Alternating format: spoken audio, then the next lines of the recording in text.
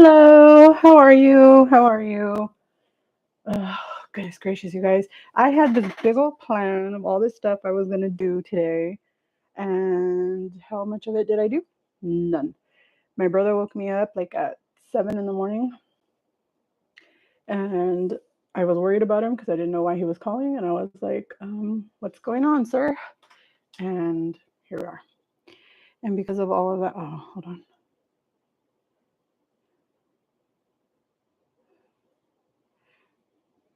Good morning, Shy. Good morning, Michelle. How are you guys?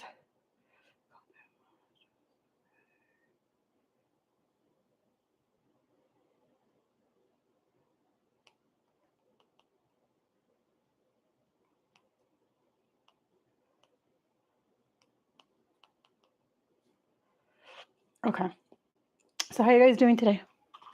I hope everybody is doing well. Good morning, Miss Sandra. Hey, Bethany, how are you?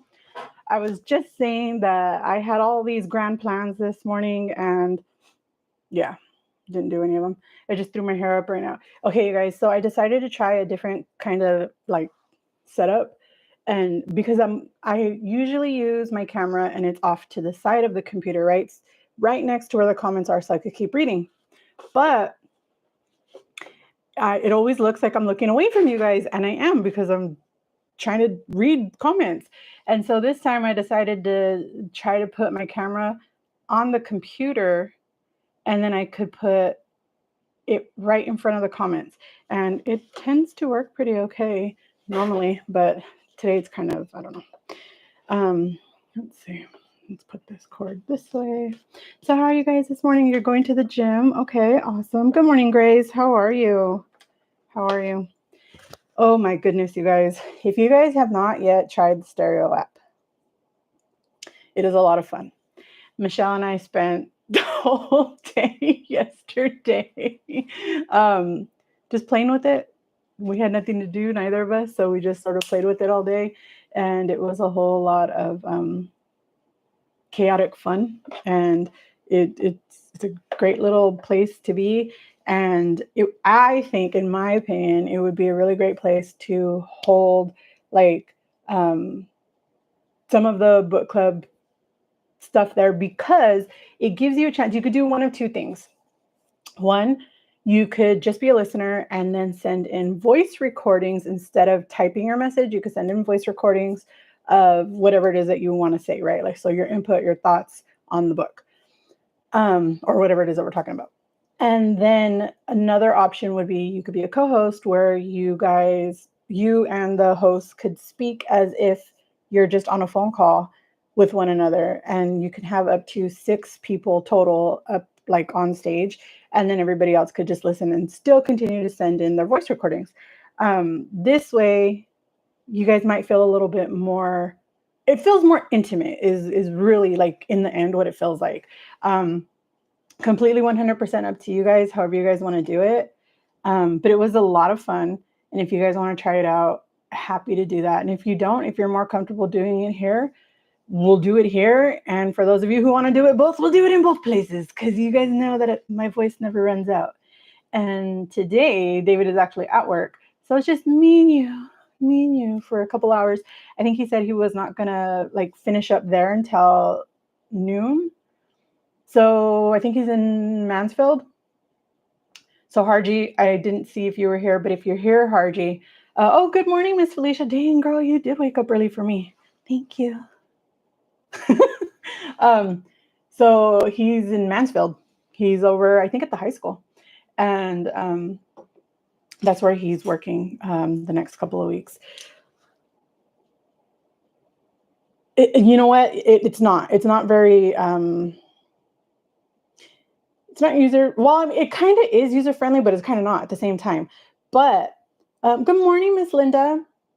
I'm happy to walk you guys through as much as I don't know it all. I don't know that I even know enough to like kind of show you guys, but I do know like the super duper basics, and I can show you guys like how it works so you can see it here, and then you can see it so that this way you know what it is that you need to do to at least the basics, right? So if that's something you guys are interested in, I'm more than happy to do that. Yeah, please hit the like. Reminder from Michelle. Um, I wish I could do a screen share. I can't because you have to do it from your phone and you can't put it here. Otherwise, I would show you guys that way. But I'm happy to show you with my phone. Um, yeah, I did see your follow, Sandra. I think this morning I seen it, and I will follow you back.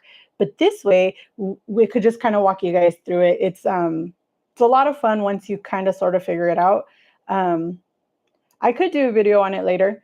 Um, we'll figure it out. We'll figure it out together, you guys. We're gonna figure it out together. Let's see. I can also do a screen record of like getting on or whatever, and then we could just do. Um, Again, I don't have nothing to do. It's gonna take David. He's gonna get off at 12. I'm not sure if he has to go to the office today. His office is in Arlington, and if he does, then he kind of has to go backwards before he can come back this way. It's Saturday, so he probably shouldn't have a lot of traffic. So I'm guessing he's gonna be home around 1:30, maybe 2. Um, if he has to go to the office. If he doesn't, he'll be home by 12:30. Um, but I'll definitely do a video on it. Maybe going on the page and show. Well, I don't think she showed how to do it. I think she just showed like an excerpt of it. Oh, speak of the devil. Hold on. Let's call this man back and see what's going on before he starts calling and calling and saying, "Why aren't you answering? Are you alive? Do I need to call 911?" What's up? Yep.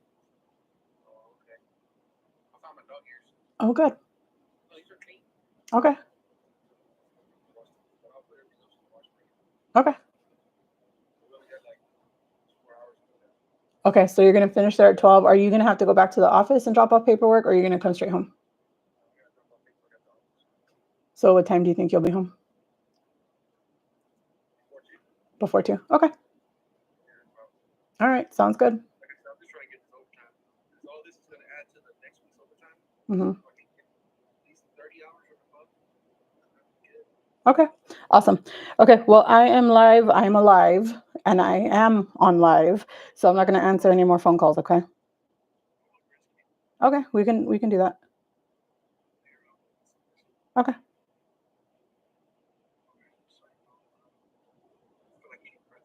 Okay. That's fine.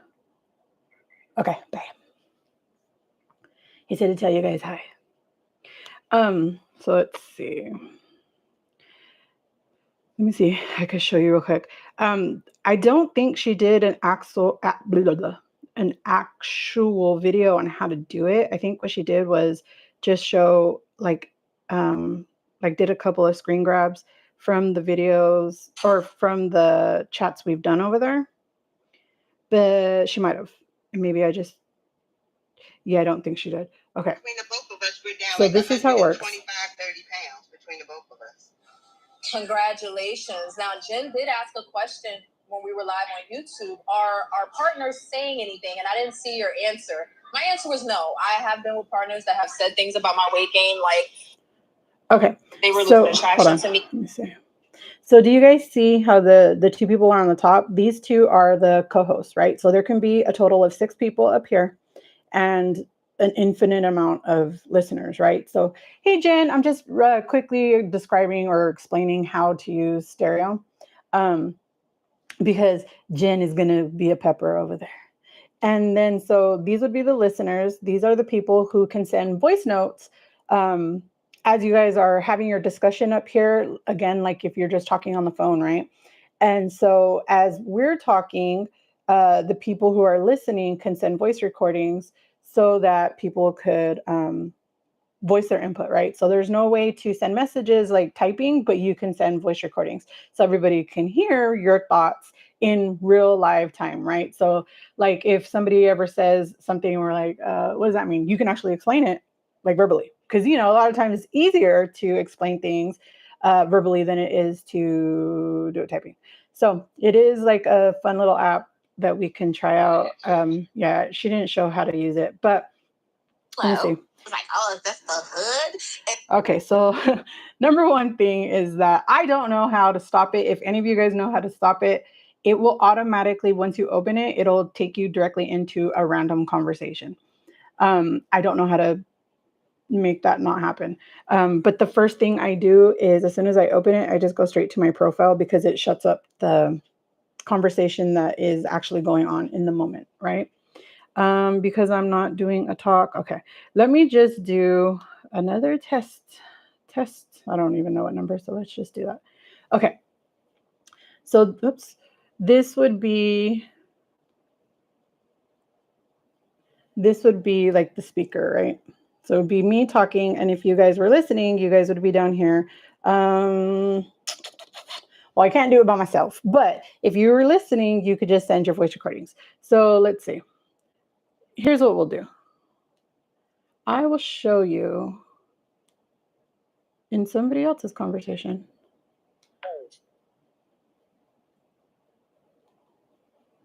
Okay. So this is a conversation that's happening right now. Ooh. Product of your fucking circumstance. Okay. Calm down. Sorry. So if you were just say I'm in this conversation, right? So I'm in the conversation, and then you just press this little red button right here in the corner and you hold it down as you speak your whatever it is that you want to say, right? You speak your mind. And then once you're done, you let it go. I did learn that you have to, okay, Michelle's gonna come over so that we can do a test. Okay. Testing. 1, 2.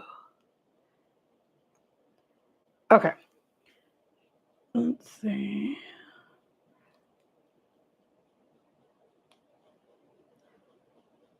Okay, let me send you the talk, Michelle, so that you could just jump on in.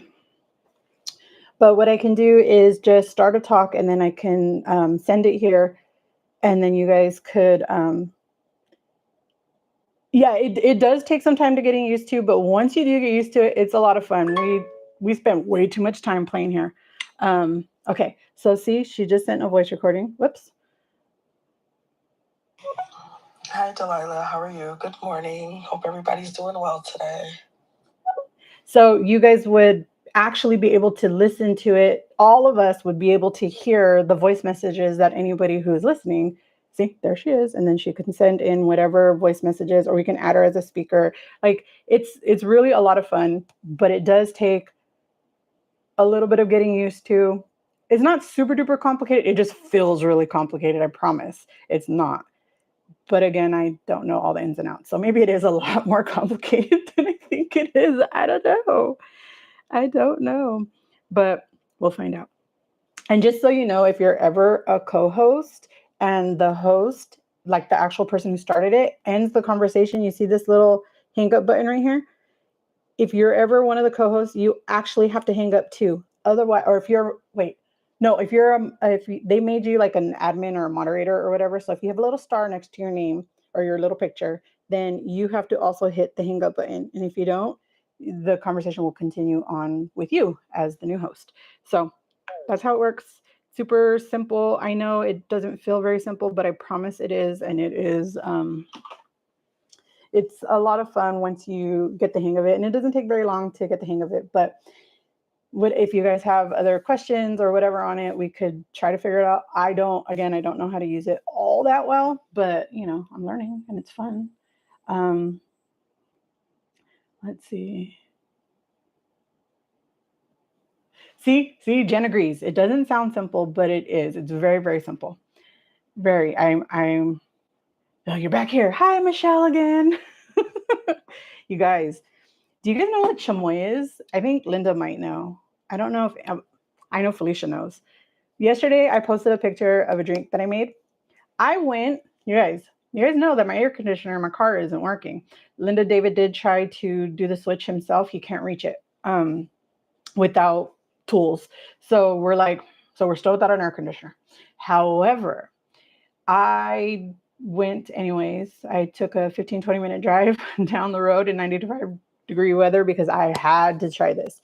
This is a sugar-free chamoy. If you guys don't know what chamoy is basically dried fruits cooked down into a paste with sugar and salt, right? But this doesn't use any sugar. So this is dried fruit. This one doesn't also use any additives like for colors. So it's brown instead of like chamoy is usually like this bright red color. But it is so freaking good. It's spicy, it's tangy, it's sweet. Like I don't know how to explain it. But us Mexicans use it on everything. We use it on fruit, we use it on candy, literally candy. We use it on water. We'll even dress up water. So I got a pepino and I got this. Oh man, I didn't open it all the way. Um, so you just twist the little lid and then you could squeeze it on. Oh my God, you guys, with pepino, it is so darn good. Put as much or as little bit as you'd like, but it has no added sugar, you guys. And I know some of you guys still consume normal, everyday, regular old food, and that's fine, but I don't. I don't for a few reasons. One is because I am a type 2 diabetic and I should not be eating a whole lot of processed sugar for that reason, period. And then I found this. Okay, so Tajín and the Valentina that I always use, they do add sugar to it. So this one has no added sugar. Instead, it's sweetened with ground up dates. I don't know if you guys can see that, but the ingredients are red chili peppers, sea salt, citric acid. Oh, and they don't use table salt. They use sea salt in this one. Sea salt, citric acid, ground dates, and lime oil. Okay, these were not cheap, you guys. This was $6 and this was $7, and I don't care. And I went all the way over there to go spend my money, and I spent my little coins in 95-degree weather just so I can try it out. And I made a drink of it yesterday, and I decided I would show you guys today. Oh, goodness. This one, as far as I know, is going to be available in all stores because this is now owned by Pepsi. This one, as far as I know, is only available online or here in Texas at HEB. It's in the little tiny corner of the Mexican candy aisle. So if you guys have an HEB, you can get it there. And if you don't have an HEB, you can buy it online. But look at how delicious. Oh my God. And I know it's weird. People are always like, you put chile on your fruit? Yes. Yes, I do. That was so good. And I was dying to try this yesterday and I refused to try it because I said, no, I'm going to try it for them. I'm going to try it with them. We're going to do it together.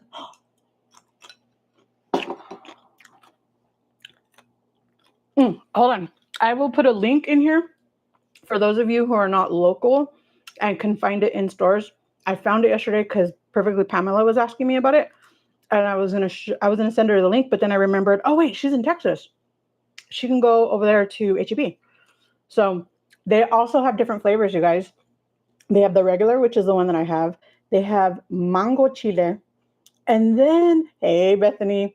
And then they have spicy watermelon. They did have all three flavors in HEB, and I wanted them so bad, but I didn't get them because I said, I don't know if I'm going to like them. I'm going to try just this one first. But you guys, I absolutely positively love it. It is so darn good. Yesterday, I just did that real quick with the drink, and it was freaking amazing. This is a link, but I'm going to show you anyways again. Hold on, let me turn myself off. Okay. So this is the chamoy. And if you are still unsure, you can go back into my community posts, and I do have a picture of it. So this is the chamoy. Okay. And this is the chili lime seasoning. This is bomb, you guys. This is bomb. I've never paid in my life $6 for a chile. Like a Tajín is like $3, maybe $5 for the bigger one. I paid $6 freaking dollars for this, and it's delicious. It's probably the best one I've ever had, and it has no added sugar. But this one is the I Love Chamoy. This is the original. And then they have the spicy mango. No, wait. Chili mango, and then the spicy watermelon. And I cannot wait. Now that I know that I like them, I need to try the other two, you guys. I need to try the other two. Oh my God. Yes, Amazon does sell it. There's the link for it on Amazon. They do sell packages of 3, so you can get one of each flavor. Wait, they have more than 3 flavors. They only have 3 flavors available on Amazon, though. They have those 3 flavors, or you can get like a pack of 3 of one flavor. They also have a pickle version, and I don't know if it's limited edition. Felicia, amiga, I didn't know that they had sugar-free chamoy either. But as soon as I found out, and then once I figured out that they sold it in store, because I was gonna buy it online, I was already on my store, like, but then I don't know what happened. I think I got distracted. I got distracted, right? Like, when do I ever get distracted? I got distracted and I went to go do something else. And then when I came back, since I was already searching for it, Instagram decided that it was gonna start populating in my feed. And my cousin sent me this video, so I went to go look at it on Instagram, and then the next video that popped up right after was a commercial saying that they are now in HEB. So I literally put my pants on because I walk around my house with no pants on. I put my pants on, I put my shoes on, and I ran to HEB in 95 freaking degree weather. I did not care, knowing I don't have an air conditioner in my car. Knowing I didn't, and I didn't care. I went running. I knew Miss Linda, I knew you would know what it is, and I knew that you would enjoy this. That's why I posted a picture yesterday, because I was gonna wait and do everything together here with you guys, right? And then I said, no, you guys, I was so freaking hot. I was so darn hot yesterday that I decided to make this drink. And you see how beautiful, and this is a Mexican hand blown like glass tumbler. And it looks so red because the ring on my cup is actually it's red. But I made this yesterday with the sugar free fruit punch. Oh my! I cannot explain to you how freaking good. Look at I lined. Do you guys see it like dripping down? I lined my rim in the chamoy, and then I sprinkled the chili seasoning all around the rim, and then I put the ice, and then I put the sugar free fruit punch, and then I threw some more chile on top, and then of course some more chamoy, and then some more of the tahine stuff inside. And then I drank it, and it was so good. It was like melt. I'm not kidding. Ask Michelle. I was telling her how freaking good it was because we were on stereo talking the whole time, and it was so good. I even told her, this is amazing. This tastes so good. I just made the best drink ever. And I didn't know if she would know what it was. And I was telling her, and I was like, I'm going to post a picture of it right now because I knew that Miss Linda would know what it was. And I knew Miss Linda would appreciate it. And you guys, this is freaking good. Like, I'm not even kidding. I got to put more. But yes, Mexican people do put chile, and we put a bunch of stuff on our fruit, and we put it even in our water. Remember the other day I was telling you guys I put just the tahine straight into my water? Now I'm going to put this stuff because it's a great way to boost your electrolytes because it has salt, and this is not using table salt. I don't even know. Does this one? This does use, it just says salt. So I don't know what kind of salt. I imagine it's just regular old table salt. But I'm not using that for an electrolyte anyways. I'm using this stuff. And this has sea salt, you guys. It's not even cheap, regular table salt. Look at how amazing that looks. Look at my pepino. It looks so, and I put lemon juice, and then I just put the chamoy and normally I would put Tabasco, but I don't know where it's at. So you guys, this is so good. And I chopped up my, okay. So there is a Mexican snack called tosti, tos, tostilocos, right? Tostilocos is one of my favorite snacks on the planet. It is a Mexican street food snack. So if you go to like Mexico, walking around on the street and they have street vendors, one of the things that you will find is called tostilocos. Now, I have a picture of it on Instagram that I've made it at home many times because here in Texas I can't find it. So I made it myself.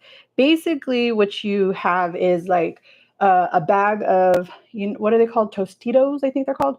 And then normally they'll use the chile verde flavor, and then they just cut it open, and then they throw in what's called Japanese peanuts. And so they're like, I don't know what kind of peanuts they are, but they're like have a rock hard outside. And then you throw those on there, and then they put like pickled, it's called gritos, but I don't know what it is in English. It's pickled pig something. And then some places will chop up pepino, and some places will put tamarind candy. Now, I made my own many times using Flaming Hot Cheetos.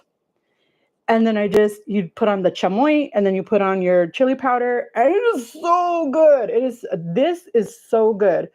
But, good morning, Teddy. But, I don't eat these things anymore. But now I can use it on pepino. I can use it on whatever I want. And I'm so excited. I think Teddy was there too when I was talking about my drink, and I was so excited about it. You guys, it was so good. I promise you, go buy it right now. Go right now. Okay, so Miss Linda said, thanks, Delilah. I'm going out for 100. for those in a few minutes. But no, I did. I put it. As far as I know, they don't sell it in the store. I did try to look on their website to see, and the only store they sell it at is HEB right now.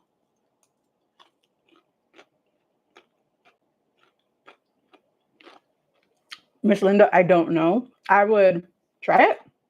What's the worst that'll happen? They won't have it. Okay, they might not have it, but they might have this because this is a national brand. This is sold everywhere because it's now owned by Pepsi. But if they don't sell it, Amazon does have it. Not only Amazon, you can also go onto their website themselves and buy it from them directly. Big old cat. Let's see. I'm so sorry, Miss Lynn. I didn't mean to make you antojare. I just meant to show you so that you could be inspired, so that you could try it too. How do you say? Well, okay. Do any of you guys speak Spanish? Where is amiga Nidia? Okay, I don't know. How do you say antojar in English? That's another word that I don't know how to say in English. Maybe crave is the best version of it. I'm not sure. I don't know. But yes, see, tostilocos are the bomb, dude. They're so good. Felicia knows exactly what I'm talking about. They are so good. Yes, I was hungry and thirsty. I'm so sorry. I'm telling you, it was so good though. I had to tell anybody who was around me. David wasn't here, so I was telling Michelle. And I'm pretty sure Teddy was there too, having to listen to me talk about it. I am copying it. It must be Mexican too. I put salty, spicy stuff on my fruits too. Oh, it's so good. I don't blame you. I don't blame you at all. Put it on our chips. We put it on our fruit. We put it in our water. We don't care. We put on everything and it's so good. And then once you are all done with all of this, then all the juice that's left, you get to drink it and it tastes so good. I cannot even, because it's so good. Have you seen or heard about the electrolyte fast chewable sold at? No, actually I haven't, but you know what, Grace? I thought of you too. I thought of you when I seen this one. Because I remember you telling me that the Valentina, you wanted to know if it was like, I forgot the name of the other one. What is the name? Oh my God.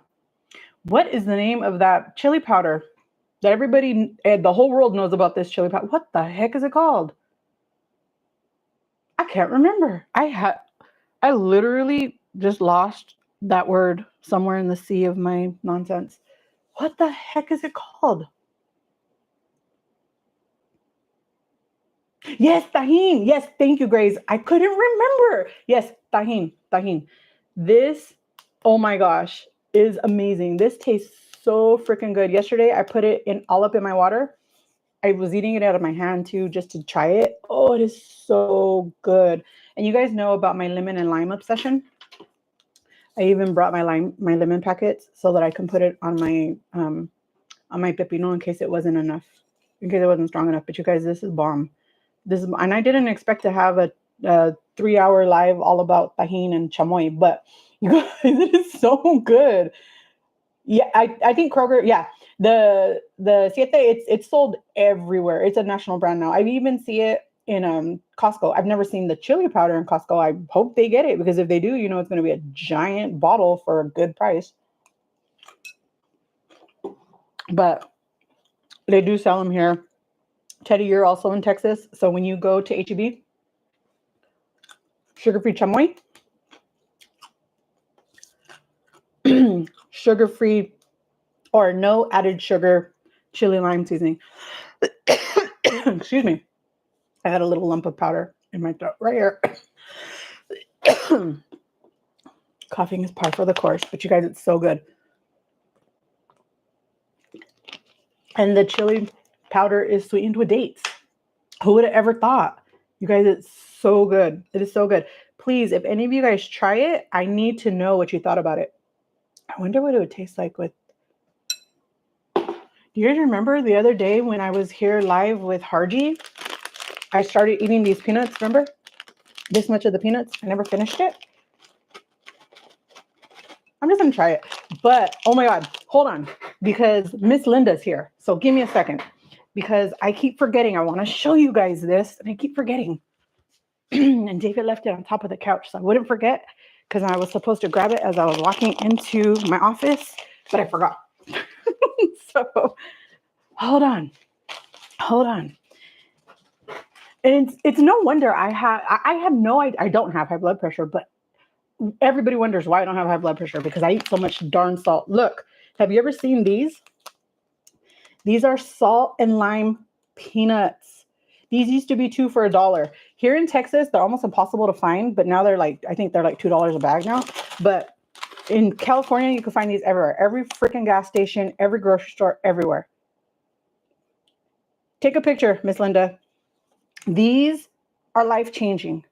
I'm not kidding. We drive around in the car. Like, you guys know, we love road trips. We just go randomly, like when we have a working air conditioner. We're just like, hey, let's go everywhere. Let's drive around. Let's blah, blah, blah, blah, blah, blah, blah. These are my number one go-to road trip snacks. They're very, very hard to find here in Texas, but David has found a gas station that carries these regularly. And every time we go, it's always like the last pack. And so we always end up with just one. Sometimes they'll have 2 and he'll buy both. Oh my God, these are so good. They're so good. These by themselves, I bet you, would be bomb with just the chamoy and the, oh my God. Sorry, if you guys haven't eaten yet, oh, I'm so sorry. But look at how good it looks inside of the, you guys, for reals, my mouth is watering.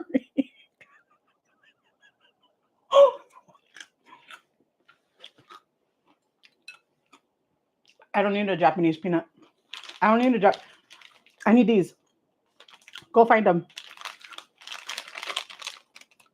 See? Sabritas. That's a brand. Sabritas. And it's sold by Frito-Lay. So these are national. These should be able to be found almost everywhere. Look at the expiration date. We forgot all about it. Oh, they're only $1.39. Okay. They do have a bigger one that's, I think, $2. But I don't care. Still going to eat it. How could they go bad? It's only 7 months past the best by date. I don't care. Hardy! Hi, Hardy. I was talking about you earlier, too, because David called, and he's over in Mansfield High working.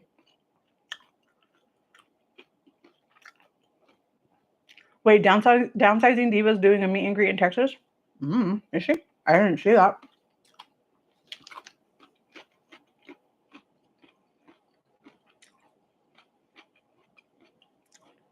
That was funny. I was literally typing as you mentioned my name. Hi, Hardy. I love Hardy. You guys know that. If you guys don't know that, you should know that. I love Hardy. She's a bomb. That needs more chile. Hold on. I was like, something's missing. The chile. I'm sorry. Normally, I would also put Tabasco on here. And yes, I have GERD. Yes, I get really bad stomach acid. I don't care. I still eat pickles. I still eat my chile. And I made my Collagen Co. Banana Laffy Taffy. Oh, wait, I forgot. I also wanted to show. Oh, my God. You guys, should we keep talking about snacks? Because I have another snack that I bought specifically to try with you guys.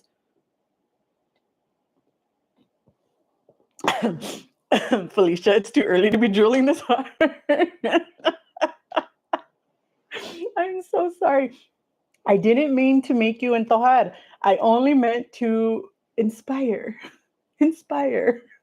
But go now, because this is a bomb. I promise you, if we go to HEB again today, which I think we are, if we do, I'm getting another flavor, at least one other flavor. I don't know. David might end up just letting me get both, but we'll see. With his money, he's the one who has to decide. I spent all my money already. I spent it on this yesterday. I bought 5 pepinos.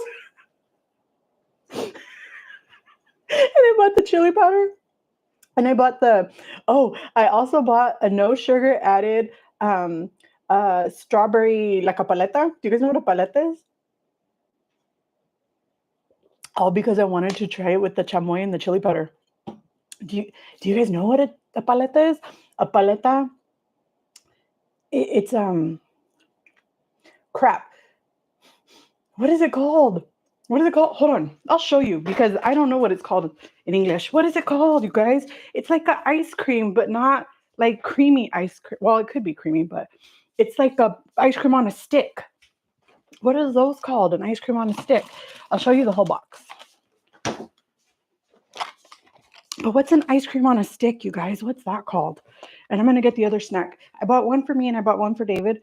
And David opened his already. So I'll just show you guys the opened one since I'm already out here. And you guys, now that I have my mic and I could go around my whole house and you could still hear me, I feel far too confident leaving you guys, and I shouldn't. But these are paletas. Okay, these are no sugar added, strawberry flavored paletas, right? So it's made with just like strawberries. So that's what makes it sweet. It has water, strawberries, a bunch of other stuff I can't pronounce, whatever. This. I bought these just so I could make a snack with the chamoy and the lime powder on it. You guys, I'm crazy. But I bought that and I decided I would show you guys. I said, oh, I'm going to show them. But now I'm eating all these other snacks. Have you guys ever heard of a fruit bar, a fudgesicle? Yeah, something like that.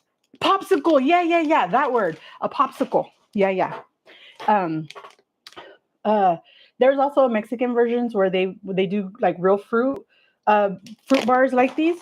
Like they're like this, but they're not made with water. They're made with like milk. So they make them creamy and they're so darn good. But I've never seen a non-sugar added version. But these are bomb, you guys. And they also, I mean, if you're in Texas, you could buy the HEB version, but there's another version. There's another brand that sells crap. I forgot the name. I buy them all the time, but I can't remember the name right now. Hold on. What is it called? Why am I so forgetful today, you guys? Well, every day, I guess. I'm going to put in popsicle fruit. No, how come all the fruit only is coming out? Okay, fruit. Okay, let's try fruit bar. Because now I can't remember the freaking name of it. Fruit bar. Outshine. Outshine is the brand because here it is. Outshine sells a bunch of flavors, but they only have one version. No, two versions that are sugar-free. The regular size bars like that one only comes in strawberry sugar-free. But they also have, see if I can find it. This one. They also have like the single, like, you know, the ones where when you were little, I don't know if they still make them, but you know, the ones that had two sticks and they had two paletas stuck together and then you could just break it apart and one for one kid, one for the other kid. Those kind, you know, it's a skinny one like that. But it's not the double, it's the single, see? And that's the only other flavor that they sell, no sugar added. But these are national, so you could buy these anywhere. And then you could put your chamoy on it, and then you could put your lemon juice and not your lemon juice. I mean, you could put lemon juice. That'd be delicious. But the chili powder. You could put the chili powder on it. Delicious. Okay, so Joyride is a candy brand that has minimal amounts of sugar. This has 10 pieces for 70 calories.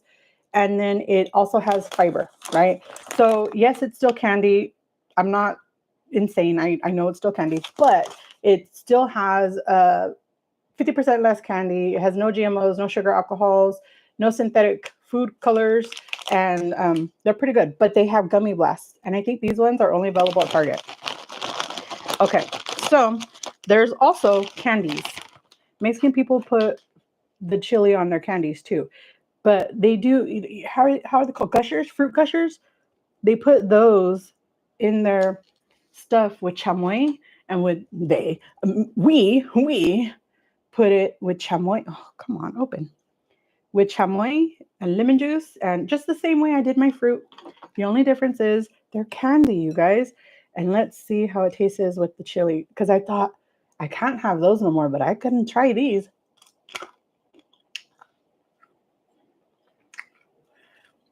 And I told Miss Felicia the other day, that is good. I told Miss Felicia the other day about this brand because they make sour watermelon slices and they're really good. and they have far less sugar than regular candy. And I gotta put this away now because they're all over my desk. But they're delicious. They're so good with the candy. Of course, I have to be very careful because I can go overboard with candy. But they're kind of expensive, so it's kind of hard to go overboard because they're $5 a box or a package. Put those back in the freezer.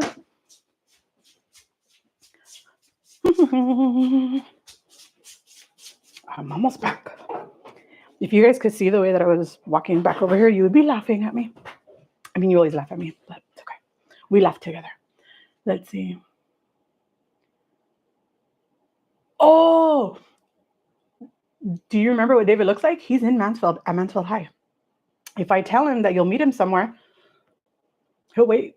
I mean, he can't go very many places because he's working in his work truck, but he's at Mansfield High. I don't know how close that is to you. I don't even know where it's at. I only know it's in Mansfield. Somebody tell David to come get Delilah. He's at work, Teddy. He's not here. He can't control me. He's not here. He would tell me to calm down. He would tell me, girl, you're calm down. He would ask me, are you okay? And I would say, no, I'm not. I'm excited. I can't help it. You guys really get to see like all my personalities all videos sometimes. I'm so sorry. And I was so prepared just to come here and just talk about the book. And I was like on fire for this book. And then now I can't shut up about chamoy and chili powder. Talking about food noise, Teddy, how about coming to a live and then just become, I'm so sorry. I hope you're not intermittent fasting and like this is your not eating time. I'm so sorry. We eat expired shelf stable items all the time. Yeah, me too. I don't care. People tell me, oh, they're expired. I'm like, no, they're not. That doesn't even say best. Oh yeah, it does. It says best before on the very top. But I'm gonna eat them. Ain't nobody gonna tell me I can't.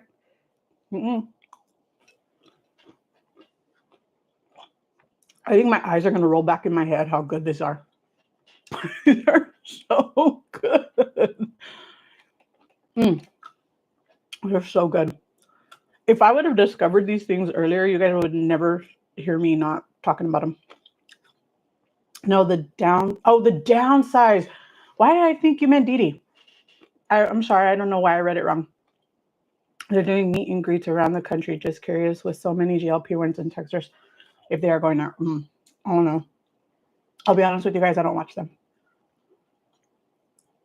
I mean, on occasion, like when somebody will tell me, I'll watch like some of the interviews when it's people that I like who they're interviewing. I'll go watch it, but I don't really watch them.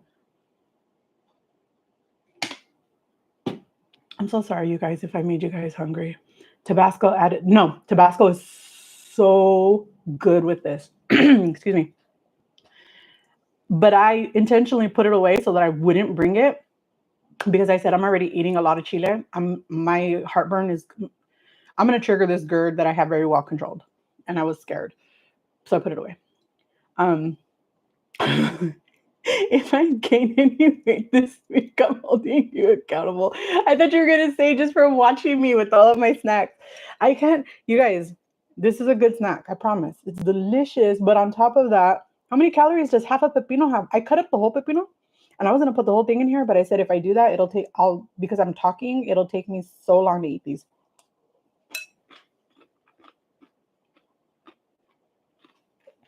Outshine bars are really good. We buy them all the time. I have seen, no, Kroger, not Kroger. Another national brand, I think is it Safeway maybe? Safeway is, in Northern California, it's called Safeway. In Southern California, it's called Vons. In other places throughout the country, it's called Tom Thumb. And also Albertsons. They have a something select. I don't remember. But it's called something select, right? Signature Select? I think it's called Signature Select. And that brand is in every single one of their stores, right? Whichever name it is. And they also carry a no sugar added fruit bar. And those are good too. Yeah, you guys can all blame me, and I'm so sorry. Oh, you did try the good. Okay, so Felicia can vouch for the Joyride. Already put them away. The Joyride Gusher version, right? They're good. They're even better with sugar-free chamoy. Probably, I don't know. You guys saw me. That was the first time I tried them because on purpose I bought them just to bring it here. Oh, it's about 5 minutes from you. Go meet him. Go meet him. I want my cup.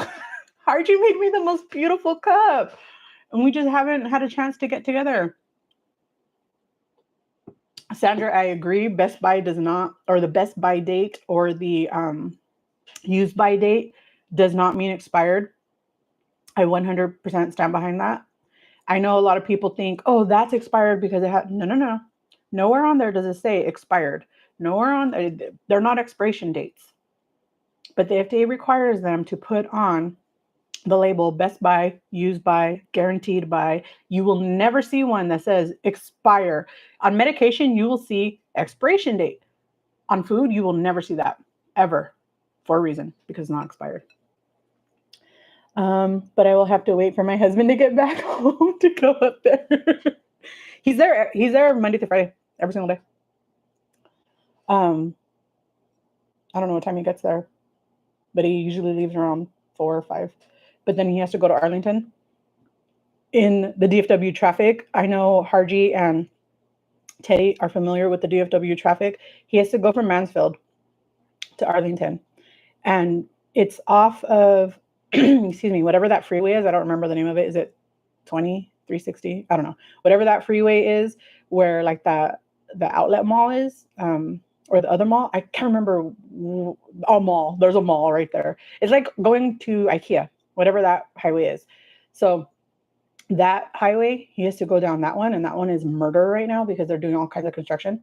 And then he has to come back all the way home from there. Hardy, you know that park we met at? That's my neighborhood. So that's a lot of traffic and driving he has to do just to go over there, drop off papers, and come back. I am so glad I ate a piece of baked chicken and pineapple. I'm so sorry, you guys. The Park Mall. Yeah, that one. I never in my pineapple with chamoy, and I never meant to go on seriously 47 freaking minutes about snacks. I'm so sorry, you guys. I didn't mean it. I just wanted to show you guys what I discovered, and I just wanted to show you guys. Let's taste it together. Let's see if it's any good. And I gave you some new snack ideas, so can't blame me. You guys, this is really good with the peanuts. I could tell when I taste the honey roasted peanut, which are not my favorite. But I promise you, I know why he bought them. He bought them because he went looking for my lime salt peanuts, and he didn't find them. That's why he bought the honey roasted. I already know him. I'm not feeling well physically, so I'm so sorry, Bethany. Oh, I hope you feel better. I'm praying for you. Give me a minute.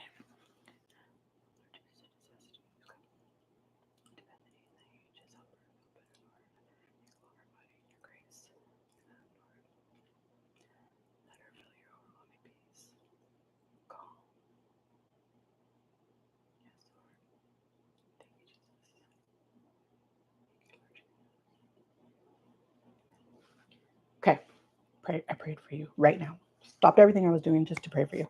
I adore you, and I hope you feel better soon. And I promise. Would you guys like to do the book club on? I know it's really early for some of you guys because you guys live in different places. Would you guys prefer? Jen suggested doing it on Sunday nights. Would you guys prefer to do it then? I know Bethany is part of the book club. I know she's not feeling well. I hope you feel better. I promise you that's not the only prayer I'm going to do for you. I'm going to keep praying for you all day. But feel better, okay? Go take a nap. Drink some water. Feel better. But right as I can't stop eating it. I want to taste the juice. It has pepino juice, and it has, do you see like that soupy juice? That was so good. That was so good. Um, I don't know what time works for you guys. We can do it right now, or we could do it then. Um, I know that Journey was. We can always do the first one here, and then we can figure out if you guys want to try the stereo app because it's amazing. Um, but okay, so I have a couple questions. Do you guys want to read the book here? We could do like because I'm the only one here right now. I can do the first chapter, and then maybe when I guess I'll do the third chapter because Shai's gonna do. We're gonna take turns, right, doing the book club on our channels. Um, I forgot this lady's name. Okay. Um, so let's see. Where's my book? Where's my book? Where's my book? Nope, that's not it. Here it is. Because I have the PDF version of the book too. So what we could do if you guys want is we can read the book, the chapter together, and then we can go over it. You're passionate about snacks, and I love it. I'm passionate about everything. I can't help it.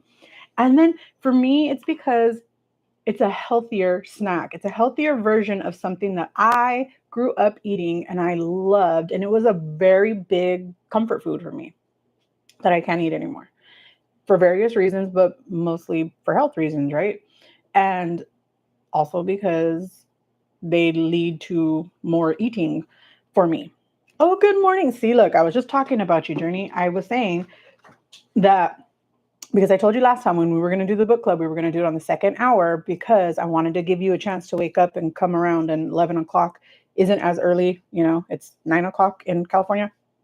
And I wanted to wait for you until 11. So if you guys want to do it here now, we can do that. But do you guys want to read the chapter? When I listen to the audiobook, it's only 6 minutes long. Do you guys want to read the book together? Like I could read the chapter to you, and then maybe in the next week, not this week coming, because next week coming is going to be with Shai's channel, but the next week after that is going to be here again. So that'll be chapter 3. Do one of you guys want to come up here with me and read the chapter together? Do you guys want to do that? Or do you not want to read the book together? And instead, we could just talk about what we read in the book. Completely up to you guys. I'm going to leave it in your guys' hands. I do not mind either way. We can do it together, or we can do it not. Or we can do it on stereo, where 5 of you guys could come up, because it only let 6 at a time. So 5 of you guys could come up, and then you could read a couple of sentences or whatever all the way through until we get through the first chapter. And then, as people are listening, they could send in their input and be like, oh, this is what I thought of that. This is what I thought of this, or whatever. How do you guys want to do it? However you guys want to do it, that is what we will do.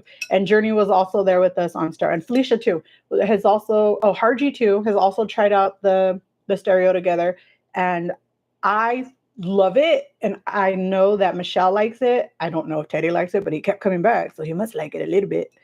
But it's a lot of fun. So if you guys want to try it that way, however you guys want to do it, I'm down to do it that way. I did say I would start the book club part at 11. So I don't want to read it, but would like to listen to it. Sure, I can do that. I have no problem. There's never any pressure for any of you guys to do something that I bring up, right? If you want to do it, great. Let's do it together. If you don't, hey, Miss Linda, that reminds me. You said you want to go live. When do you want to do that? You let me know. I'm down for whenever you want, and we will get that done.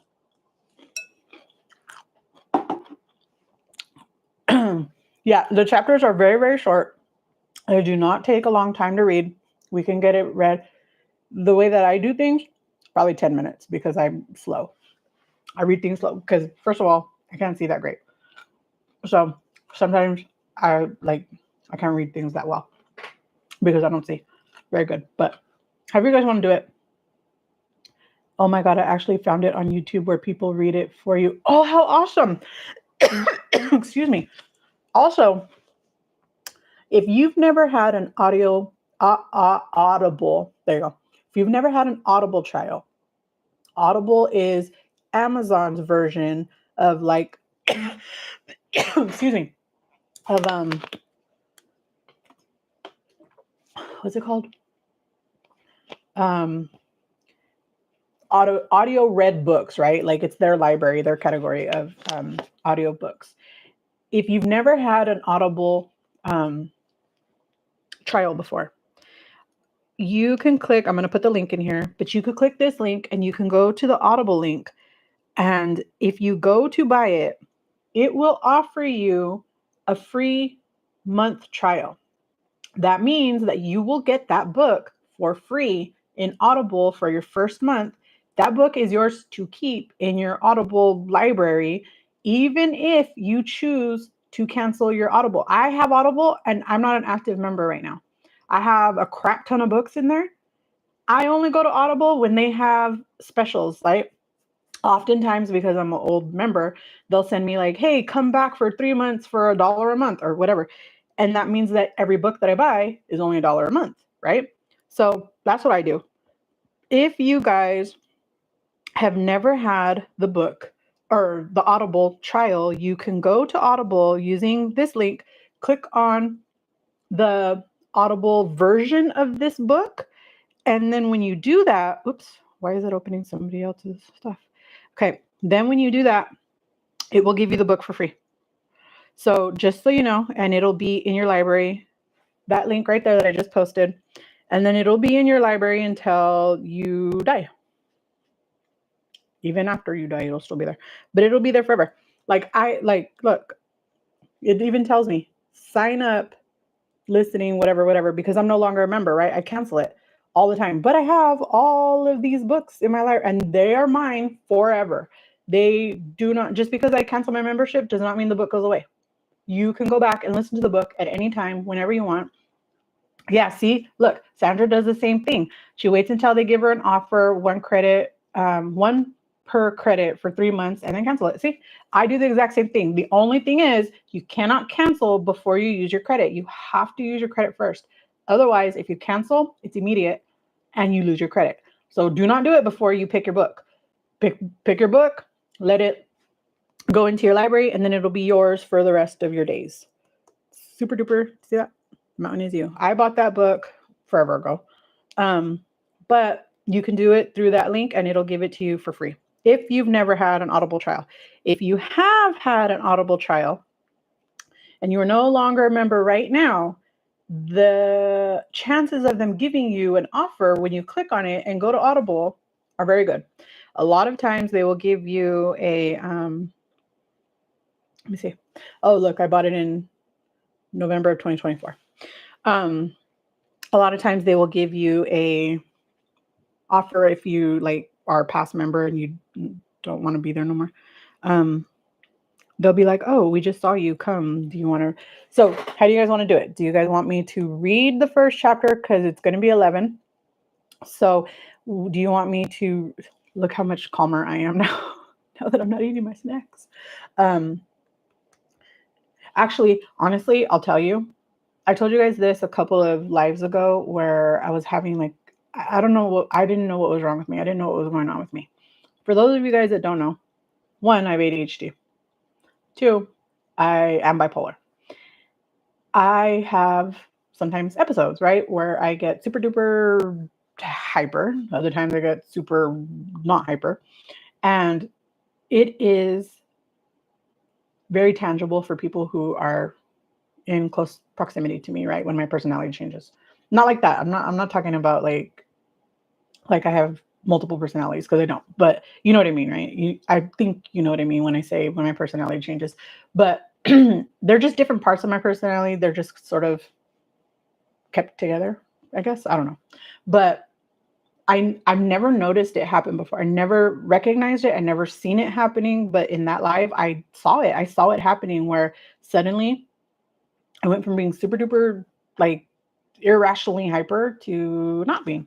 And I was like, whoa, that was like really weird. I never noticed it before. And now I can, it's weird. I could feel it. I could see it.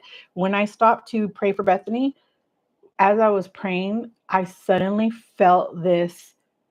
It literally felt like somebody was closing a blind from the top of my head to the tips of my feet. And as the blinds were closing, I felt my entire body begin to calm.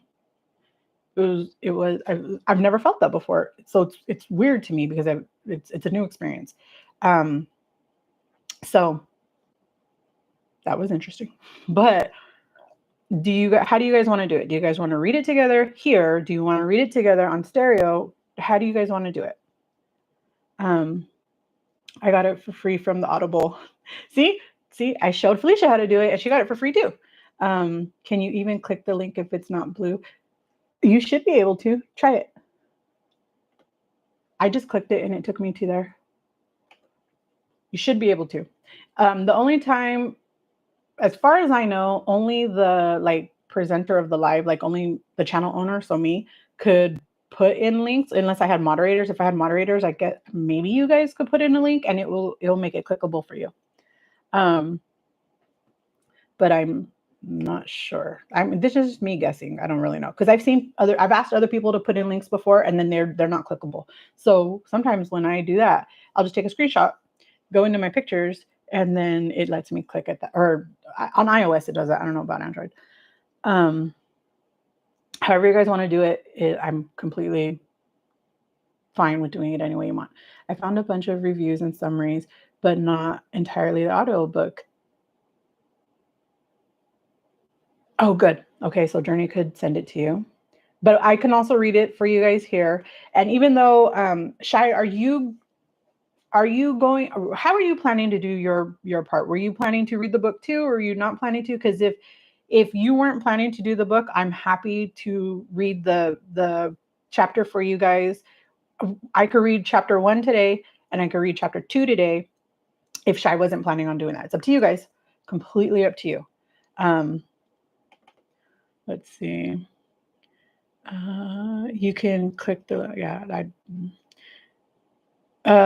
Journey, you could send me the link you could send it to me on stereo, you could send it to me on Instagram. I could copy it and paste it here because you're right. You can't send a link and I don't know where you found it.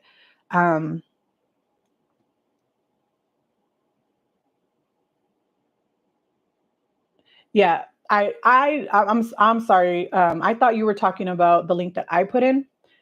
I didn't think about the link that you were going to put in. So your link would not be, but if you send it to me, I can put it in here.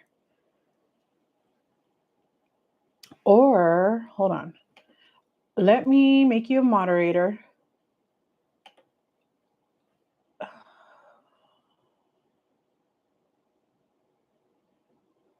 I'm going to put you as a managing moderator because it comes first. So I imagine that that's the easiest one. So I'm going to put you as a moderator and then you should be able to put the link. I don't know for sure, but you should. So try it that way. And if that doesn't work, go ahead and send it to me on Instagram or stereo or email it or whatever. And I'll put it in there for Grace to be able to find it. Yes, prayer is very powerful. I highly, highly believe that.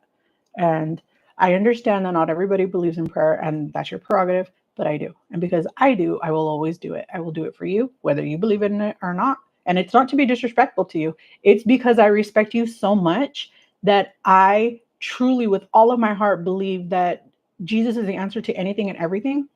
And whether you believe in prayer or not, if I believe in it and if I were not to pray for you, to me, that is so disrespectful to you. To me, that is so unloving of me for you.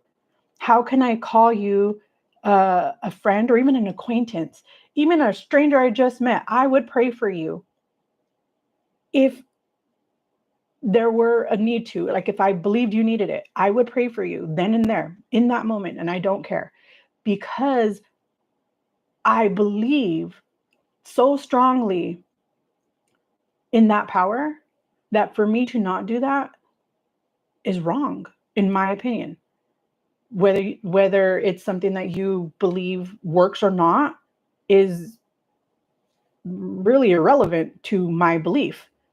I would never ask you if you didn't believe in prayer. I would never ask you to pray for me ever because you don't believe in it. So there's no power in that.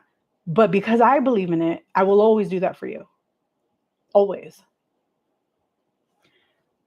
Okay, let's see. There you go. There you go. I think read and discuss, and I am ahead. And that's fine. You could, I've already read the book multiple times.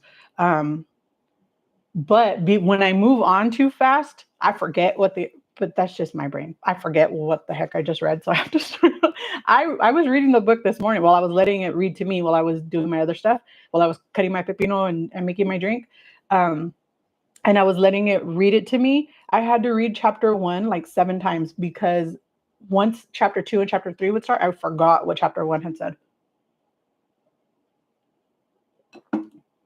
I am planning to read excerpts for shorts for them. I'm thinking about having a group discussion. That's completely fine. However you want to do it. However you want to do it. I just want to make sure that for those who don't have access to the book, that they will be able to read it all together. Again, I have the PDF because if I let it play, then YouTube will cut it out because it is a copyright issue. But I can read it. I can read it in my own voice. So, okay. Thank you very much, Journey. I truly appreciate it. Thank you. Good looking out. Good looking out, girl. Okay. So are you guys ready to talk about this? I will go ahead and read. Do you guys want me to read the introduction to me, the introduction is almost as powerful as the book itself. So, you know what? I'm sorry, but I'm going to read the introduction to you. It's very, very, very, very short. So I'll go ahead and do that. Yeah. Okay. I don't have reading glasses in here. Dang it. Okay, hold on. Can I do it this way? Oh, I can. Okay, good. Makes it bigger. See, now it's bigger, so I can read it bigger. Darn, I wish I could. I don't know how to share. I don't know how to split screen here, so I can't. So, okay. So this is The Mountain Is You by Brianna Wiest, and this is the introduction. Much like nature, life is very often working in our favor, even when it seems like we're only being faced with adversity, discomfort, and change. Let me know if I'm reading too fast or if I'm reading too slow. Okay. As forest fires are essential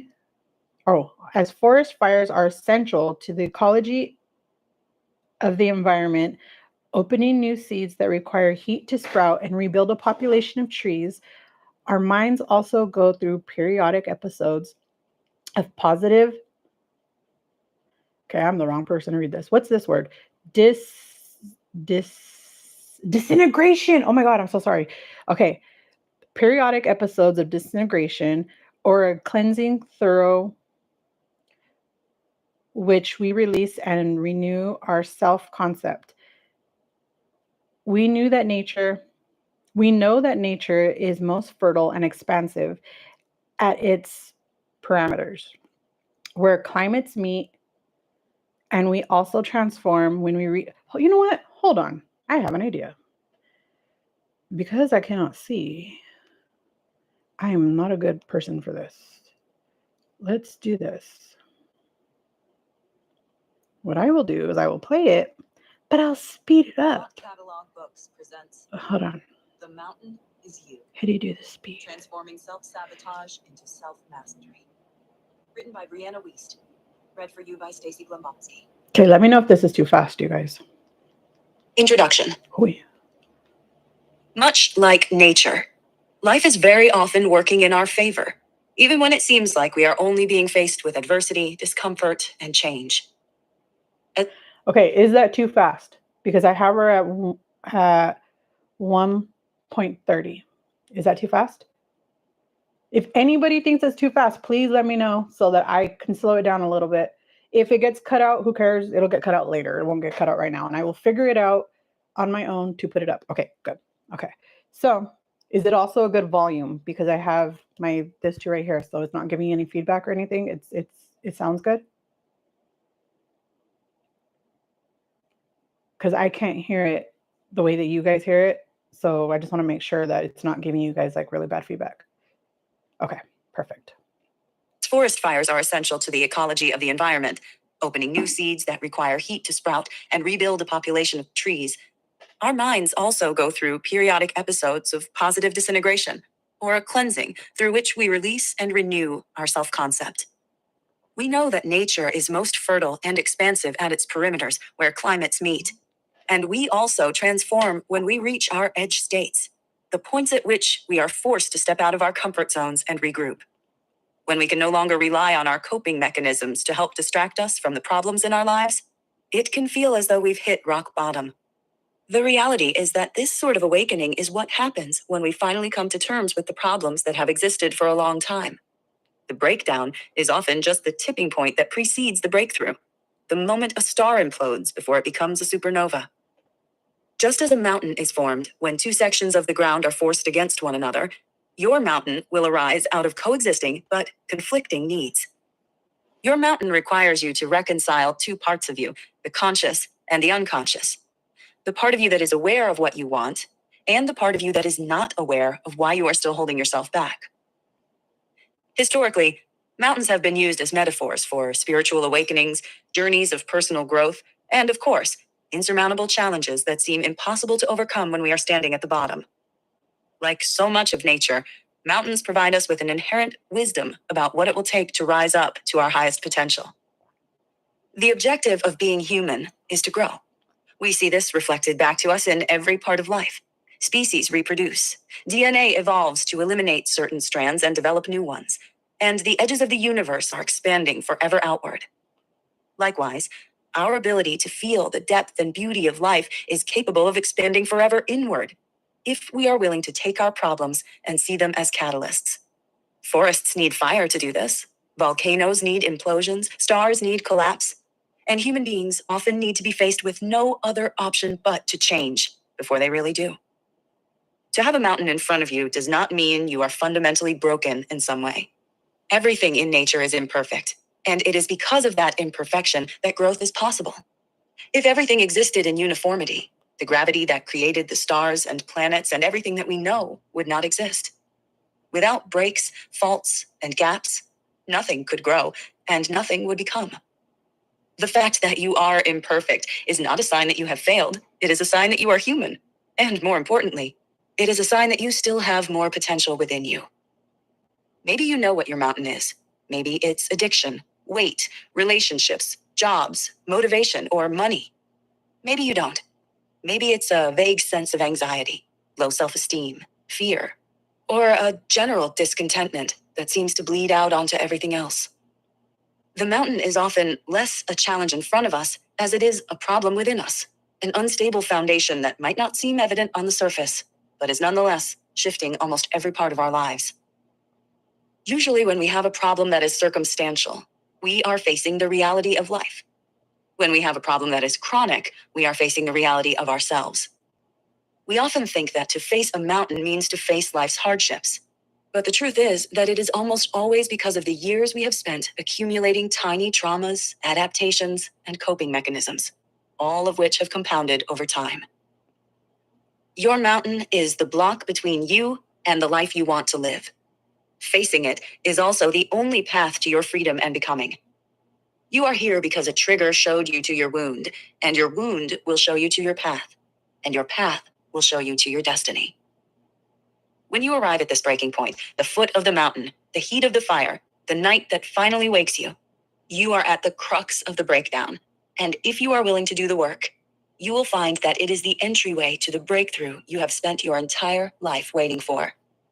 Your old self can no longer sustain the life you are trying to lead.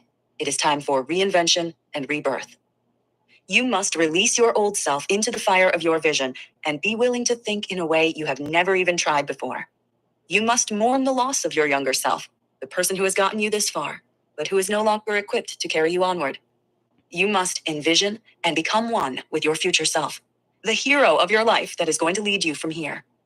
The task in front of you is silent, simple, and monumental. It is a feat most do not ever get to the point of attempting. You must now learn agility, resilience, and self-understanding. You must change completely, never to be the same again. The mountain that stands in front of you is the calling of your life, your purpose for being here. and your path finally made clear. One day, this mountain will be behind you, but who you become in the process of getting over it will stay with you always. In the end, it is not the mountain that you must master, but yourself. Chapter 1. Isn't that's just the introduction, you guys? Like, that's not even the first chapter.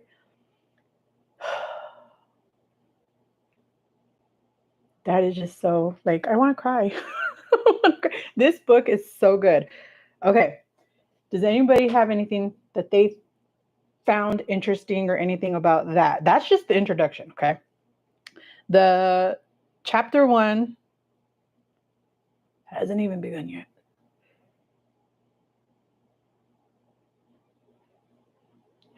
Good question. I don't know. Did she? I don't remember. Let's see. Let me pull up my actual book so I can see. Oops, that's not it.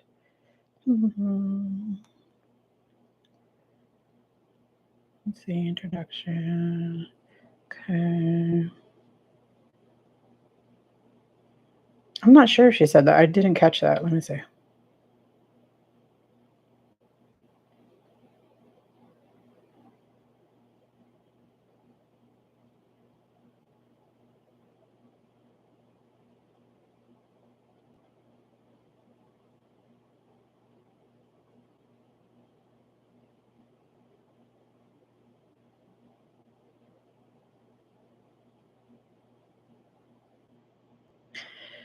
I know she says that nature is imperfect, and because of that imperfection, um, that growth is possible. But let's see. Whoops. But I don't remember her saying that creation is imperfect.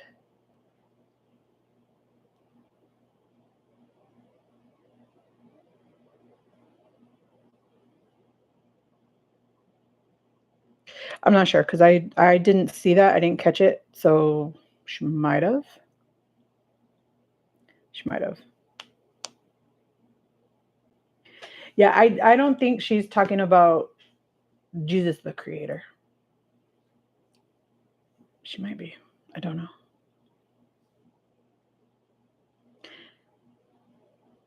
So that was okay, according to this, that was chapter 1 and the introduction. Let's see. I didn't get that message. We adapt just as the creator designed us to do. That's exactly what I took from it.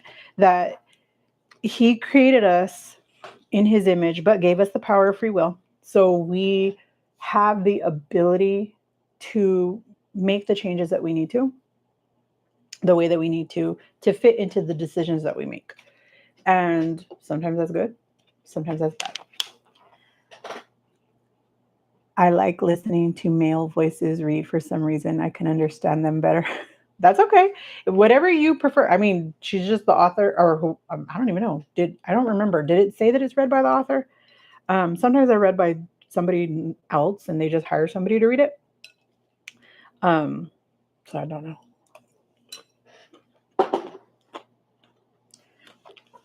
I have notes. I have notes about what I thought here. Because I knew, like, being on the spot, I would end up forgetting what I was talking about. So let's see.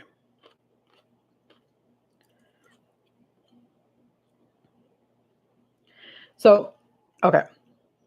So for me, what I got as the main idea of this book is that the obstacle that you keep running into is actually you. It's not the trauma. It's not the hurt. It's not my mom, my dad. It's not, the literal rock in front of me. It is me. It is the things that my brain has done to allow me to cope with what was thrown at me to get past it so that I didn't get stuck there.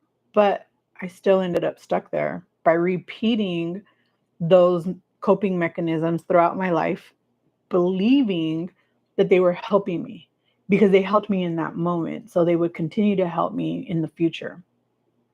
And they didn't always do that. Let's see.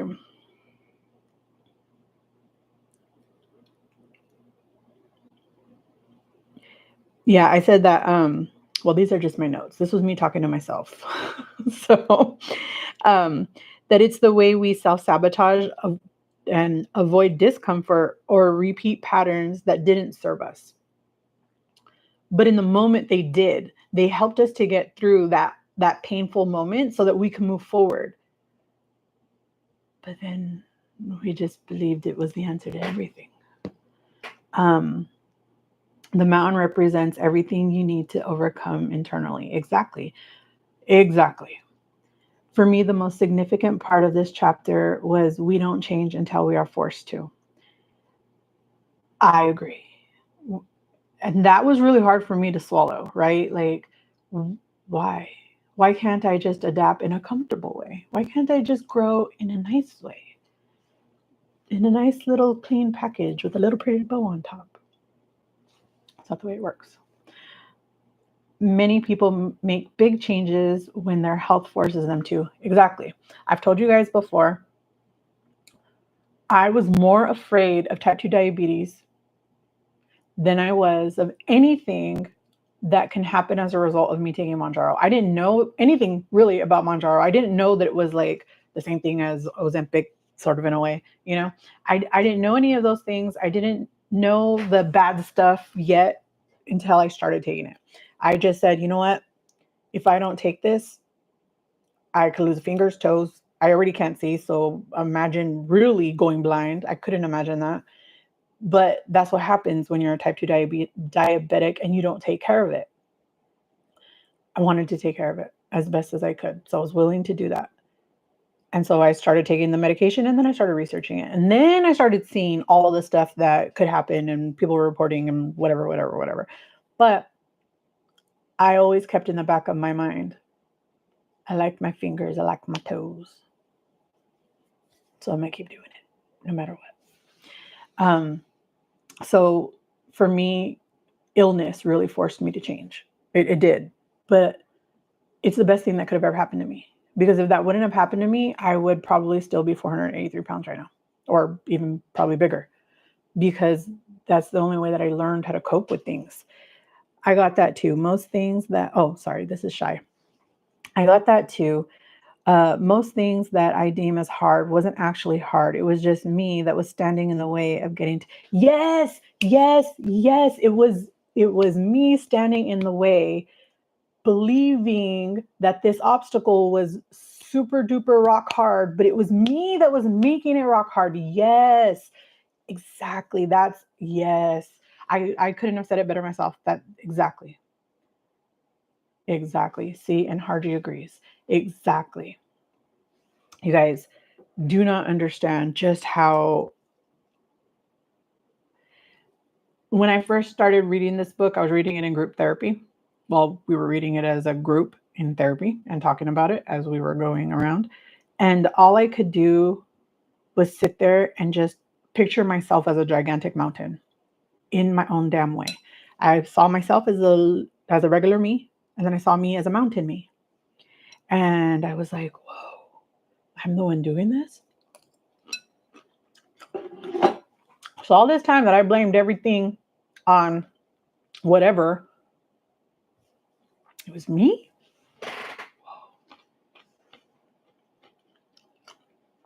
Exactly. That perfection is not the goal. Hey, Mia, how are you? Good morning. We're talking about The Mountain Is You, the introduction in the first chapter. It's a very short first chapter. I think chapter 2 is longer. I think it's like almost, I think it's more than double the length, but it's not that long. The whole book is very, very easily digestible. Good morning, Miss Esther. How are you? We are talking about the book, The Mountain Is You, by Brianna Wiest. It's a very, very, very good book. And eating snacks. Life, life's hardest experience are not punishment, but catalysts. And your mountain is a place where your healing and transformation will occur. Exactly. Exactly. Well, I'm glad to hear that you're doing well, all things considering. Yeah, I'm very sorry to hear what you're going through, but I am very, very glad to hear that you were doing as well as you can be. Oh, glad to hear it, Miss Esther. Glad to hear it. Is this your first time you're joining us? I don't think I've ever seen your name before.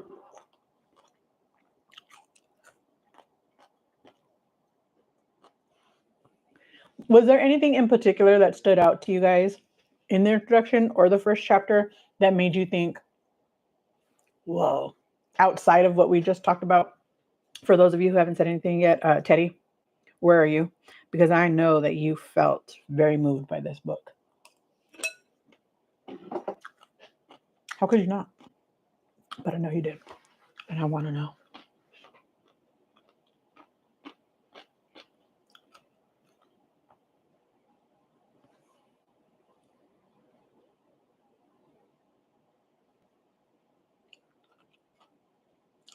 No, I didn't say anything. Huh? Okay, I'm sorry. I don't understand, Esther. Are you saying that this is not the first time you joined us? This is the first time you're saying something? I know a lot of people watch. They just watch. They don't ever say anything. That's fine too. But if that is what I think you're saying, then welcome. I'm glad to hear that you are joining us in conversation. And if I misunderstood, I'm sorry.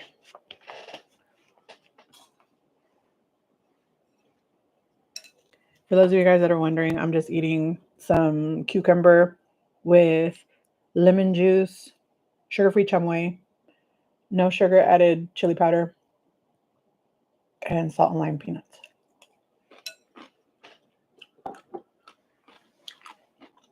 It's very good. I know, wait, Sandra said, right, that she's already ahead in the book. Has anybody else read more? Or was it just me and Sandra? Because I've read this book multiple times. I reread chapter 1 through 3 this morning about 3 times because I kept having to go back to 1 and my phone just kept going. And so I was like, oh, okay. Sorry, I forgot. I feel like what's the beginning of this book is really, oh yeah, I forgot. I was reading you guys my thoughts to myself in here. Oh yeah. What I also understood was that she's explaining that self-sabotage isn't about laziness or lack of willpower. In fact, it's actually a form of self-protection. Even though we often get accused of being lazy or not being strong enough, really what we're doing is we're protecting ourselves. We're protecting ourselves the only way we know how. The way that we learned for whatever experience happened to us. And that's what we're doing. So we're actually being a lot braver than you think. Like our brains cling to old habits. I'm just going to read these because I wrote everything down of my thoughts while I was doing it because I knew that I would forget what I was trying to say. And I knew that I was going to come over here and be like, or I forgot. So I'll just read it to you guys. And then feel free to put in your comments, whatever you think about it. So our brain clings to old habits, even destructive ones, because they're familiar and they feel safe to us. So when we resist change or we keep running into the same struggles, it's often because part of us is trying to shield ourselves from perceived danger, even if that danger is just growth, risk, or vulnerability. Sometimes we see growth as something to be afraid of because we're so used to the way that our lives are right now and we're comfortable there. We may not like it there, but we're comfortable. So for us to grow and to change into new people, into new thought processes, into new experiences can be scary. It can be really scary because we don't know what that's like. That sugar-free chamoy is $36 and $6 delivery fee. Yeah. No. It's not $36 for one container. It's 3, but it's expensive. It's expensive, and Amazon is expensive. But I paid before taxes $7. Yeah, I'll buy it again too. I like it. I don't care. I'll keep buying it. And not everybody's gonna feel the same, but that's my thought because I like it. Let's see. Oh, so let's see. So I did think that she makes a really powerful point that the mountain isn't there to punish you. Instead, it's there to be climbed. And I know that climbing the mountain can feel very scary. And it can feel impossible. But when you remember that my interpretation of that mountain was myself, even if I fall down, guess what? I'm squishy. So I'm going to fall down onto some squishy parts. So it's going to be okay. Even if I fall down, it'll be okay. So, like, let me see. So, your challenges are really like invitations to face yourself, heal old wounds, and become the stronger version of you who can make it to the next level in life, right? Often I kind of see it like, when you play a video game, like when you're playing Mario Brothers and you get to save the princess and you get to go to the next level. And then you have another harder boss to beat. And it's just awesome. You might be able to find it in LA. I'm not sure. I hope you do, though. I am in my transformation phase in life. Healing will always be part of me, and I don't want to stay there. I feel like for me, once I realize that the healing is going to be until the day that I die, not from that experience, but from multiple experiences that I'm going to face in the future, then I was able to understand that, you know what? I'm okay with that. I'm okay with that because now I know that growing isn't as scary as I thought it was. And it's actually a lot of fun to grow after the painful part because of the growing part is painful. This book sounds amazing. I probably need to jump onto it. It's just been overwhelmed and kind of sad with the progress this week. I don't blame you. I don't blame you. Mia, a minute ago, I was saying that if you want to do the audiobook and if you've never had an Audible trial, I can send you a link. And if you choose the Audible version of the book, if you've never had an Audible trial before, if you've never been a member before, it'll give you the book for free. It gives you like a trial membership. It gives you like a month for free. And that month gives you a credit so that you can get the book for free and you can listen to it. Or you just come here and listen to us read it because we just let it play. It read the whole first chapter and the introduction. So it's up to you, however you want to do it.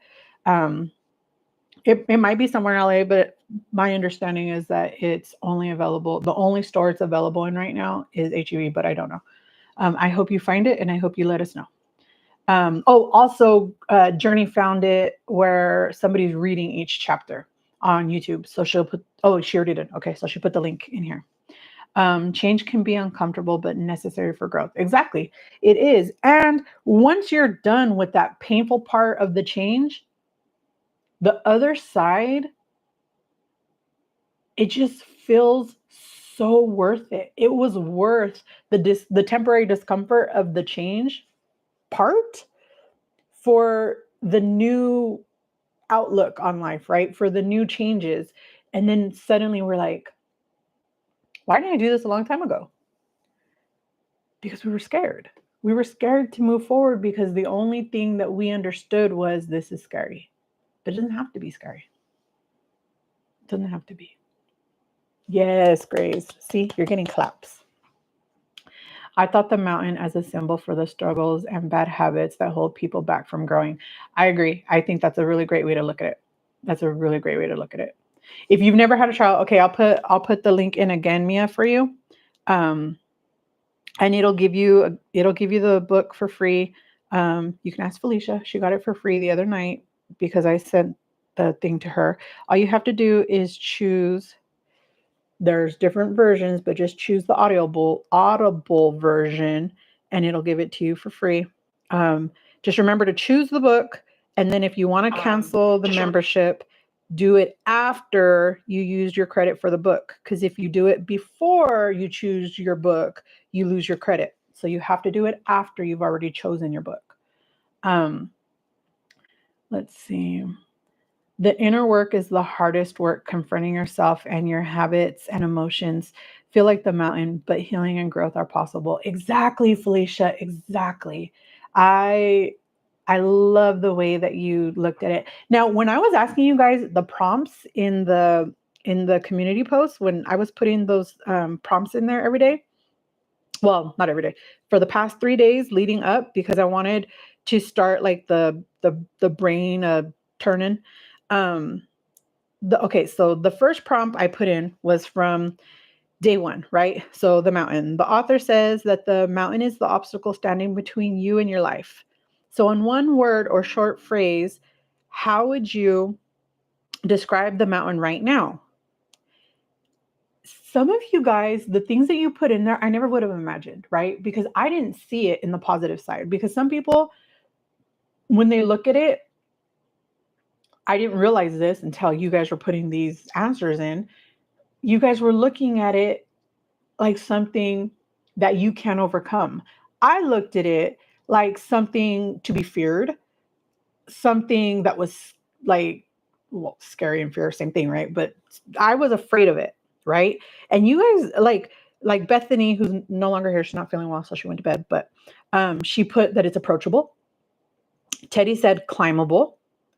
Miss Debbie said that she discovered that my mountain is seated in self sabotage.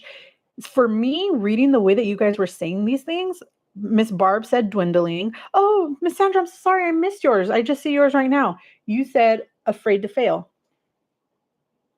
Do you guys see that your guys' responses, the way that you were looking at it was different? Some of you were looking at it in a positive way, like I can do this. And others were looking at it as the way that you look at your mountain right now and the way that you feel right now. Even whether or not you feel like you can get past it, you were not looking at it in the like, oh, I can do this, you know? You were looking at it like, this is what I think that mountain is, right? So the way that people were interpreting it, it was just really cool to me because I never seen it that way. And so prompt number 2 for day number 2 was self-sabotage. So in chapter 1, uh, the author says that self-sabotage is actually a form of self-protection. Have you ever avoided something because it felt safer, but realized later that it was holding you back? Oh, Sandra, how did I'm so sorry. I missed you. I don't know how I did that. I missed it. I will go back and respond. But so Bethany says, yes, I have avoided feeling certain emotions, especially finding the root cause. So, for example, anxiety for fear of what I might find and thinking it might be insurmountable. And I sat there and I was like, girl, yes. I I wouldn't have been able to explain it that way, but yes, that's yes, yes. And let's see. So Sandra says, my social anxiety has held me back from making the friendships I deeply desire. When I get the nerve to join, I actually find I have fun. Miss Sandra, I'm so proud of you. I'm gonna come back and respond, but right now I'm just gonna like it. Okay. Um, I'm so sorry. I don't know how I missed it. Don't, darn it. But I agree with you. I'm exact same way. I tell you guys all the time. I've lived in Texas since 2018. I moved here in March of 2018. We're already in 2025. I don't have no real life friends here. The only people that I know are people that I've worked with, right? Coworkers, and my friend who moved here from California, who's 6 miles away. Outside of that, I don't have physical real life friendships here that I've made organically because I'm a chicken. I'm afraid of rejection. And it's just that simple. So I don't talk to people. I just move through my day, just me, do do do do do, and that's it. If people talk to me, I'll respond, but I'm a chicken. It's just that simple. And as an adult, it's so hard to make friends. So, so hard. I mean, you guys, I consider Harji a friend and she lives not too far away. But would I have had the nerve to make Harji a friend had it not been through meeting her here? No, I would have been a chicken and I wouldn't have done it. My question, which workbook did you get? I never got a workbook. I have the PDF version of the book. And the audio version of the book. So I have the regular schmegular book. See, I just have the regular PDF version. And then I have that. But now that you say that, I might have like a form of workbook from when I was in therapy. I will look for that. I will look for it because I know I have my binder full of my therapy paperwork. I will find it. And if I find it, I will take pictures of it and we'll use that.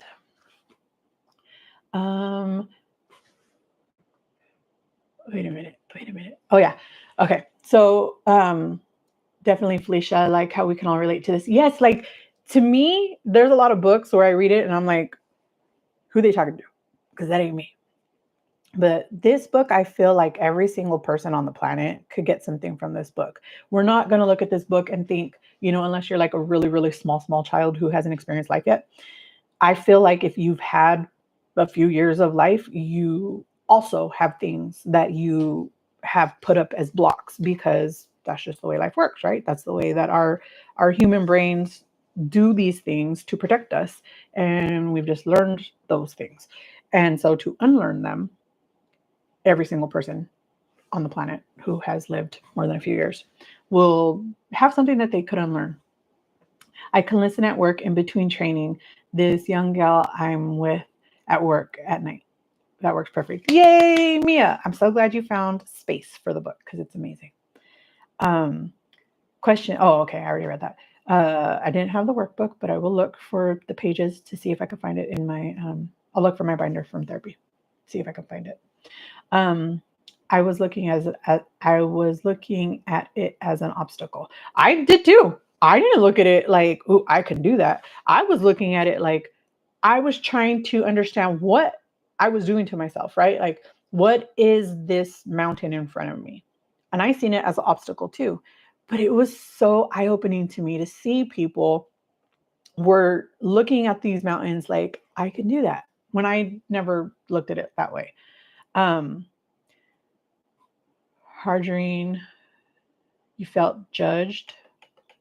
Oh no, I went way too. Okay, hold on. Sorry. Okay. Not as climbable yet. See, and that's exactly how I felt, Sandra. Like I didn't look at it like this is something that I can do yet. But you know what? Looking back at the time when I was going through this, because when I first read this book, this is when I first realized that I needed to make a change in my weight and my health, or I was going to die. I really, really believe that with all of my heart. And that's when I started working on my relationship with food and my relationship with BED. I don't know how to say that in a way that YouTube won't make me in trouble, but I hope you know what BED is. Most of you probably do. But that's when I started saying, you know what, if I don't make these long lasting changes in my hair, the weight that I lose is just going to be like the thousands of pounds in the past that I've lost and gained. You guys know that I have multiple times in my life lost over 100 pounds and gained it all right back because I wasn't doing the work in here because I didn't understand that it starts here first. I didn't understand that until I started reading this book. And then when I started reading this book, I realized that it starts here. And that's why I believe with all of my heart that I was able to get off and keep off the first 115 pounds on my own for over 2 years now. The other 5 pounds has only been another less than half a year of that. So it's a year and a half instead of 2 years. Because you guys know it took me 6 whole months to lose that extra 5 pounds. But if I wouldn't have done that work in here, I wouldn't have been able to keep that off before I even got to the point where I found out that I need medication to help me to continue because of where my health was. I didn't know that yet. I only knew that in the past, I would have given up and said, F this, let's go eat a cake or 2 or 5. And when I say that, I know it sounds funny, but I really mean it. Like, I really would have done that. I really, really, really would have done that. Like, for real, for real. But yeah. Oh, you put it in last night. That's why. Okay, so you must have put it while I was asleep and I didn't notice. And I'm sorry. Okay, but I will go back and respond. I promise. I will. Hey, good morning, Tia. How are you? Stopping by. We'll catch the replay. Awesome, because we read the first chapter together. I keep clicking way too fast, you guys. Okay. My mountain of self-doubt. Oh no, it's okay. It's okay. You forgot to put your comment in, but that's fine. That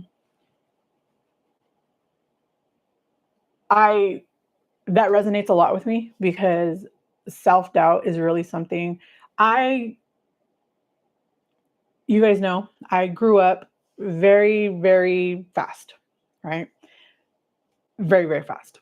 And during that time, I was so young that I didn't understand yet that things were possible, that I can do things, even though I was really, really young. You know, when my dad went to prison, when he left us at my grandparents' house, for those of you that don't know, I'm not going to go into the details because I know it does require trigger warnings because some of you guys cannot handle that, and I completely understand. But for those of you who are curious and don't yet know, I do have a video on my channel that talks about why I have PTSD. So if you're curious, you can go listen to that. There is trigger warnings because it is a very graphic. I mean, my mom doesn't give a lot of details, but you'll understand when you see it. But after that happened, after that specific incident, my dad took me and my brother, and he took us. I was 7, my brother was 6. He took us to his parents' house, and he just put us on the couch in our pajamas, no jackets, no blankets, no teddy bears, no nothing, just me and my brother. And he left us there.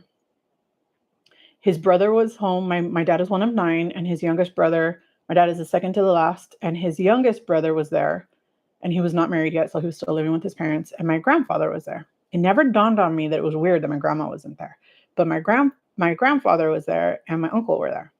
Neither one of them ever came out of the rooms. Neither one of them. My dad went to my uncle's room because my uncle's door was open because I could hear him play the guitar. He went in there and he told him, my kids are here. They're on the couch. Look after them. He told my uncle what he did. My uncle laughed at him. I don't think he believed him. I don't know. But he told him, okay, whatever. That's all he said, right? And then they had a conversation about what happened. And then my dad took a jacket and he took my uncle's keys. He said, I'm trading you cars. And he left.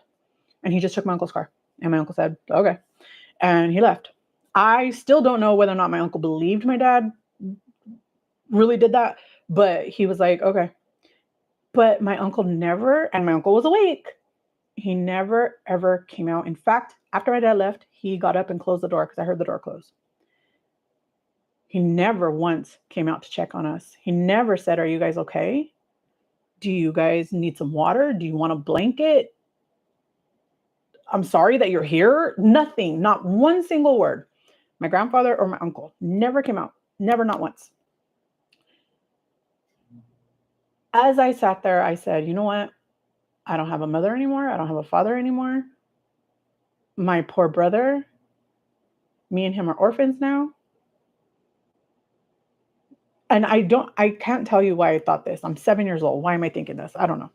But I'm thinking we both have to grow up right now, but we don't both have to.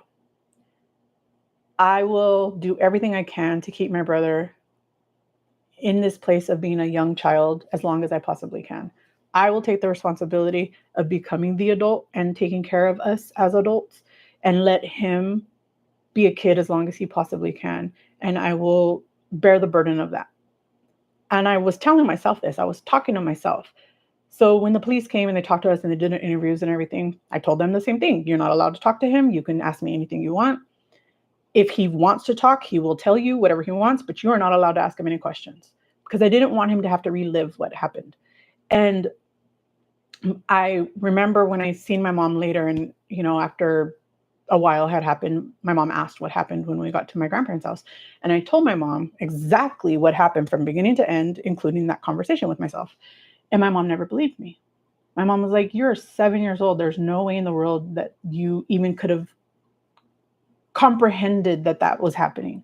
And I was like, "But that's exactly what happened." And for years, 20 years, my mother never believed that I really, really, and my story never changed because it was true. And it wasn't until my dad was coming up for probation that my mom was able to get the transcripts of the court hearings and all of the stuff, right? So she got copies of the police reports that literally for word said exactly what I said. And my mom was like, "Oh my God, you really did?" And she told me later, she was like, "I'm so sorry that I never believed you. Me not believing you probably did something to you. And that's probably why you doubt yourself so much. Because I unintentionally gaslit you and I didn't know that." Because my mom was convinced there was no way that this little girl could have that kind of thought process. But I did. And I think that's where my self doubt began, with my mom saying there's no way that that could have ever happened. But it did happen. It really, really did. And let's see. Um, yeah, social anxiety is very hard. That one is hard. I deal with that a lot too, because I'm like really an introvert and I'm really shy in person. I know you guys would never believe that, but I am in real life, not here on the internet, because it's just me by myself here. But introvert and extrovert, we were talking about oh yeah, we were talking about that, huh? And yes, Sandra, you're not the only one who goes through that. Hardring just says she goes through that. I have really bad social anxiety too. I don't like to be around a lot. I don't like the idea of being around a lot of people. And the older I get, the worse it gets. Do you guys experience that too? Like the older you're getting, the worse it's getting? Or is it just me? I wonder if V knows we're doing the book club. She does actually know. She said she was going to come and be nosy, but I think she was so tired yesterday, her brain was asleep. I think weight is part of it for me. I have always been bigger than everyone else and feel less than as a result. I think that's very, very true for a lot of us, Sandra. Like, I've always been the biggest too. And I think that my people around me, right, who are also big, would always look at it like, I may be big, but at least I'm not Delilah big. I really feel like that's how they felt, right? At least I'm not Delilah big, because Delilah was always the biggest. At least I'm not Delilah big. And now that Delilah isn't no longer the biggest, I wonder how they feel. I do. I wonder how they feel. But Sandra, you can do this. Just because you grew up bigger doesn't mean that you are less than. I know that that's how you feel, because a lot of us feel that way too. So I understand that part. But you are just as deserving at your biggest as you are at your smallest. You are deserving of the love, the respect, the attention that we as people require. Not just like attention, like I don't know the word in English, but like chiflada attention. If any of you guys speak Spanish, you'll know. Chiflada is like flaunting. Wait, no, I don't know. I don't know how to explain it, but like being. I don't know how to explain it. How do you say it in English? I don't know, but like sexy attention, it's not that kind of attention. It's just, I mean, that too, but it's just the attention that people deserve, right? Like as a person, you deserve somebody's attention when you are speaking to them, when you are engaging with them in any way. Even if it's a group of people, you deserve the same amount of attention that any other person in that group, who may or may not be, more healthier, more smaller, more attractive, whatever. The same attention that they deserve is the same attention that you deserve. I really hope you know that. And I hope that as your journey continues, that you understand that you were never not deserving. It was just something that we felt. We put that burden on ourselves for whatever reason. And it may be because somebody made us feel that way. And so we carried that with us for the rest of our lives. I really don't know. Everybody's trigger is going to be different and everybody's reasoning is going to be different. And what made me feel that way probably isn't the same reason that you feel that way, but you never know. It might be. It might be the exact same reason. Who knows? I don't know.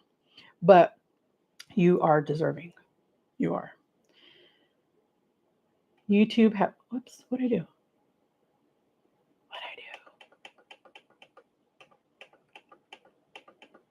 What the heck? Okay. YouTube has been the one place friendships have flourished for me. GLP-1 brought me community and I really enjoy each person's perspective. That's a great point, Mia. I wouldn't have any of you guys if it wasn't for this community. I was on YouTube for 2 years, losing weight naturally. Never felt this kind of community. Then I started GLP-1. I haven't even lost as much weight on my GLP-1 as I did naturally. I lost 120 pounds naturally. I'm only 108 pounds down, well, almost 109 pounds down before this week's weigh-in, right? 109 pounds to 120 pounds. I've lost less in far more time than I did naturally. And I never built that community here, ever, ever, ever.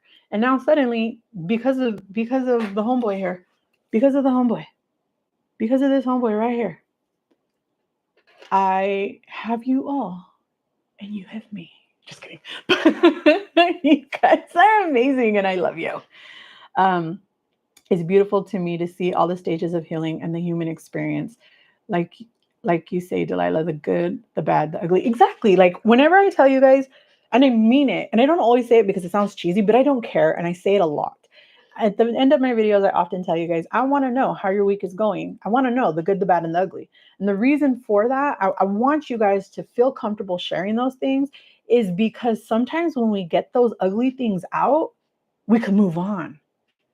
So just let it out and let other people know what is happening so that we can pray for you. You can be in our thoughts. We can comfort you. Even if it's things that you feel is silly, let us comfort you. Let us be there for you through the good, the bad, and the ugly. Let us be there for you. Believe it or not, I don't have physical friends. Oh, I believe it because I think most adults don't, unless they're like friends that we grew up with, you know. I just being an adult is hard, man. When I worked, I had a lot of coworker friends, but once the baby arrived, they all disappeared. Basically, jerks. I'm your friend now, Journey. Me and you together forever. You can't get rid of me. I'm gonna find you, girl. Sorry, that sounds kind of creepy. Yeah. I mean, I'm not trying to be creepy, but I mean it. I do have cousins though that I am close with, but they live too far away. We don't hang out. I do too. Like all of my cousins are 1,700 miles away in Northern California, and I'm over here in Northern Texas, and we're far, far, far away. They have husbands, they have children, they have lives. Some of them are grandmas now. I don't have any of that. I have David, but we're not married. I have no children. I'll never have grandchildren. We don't have a lot of the same things going in our lives anymore. So it's very hard for us to connect in that way, but we share blood. So it's hard for us to not, if that makes any sense. For those of you that don't know, yesterday I found out my grandmother died, which I don't think anybody knows except for those who were on stereo yesterday when I found out. My cousin texted me at 2:00 in the afternoon. She sent me and my brother a text saying, hey, I know she wasn't, I'll tell you what she said.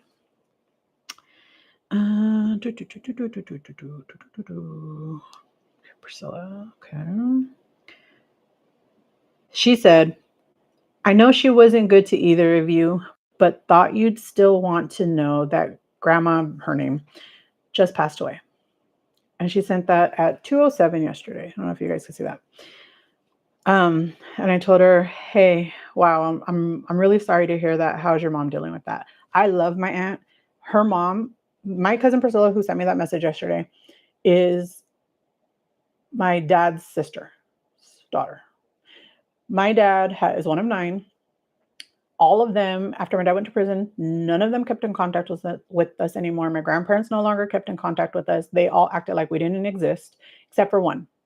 My Aunt Sylvia is the only one who made an effort to be a part of our lives for the rest of our lives.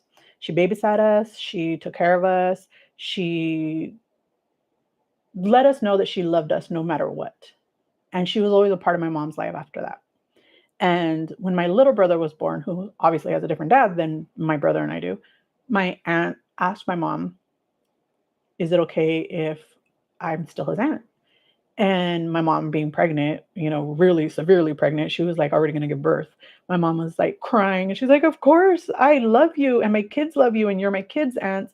And if you want to love him too, he doesn't ever even have, honest to God, do not know if my brother knows that my Aunt Sylvia is not my mom's sister. I don't know. I don't know if my brother calls her his aunt. He doesn't, I don't know if he knows that that's my dad's sister. I have no clue. But that's where my concern was, right? With my aunt. Then at 2:35, I don't know if you guys can see that, 2:35, I decided to text my dad. I said, "Hey, sorry to hear about your loss of grandma. I hope you're okay." He responded at 3:54, "Thank you. At work right now." I never heard another word from him. That's it. So, although she's my grandmother, I don't have any relationship with her. I was 7 years old when she cut ties. I don't know her very well. I don't have a lot of memory of her. Um, I'm sorry that she passed away. I'm sorry for their loss. I'm sorry for the world's loss, because when anybody dies, it's very, very hard. I don't care whether I know you or not. It's very hard, and I don't want to hear about anybody having any death in their life, because loss is hard. But I don't know how I'm supposed to feel about it, and it's very confusing. But because of that, I texted my cousin last night, my mom's family cousin, right? So I texted her and I was like, "Hey, my grandma died." And she was like, "Oh, wow. How do you feel about that?" And I told her, honestly, I really don't know how to feel. I'm just kind of numb to it, I guess. And her and I had conversation for the rest of the night. And my own dad never, ever texts me back. And I'm like, "Did you spend the night at work?" My dad works at Lens Crafters. He's a manager for the optical, like he makes the eyeglasses. He's a manager for those people. And they're not open 24 hours. So never heard back. Okay. My mountain is negative self-talk rooted in insecurities. I can see that, Grace. I mean, not because it's you, but I can see that because I think a lot of people have that same issue, but they don't recognize it.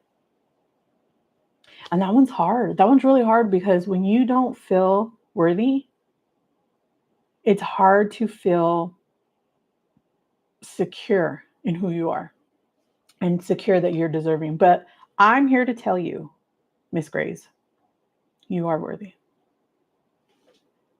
I don't know where I don't. Do you see my eyes here?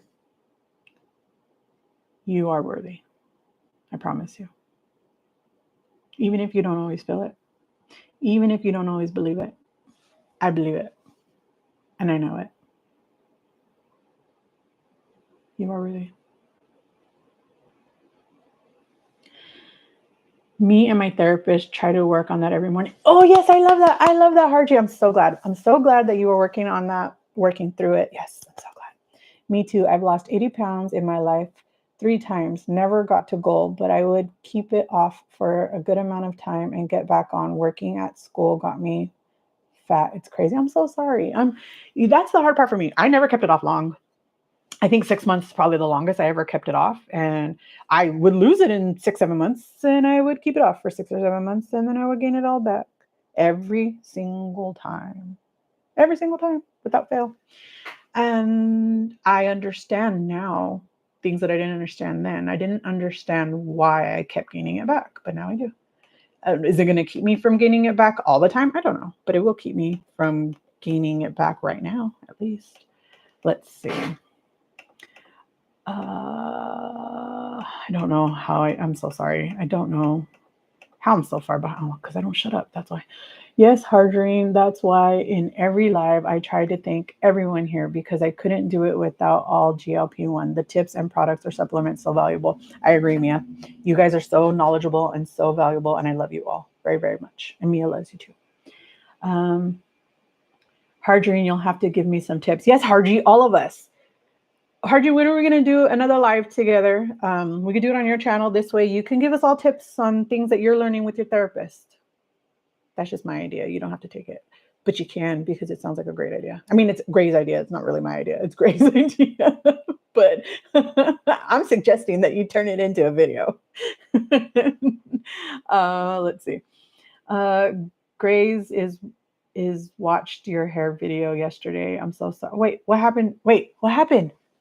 I missed it. I didn't see your. I'm sorry. I was like really distracted by stereo yesterday. I didn't see anybody's anything. I'm so sorry. What happened? Are you okay? Um, I've been a licensed cosmetologist. You too, Felicia, and you both since 1996. I totally relate to wanting something that is not exactly what we wanted because yes. Wait a minute. I don't know what happened, Grace, and I'm so sorry. But I will go catch your video. Went to the salon I used to work at and got a gal that was fresh out of beauty school. I had a video showing. Oh, did they give you a bad haircut? Or a bad hit? Oh, I'm so sorry. That's awful when you get a bad haircut, especially when you have to pay for it. Video. Okay, I had a video showing the exact parting for the haircut and the way to execute that cut, and she did decent, but still. Oh, I'm sorry, Mia. Hopefully, the next person you go to will be better. I don't get why our parents don't think children can't remember things. I remember more of my long-term memories than I do of my. Me too, but I don't think it was that my mom didn't believe that I could remember what happened. I think she believed I could never have comprehended that to be able to even think that. I don't know if that makes sense.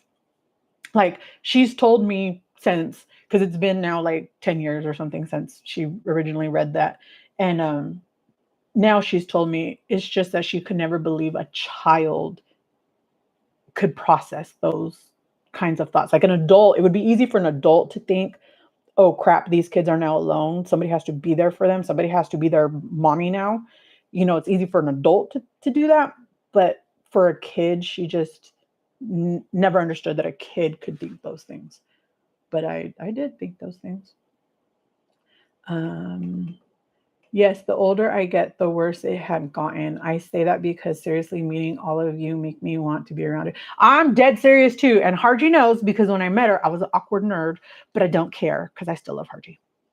And Harji loves me. I don't care what anybody says. I will believe that until I die or until Harji tells me, no, I don't like you.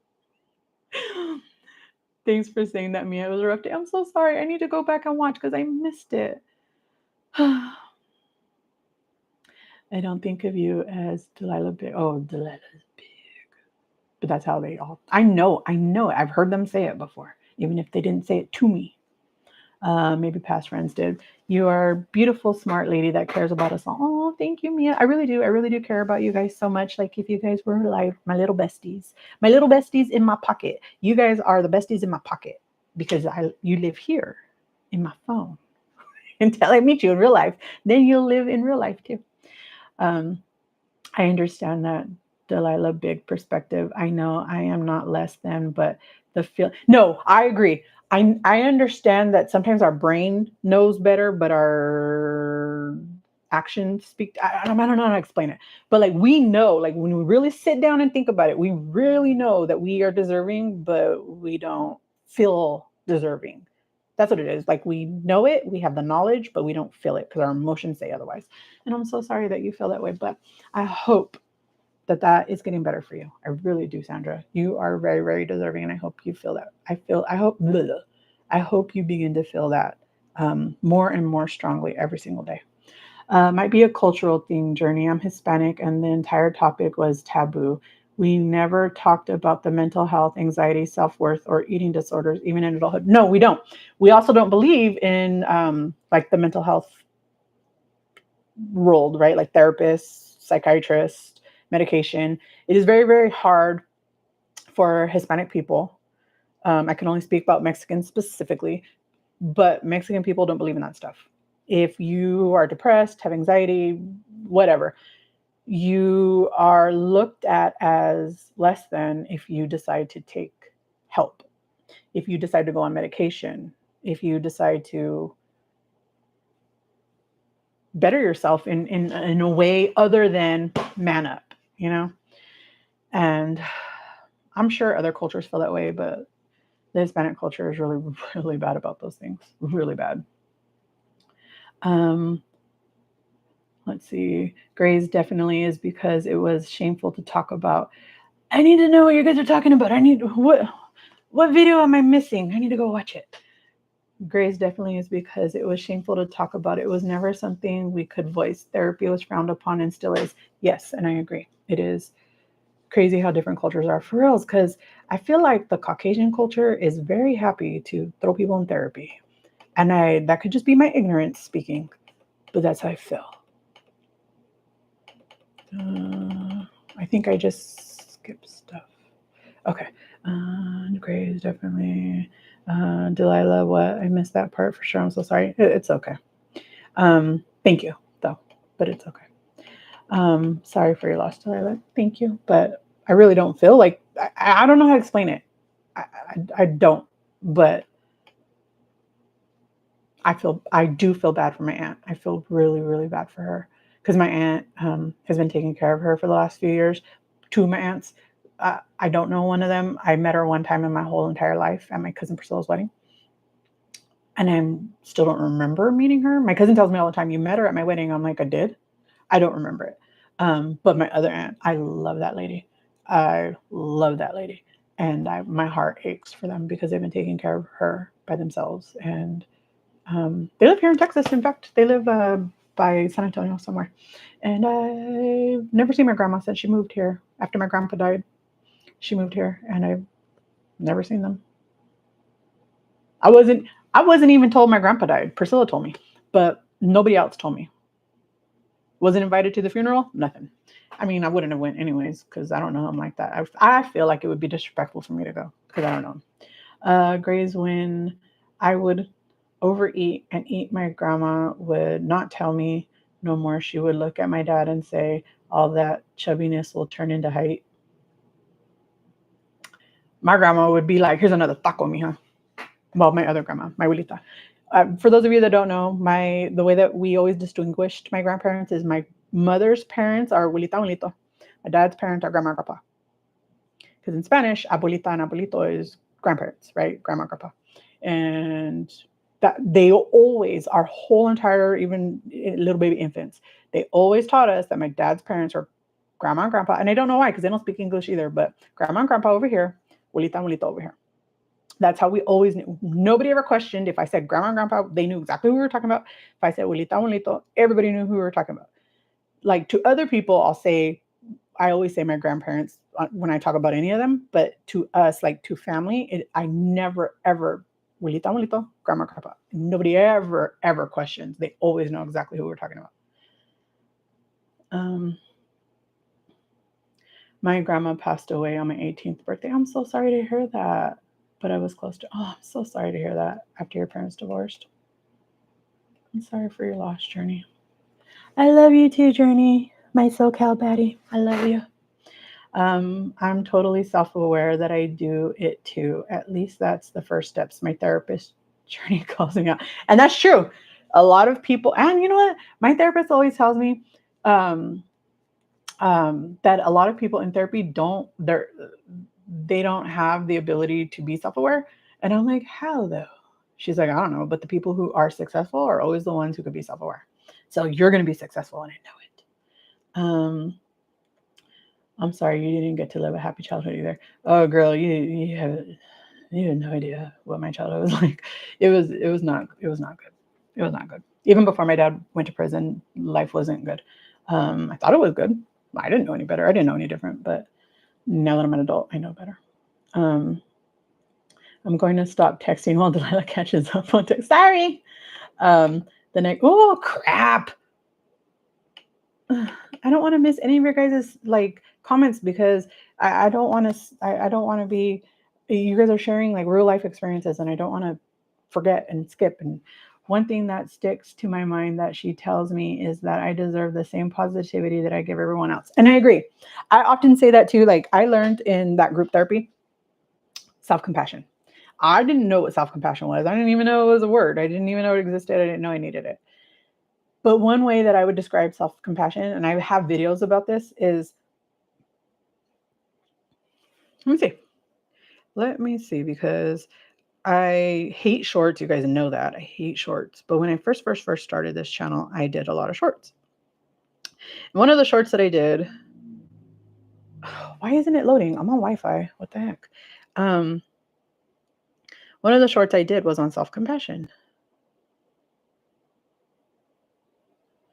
And let's see if I can find it.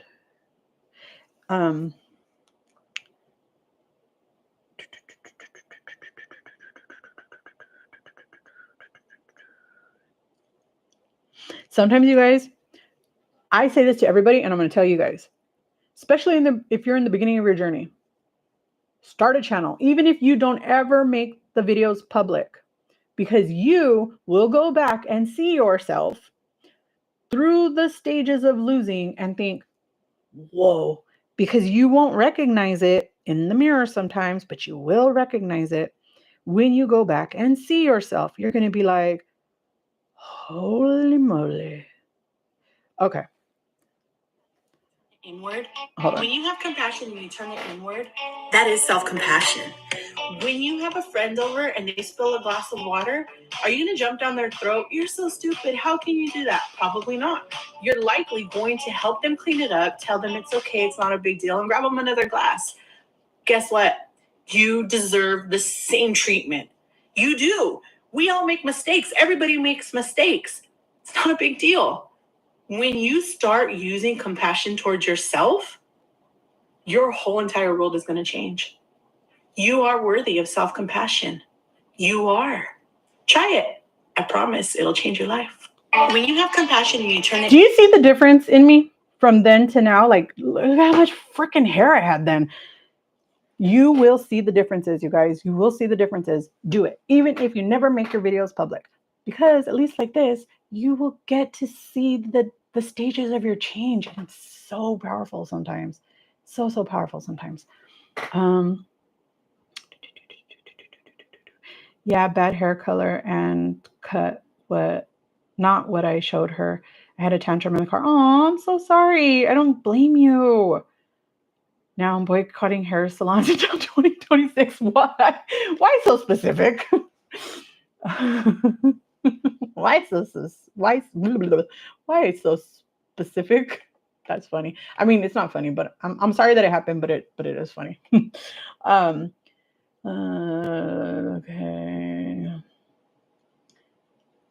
Oh, see, Hardy does love me, and you can't tell me otherwise because she even said so right there. Are there plenty of good home colors? Okay. Oh, I don't mean to keep skipping, you guys. I want to read all of your amazingness. I noticed you've done that a few times in your videos, Grace. I feel you though. Wait, what did you do? I want to know. What did you do? I feel you though. I think a lot of us struggle in that way. I started waking up and telling myself things I'm thankful. I love that. I love that. I love that. I started that practice a few years ago too.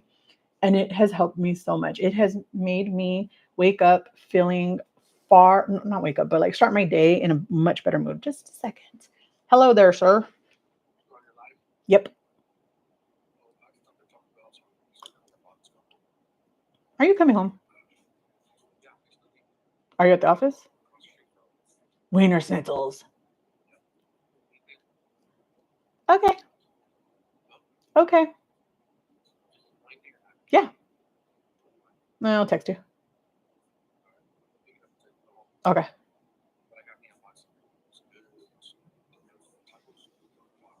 Oh, okay. Well, good. No, that's too much food. No, that's too much food. Okay. Thank you. Okay. Perfect. Okay, bye. Do you guys know where Wiener Schnitzel's is? Harji or Teddy? Harji and Teddy or Teddy, whatever. Do you guys know where Wiener Schnitzel is in Grand Prairie? That's where he's at right now. Well, he's across the street from it. Let's see.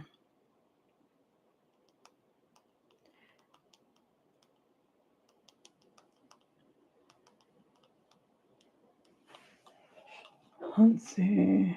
He said he's going to go pick up some barbecue. What do I want? But if I tell him what I want, he's going to forget. So if I text him what I want, he won't forget because he can't forget. He can just read it. Um, I love that about Teddy's journey, video journey gratitude. Yes, I love it. Where is Teddy? Where are you at, Teddy? Where'd you go? Yes, Harji. I mean, Journey, I agree. Harji's therapist is right. Wait a minute, Harji, you're a cosmetologist too? Girl, you're everything. I thought I was a lot of things. Same with Black people. They feel like we just need more God in our lives. Take it to Him only. And I do believe that strongly, but not only. I think He should always be our first line of defense. But I think that He's given us these things so that we can help ourselves too. That's my opinion. I'm not saying that that's anybody else's. That's mine. Um, Hardrine 100%. Okay. I think I'm almost caught up, you guys. Harder, you said it. My husband doesn't have a close relationship to God because in his household, the always told him to just talk to God instead of seeking a therapist. Wait, Felicia, what is your husband? Is he not Mexican? Because Mexicans are like that too. So, and I know you're Mexican, so is he not? I don't know. Nothing wrong with spirituality, but can be a tool along with other interventions, not the only intervention. I I need wait. I need never knew. Wait, what? Hold on. Am I reading that wrong? Wait. All the things being said about me till I was married and on my own. Cousin told people we were married to hide both of us were gay. Oh my God, how awful. I'm so sorry. I'm so sorry.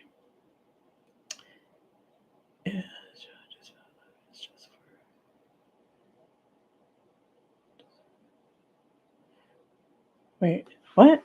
Okay, it's a terrible thing to say, but subconsciously, maybe. Um, okay. I found the rest. Now it makes sense. Maybe it was true. I don't feel that love is just for regular people. Gay people deserve love too. Okay, now I got it. That's true, Delilah. That's the reason I did YouTube to be accountable to myself. Yes, Miss Linda, and I love it. I'm so proud of you. I know the boycotting the hair salons till 2026 is a very specific year, but it's funny. Not the reason why you have to boycott, but that part is funny. I need to cut my hair too because since I started losing it all, it is like so gross, and I need a haircut. But I'm scared to cut it because what if it never grows back? Um, yes, let me see. Where do we? Okay. Um, boycotting salons is necessary for self preservation and mental health. Sometimes it is. This was to your question: if our social anxiety got worse. Oh yes, the older I get, the worse it has gotten. I say had because seriously, meeting all of you make me want to be around. I love it, Harji. I love it. So when are we gonna hang out? When are we gonna hang out? Um, uh, my husband is African American and Native American. Okay, well it makes sense because apparently I didn't know, but apparently Black people and Mexican people had the same opinion on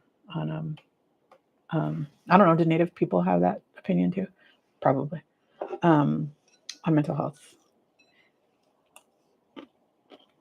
I knew I was going to talk so much I was never going to be able to finish this all, but the longer it sits here, the more spicier the pepinos are getting. I love it.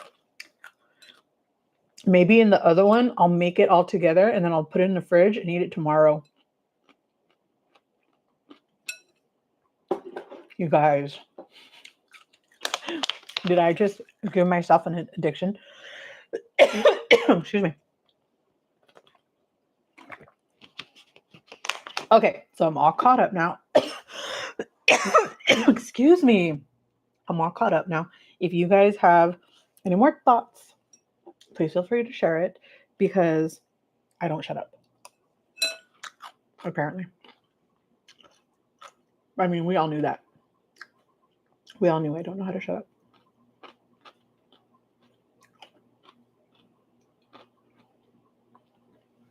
Well, I think I have grown up a lot and understand why I may have felt those type of feelings in my younger years.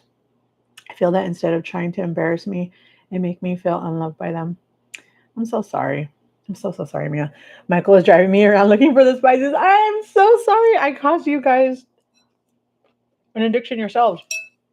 But do you need me to send you a picture, Miss Linda? I'll send you a picture of the, if you don't have it. This one you're probably going to find anywhere local.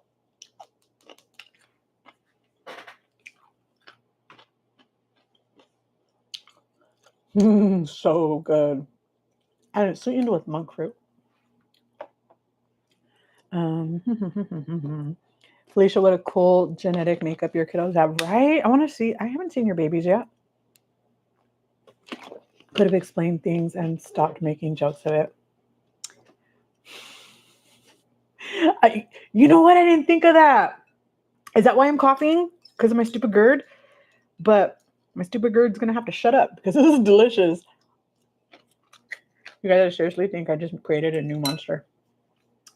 If you guys have never tried this, please try it. Please try it. It's delicious. I never expected to put the peanuts in there. But they're so good. I boycotted the salons maybe 20 years ago, and I'm self-taught to do all my own. Oh, that's so cool. Yeah, Journey's a bomb. We love her. We love my homie. Yes, Grace, my daughter is my mini me. I want to see your daughter. Oh, I'm sorry. I don't know. Maybe some of you guys like that. I'm so sorry, but it's so good, and I have to finish it. So good.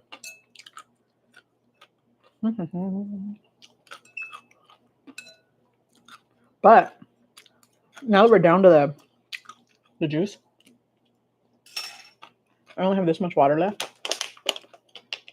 Delilah mukbang, let's do it. But hold on.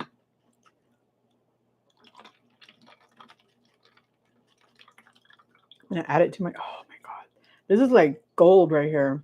You think Manjaro is liquid gold? This right here is liquid gold. Can't waste any of it. But it was only a tiny bit of water. Because I'm hoping it won't trigger my heartburn so bad. That was good. Oh, that was so good. I think I'm gonna make me a lime and pepino like drink, like an agua fresca, and put the chamoy in. You guys created a monster. Didn't even do anything. It's just me. My mom boycotted salons when I was a child, and she gave me the Cleopatra hair. Cleopatra. Wait, that's how you say it, right? Cleopatra haircut every time till I grew up and asked to go to the salons. The Cleopatra is like this, I think. I was until Felicia took it. My kids' genetic makeup isn't that interesting. What is their genetic makeup?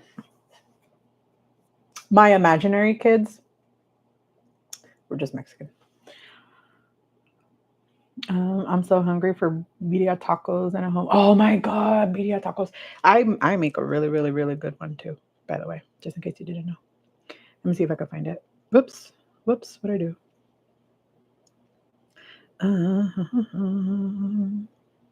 I do know how to cook. I just hardly do it. But well, no. I mean, I hardly make this because oh my god, this is like a 2-day event. But one day I made pupusas, which are not Mexican, they're Salvadorian, but it was so good. And then I made some quesadilla tacos. They were so good. Oh my god! But it took like seriously like 10 hours. It takes forever. Me and my dad would give me mushroom haircuts. I remember him actually sticking. Oh, my mom used to put a bowl on my brother's head and cut his hair. Me, I know the haircut all too well. My sisters have amazing long, thick hair. You can imagine. Oh, I had so much hair once upon a time. I no longer do. I no longer have. Self-compassion. Oh, stop it! I no longer have hair like that, but I will one day again. It will come back. It will come back. It will come back. I don't know why it's lagging to. Let's see if I could see some of my hair.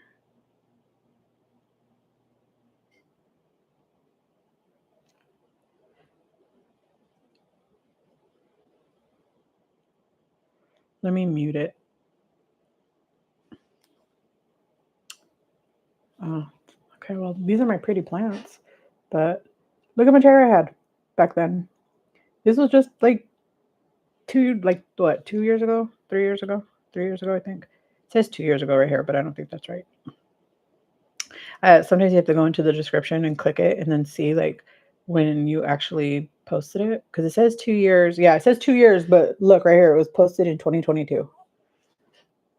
Look at all. Well, here that's not a good one, but you can see how much far more hair I had. I had a lot of hair. Now it's all gone. Look at that. Look at, and that's not even all my hair. That's just some of my hair in the front. I don't. That's not even. That's. I maybe have a quarter of that for all now. That's so sad. Makes me so sad. Makes me so sad. Dude, I have a lot of text messages. Why is everybody texting me?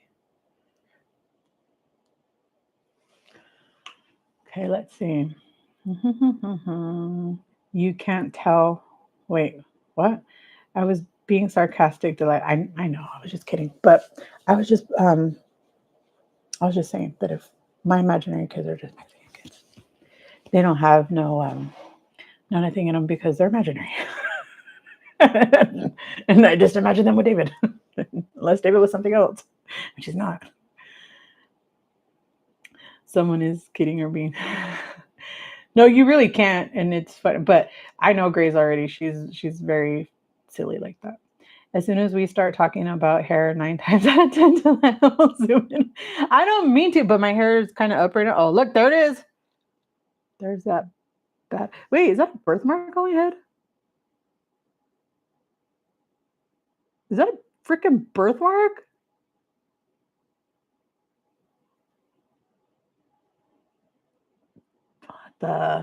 Or is that sometimes because I have eczema on my head, so sometimes I scratch a lot and then I cut my skin, and sometimes, yep, nope, that's real.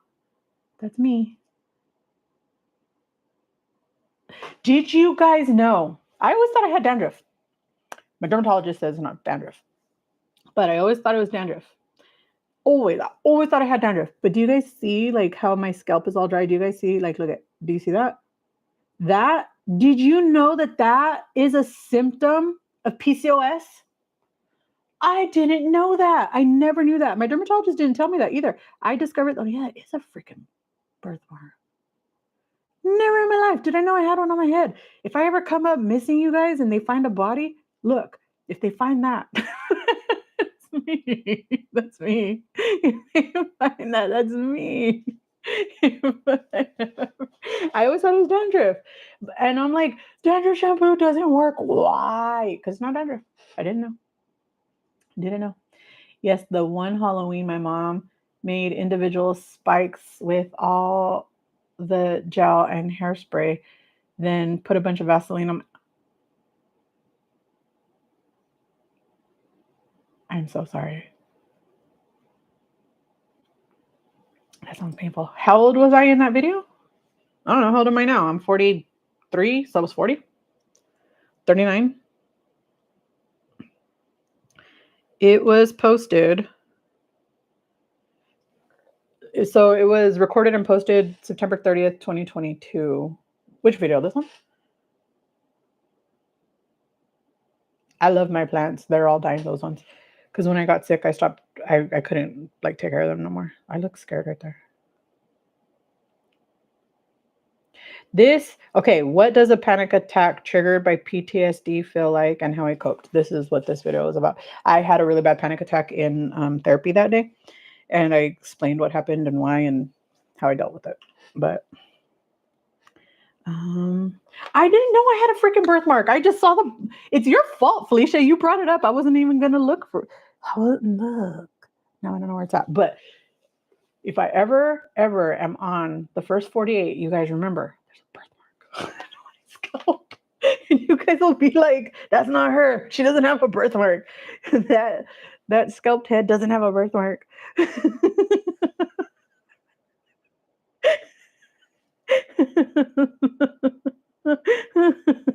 Oh gosh.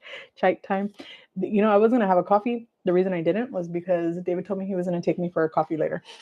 So I didn't have one today. So instead I had the Collagen Company banana pudding or banana flavored. Mia, that is hilarious. I had no costume one year, and for some reason my aunt thought it'd be a good to put a crap ton of color spray in my hair that this was in the 90s. I mean, could be fun. I don't celebrate Halloween. I didn't as a kid either. Once in a while they would give us costumes, but I don't know why, because we didn't do anything. When I'm having a panic attack, I focus on my breathing. I try that now. It works now, but I didn't know that then. Look at how bald I am, you guys. Oh, what can you do? If I ever go missing and find a body, I have a big birthmark on my left butt cheek. Felicia. That's so funny. That is so funny. I found meat rolls on my scalp when I shaved my head in the back and the sides. Some people have scalps like that, though. I've seen people where it looks like a pit bull head, and I don't know why that is. I wonder what causes that. Because it can't just be because you're fat. Because I've seen people who are just normal size and they still have those rolls on their head. It's weird, and I don't know why that is. I couldn't wait till the hair grew back after. I don't blame you. Birthmark on my right shin. Felicia doesn't care about her birthmark. I have a birthmark right here, right in between my boobs. See, right like a bullseye, right in between. I used to have a shirt that had like a circle right here, and every time I would wear it, people would be like, "Oh, look." Why would they do that? I don't know, but we didn't celebrate either, hence why I don't have a costume, but my uncle's wife was American and she wanted us to trick or treat. That makes sense. Yeah. Is it a white people thing? Or do all races trick or treat? Do all races do Halloween? We don't, for religious reasons, but is it just white people? I don't know. Mountain grains. I don't have no boobs to flash you guys with now. I went from being a triple D E to now I'm lucky if it's a B. I'm lucky. Oh, okay. So you guys trick or treat. Grays, do you guys trick or treat? Do Colombians do that? I don't know. Because you're Colombian, right? I think that's what you said. Is turning into one of those naughty channels. We're turning it into the After Dark channel. We're gonna have to make this 18 and over only.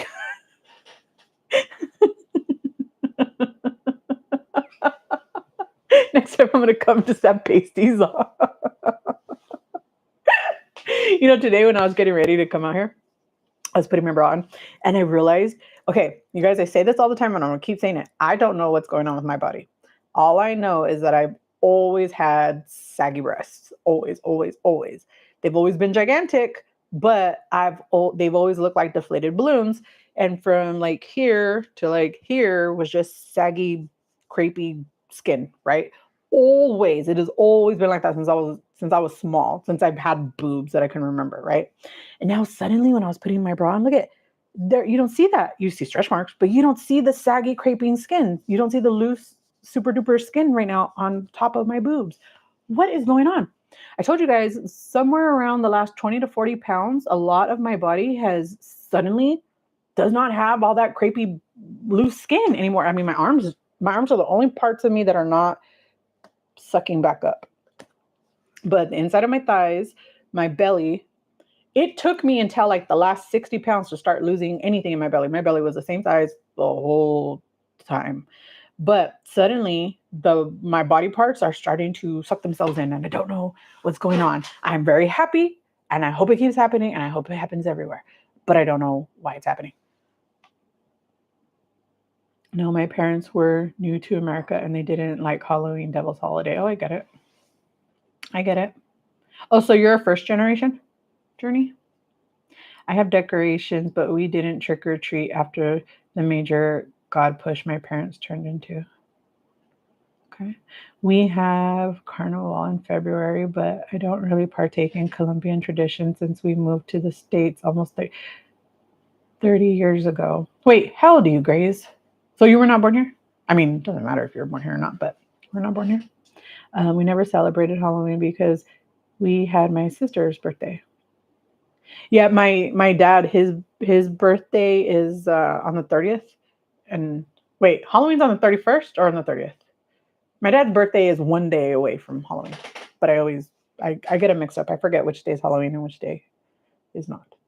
Um, and then my birthday's in October, so we didn't celebrate that.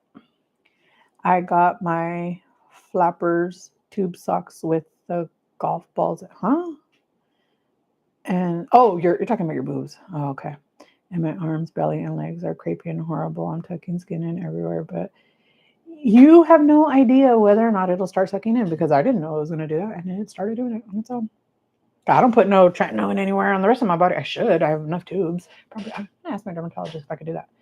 Um, Mia, how the heck are you already in size 18? That's so awesome. Oh, you're 38. Oh, okay. Did I say this with love? You have short term. I do. I do. Ever since um, about 5 years ago, when I first got COVID, I have what's called long COVID. I still struggle with it, and I still have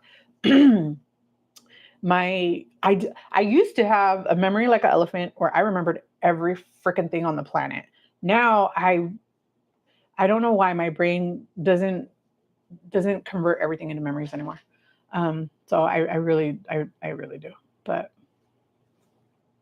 sorry. I try to remember, and that's why I write so many things down because otherwise I'll forget. And I try really hard to remember. And then especially in certain times, like when my brain is in like certain cycles, I are even more forgetful. Um, because I started in size 30. Wait, what? Hold on. Did I miss something, Mia? Wait, Mia, did I miss something? I'm confused. I'm so confused. I'm 138 pounds down, though. Yes, I know, and I'm very proud of you. Good job. So it's gonna happen, and it will take.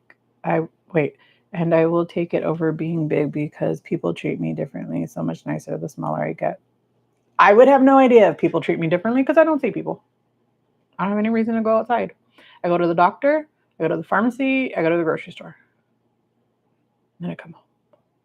The only person I see is David. Um, oh, you were born in Michigan? Okay, so you're a first generation. Okay. I'm a second generation. Both of my parents were born in California, though. And my dad is the only one who was born in California. Wait, my dad and his youngest brother were the only ones that were born in California. Everybody else was born here in Texas. They're all Tejanos. Oh, you were born in Flint, Michigan. Oh, okay. Is that what scrambled our brains a little bit? All the toxic water. What about the grocery store? Yeah, I just said that. I wouldn't know because it's not the same people that I see. To me, I can't say people treat me differently if it's a brand new person that I've never met before because I don't know what they treated me like. You know what I mean? I don't know how they would have treated me prior to that. So I can't say people treat me differently because I don't see the same people, right? I don't know if that makes sense. That's the way my brain sees it. My brain sees it like it's like if I meet a stranger right now and they're super duper nice to me, I can't say they wouldn't have been nice to me when I was, 483 pounds because I don't know. But if it was somebody that I've met before and they were not nice to me then and suddenly they're nice to me, or the opposite, because that happens a lot too. That happens a lot too. In the past, when I would lose weight and suddenly I was, 100 and some odd pounds down, people who were so nice to me and adored me and loved me as a big fat girl didn't want to talk to me anymore. They were very mean to me. They were very short to me. They were very dismissive of me when I was losing weight. They didn't like it. And nowadays people tell me, oh, they were jealous because of this. And I'm like, well, why were they jealous though? There's nothing to be jealous of. They're like, but they would tell me like, they would remember, because I had the same friends my whole life, and so my family knows all my friends, and my family knows all my cousins, and my cousins know all my friends. You know what I mean? And so my cousins would be like, "Oh yeah, she used to tell me that she would just be jealous because blah, blah, blah, blah, blah, whatever." And I'm like, "But why? It makes no sense. It makes no sense."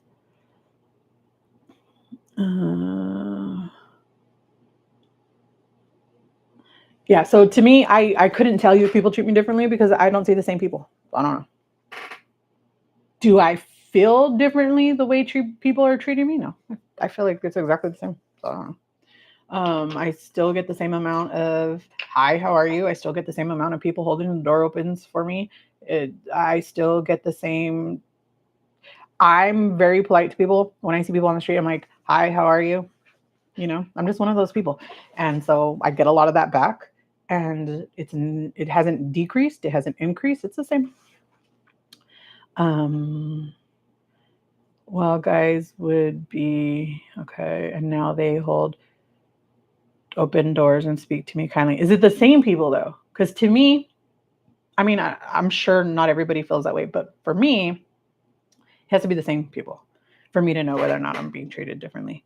But even before they didn't hold doors open for you, I've never not had people hold doors open for me. And I hold doors open for people all the time, and they hold doors open for me. I've never, never, never, never, never not. So I don't know. To me, that's the same.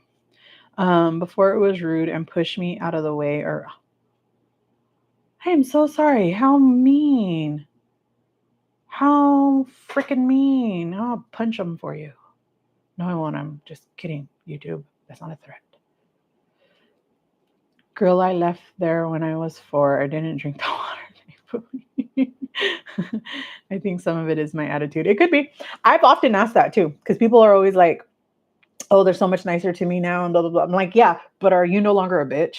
Because trust me, I'm still like that now though, but at any size, I have my mood swings. I can't help it. We all are like that.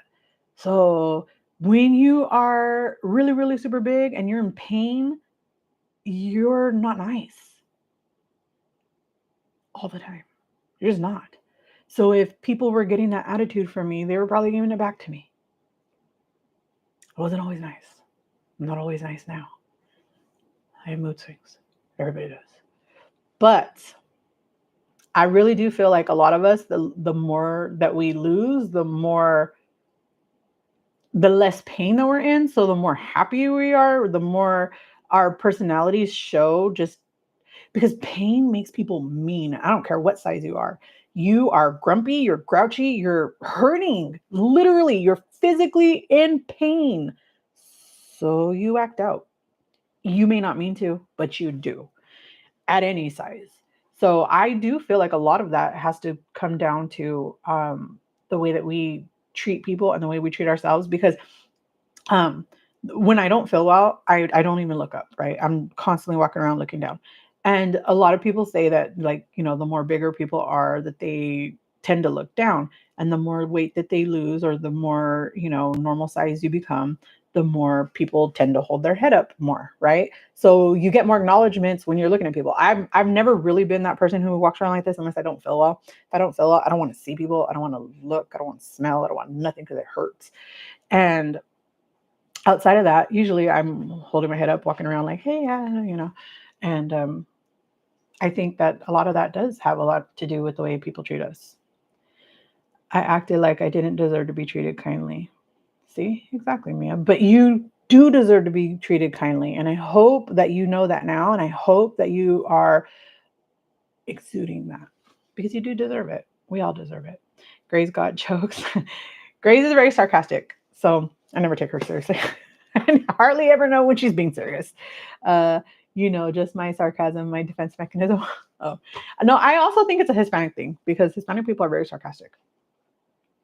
Pain and limping around on hurt feet with a sour look on my face would be daily. Yeah, and I could understand if people saw that. They, would not want to interact with you because they don't want to bother you because you already look like you're going through a lot and they don't want to add to that.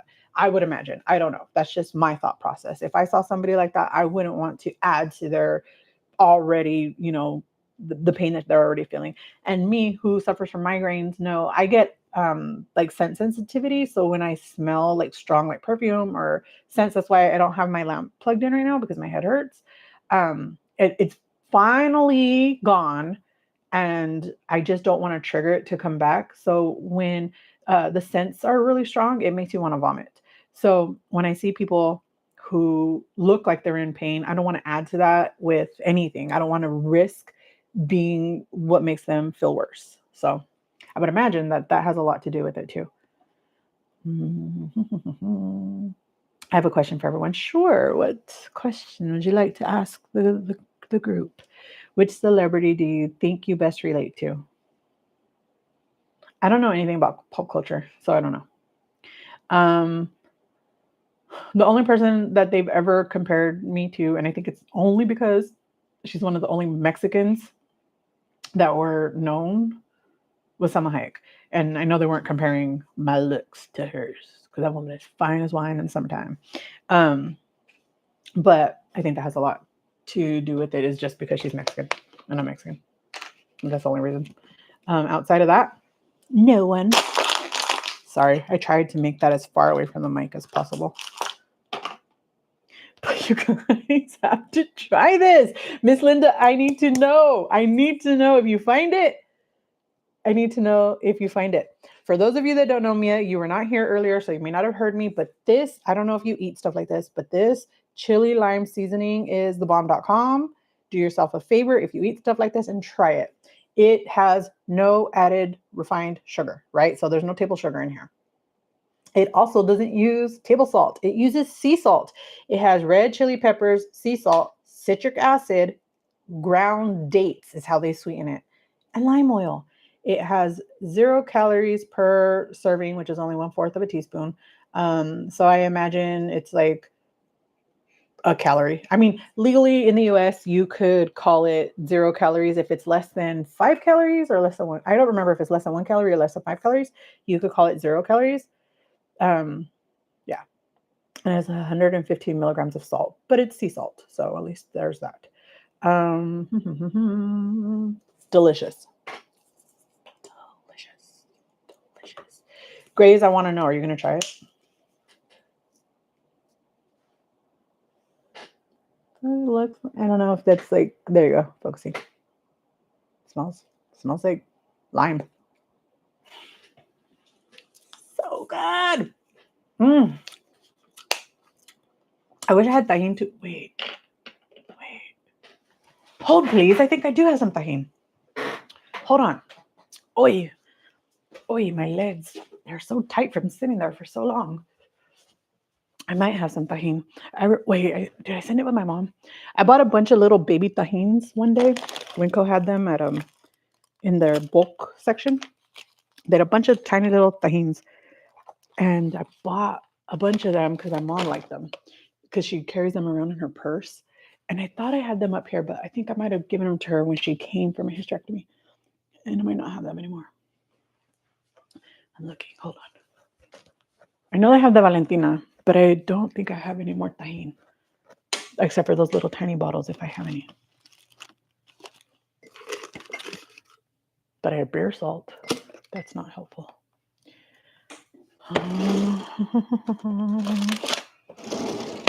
I know I kept them over here because I wanted to make sure that I remembered to give them to my mother because I got them for her. But if I have one, she'll never know. It's okay. I won't tell her. Crap. I don't have no tahini. Well, I might, but I don't know where it's at. Sorry. But that chile is so good. You could taste the lime. Oh, so good. It's worth $6. I would pay it again. I'm gonna pay it again when that one's out. I'm gonna buy it again. Sorry, I didn't find it. Sorry. You feel like Avril Lavigne? Isn't Avril Lavigne? Wait, she's Canadian, right? Could be actor, actress, singers, whoever. Vicente Fernandez. That's who I live my life closest to. Vicente Fernandez. For me, I'd say it's Adam Sandler. He's funny, but yet a serious person we need when need be, and loves his family. He does. He loves his family a lot. And that dude has a lot of money, but he don't take himself seriously, and I like it. I know I don't relate to any of them. Now, if it's a role that they play, it would be someone that is always there for everyone else. Jonah Hill is a douchebag. You don't want to be like him. Don't be like him. Don't be like him. Internally, I'm RuPaul. Externally, I'm Mrs. Potato Head. The heck, Felicia? It could be a role that was played. Gray's why Jonah. It is because of Knocked Up. Wait, Jonah Hill wasn't knocked up? Was he? I don't remember. That dude's a douchebag. Don't be like him. He is. Ugh. No me gusta. I thought he was funny when he was like first came out. I don't see it on here. Wait, I want to know, who did he play in Knocked Up? Hey, knowing him, he played himself because that's what he does. He plays the goofy sidekick, silly friend. It says that he's in the movie, but yet when you press the button, it doesn't show you him at all in here. Oh, there he is. Okay, the only picture. There he is. That was when he was still his regular size, like what people recognize him as. Was that funny? That movie was funny. Seth Rogen was hilarious in that movie. Was that even Jonah Hill in it? No, it was. I just didn't remember that he was in it. I think he was, but not the. Yeah, he wasn't the main character. I got a huge tube of Himalayan pink salt from TJ Maxx yesterday and found an avocado oil kettle sweet potato chips, sour cream and cheese. Man, that sounds good. Wait, what the heck is a cornbread crisps? What's that? Is it like a potato chip, but it's made out of cornbread? He portrays relatable, flawed, and often awkward characters with humor. Awkward here. I'll give you that. He used to play those kinds of characters. He doesn't anymore. But he's also a big fat douchebag. Don't like him. So Hardreen is Belle from Beauty and the Beast. Yes! Yes! Hardreen, put that in your book. You're Belle from Beauty and the Beast. Avril has a rock and roll style. She does her own thing. She's talented. Does she still make music or anything? I'm not sure. But she I'm trying to remember what that song was, but she made some really good music. But I don't know, does she still make music? I'm not even sure. So if that's what we're going by, we're not going by looks or anything. I think the old original Gwen Stefani, where like not her version now. Ooh, David's home. But the old version where oh, you guys can't even see it. Why is it, look at, oh, now it's loaded, but it's frozen. They're frozen. He's eating Taco Bell. Should I go open the door for him? He looks like he's struggling. Hold on, I'll be back. Let me go open the door for him. Poor guy. Let me go let him in. Poor guy. I'm coming. Oh, okay. What is it, water? This is trash. This is trash? Okay. But this is water? Yeah. Okay. Ooh, thank you. Appreciate it.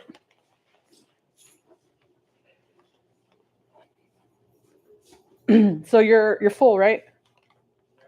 Okay. I'm gonna put your water up here and your iPad up here. And this is all trash? Or I'll put it on the counter then so you can make the QT bag is all garbage, right? Yeah, that's right. Okay. I came to help you open the door, but I'm going back now. Goodbye.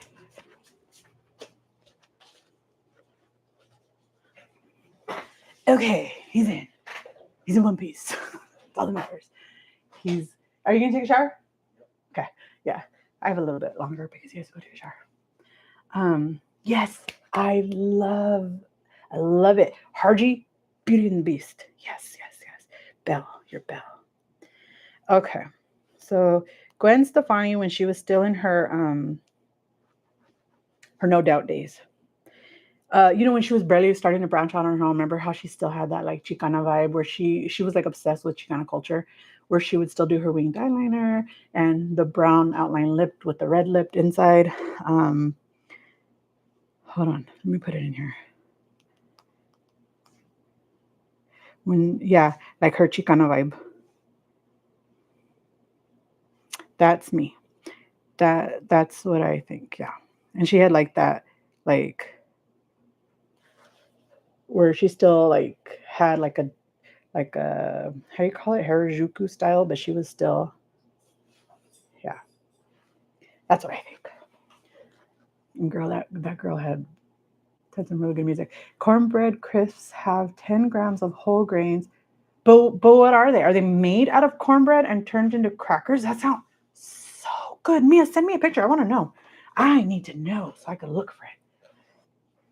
Yes, and I love that journey. She's Belle. Harji's Belle.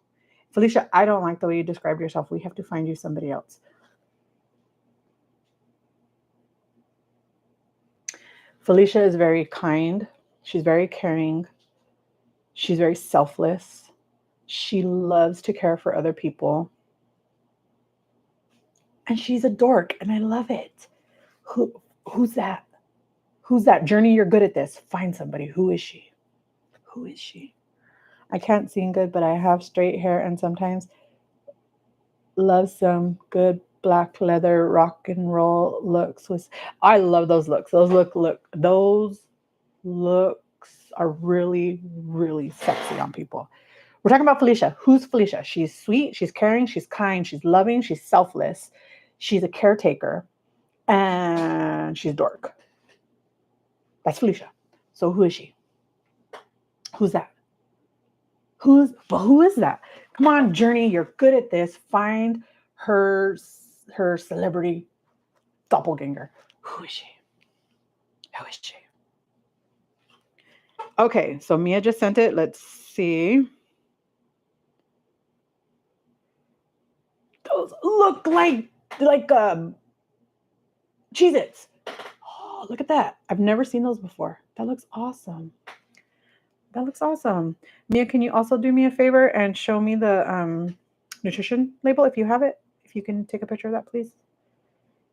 If not, that's okay. I'll see if I can find them. I've never seen these. That's not what I was picturing. I was picturing like a potato chip. But that looks so freaking good. That looks so freaking good. Just so you guys know, if we're ever here and you guys text me or send me an email or something, you have to tell me because I leave my phone on silent. Usually I put it on do not disturb so that it doesn't come on here. And it doesn't distract me because you guys know I'm easily distracted. I'm like very easily distracted. And that's gotten worse since the long COVID started too. Felicia is the genie from Aladdin, but I want to know your reasoning. I love the genie. Robin Williams was so funny. And Felicia was really funny. That's who Felicia, Robin Williams, yes. Smart, funny, kind, and emotional. Yes, that's you, Felicia. That's you. Yes, I love it. The genie from Aladdin. Yes, ma'am, that's you. She reminds me of that funny lady in the new show where the lady is dying of cancer and it's about sex. What movie is that? What show is that? I want to... What show is that? Oh, thank you, Mia. Okay, for about 11 crisps that equals an ounce, 130 calories. Do you guys see that? That's very interesting. It's very, very interesting. But if you're allergic or sensitive to barley, this won't work for you. I have a barley sensitivity, but usually when it's cooked, I can deal with it. When it's not cooked, is like when it's like in beer, which is why I can't drink beer, which is why I hate beer. The barley in it makes me really sick. But I might be able to do it if it's cooked.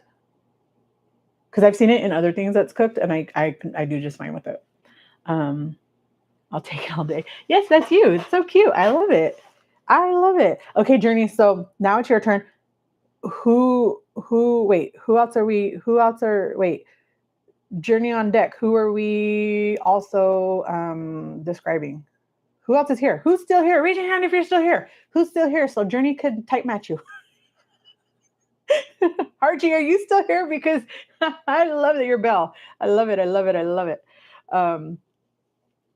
Felicia, group hug, group hug. Can I kiss the monkey?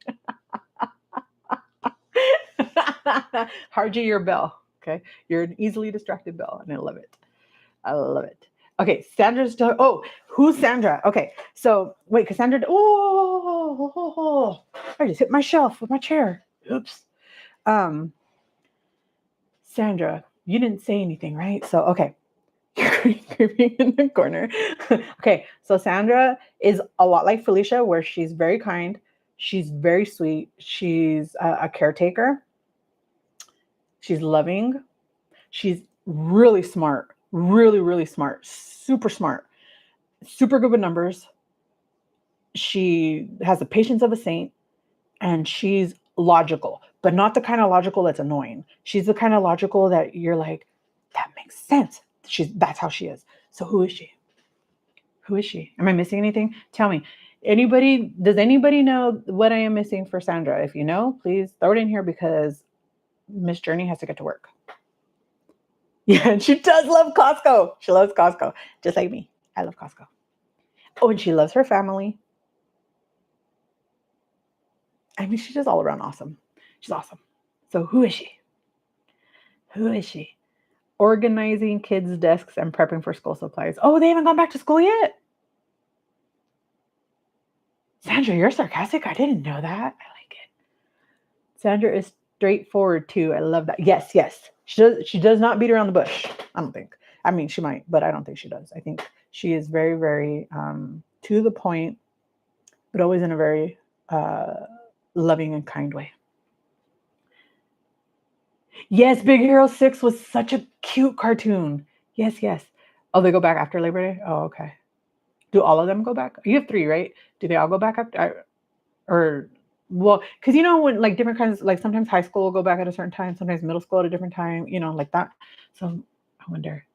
Oh, Miss Sandra, have you ever seen Big Hero 6? Miss Linda, are you still here? I want to do Miss Linda if she's still here. I love Miss Linda. Miss Linda is the bomb.com. And so for those of you that don't know, Miss Linda reminds me of my mother. For those of you that don't know, my mother's name is Linda. My mother's husband, her current husband, his name is Michael. And Miss Linda's husband's name is Michael. And I love them both. They're awesome. Hi, Sydney. How are you? How are you, Sydney? We're playing a fun game with Journey. We already did our book club meeting. So if you're part of the book club, we never figured out how we were going to do this. Are any of you guys interested in going over to stereo? We can go to stereo and we could just talk on there and it'll be fun. Oh yeah, I was going to show you Hero. I love Hero. Iro from Big Iro 6. Iro. Oh, I love him. When you see, look at, he's like a creeper. He's so cute. I love him. I love his little eyes. I love him. And then he always has that I don't know, is it a string? I don't know what it is, but the thing between his eyeballs and it looks like a smile. Love it. Love it. Oh, okay. They all go back to school at the same time. Good. Yes.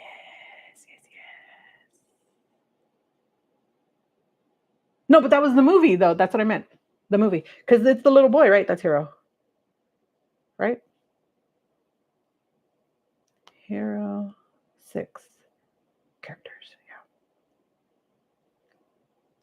Yeah. Wait, is that a girl? Maybe it's a girl. I don't know. Yeah, it is a boy. Yeah. So I thought. Yeah. That's Hero, right? Hiro. That's him, right?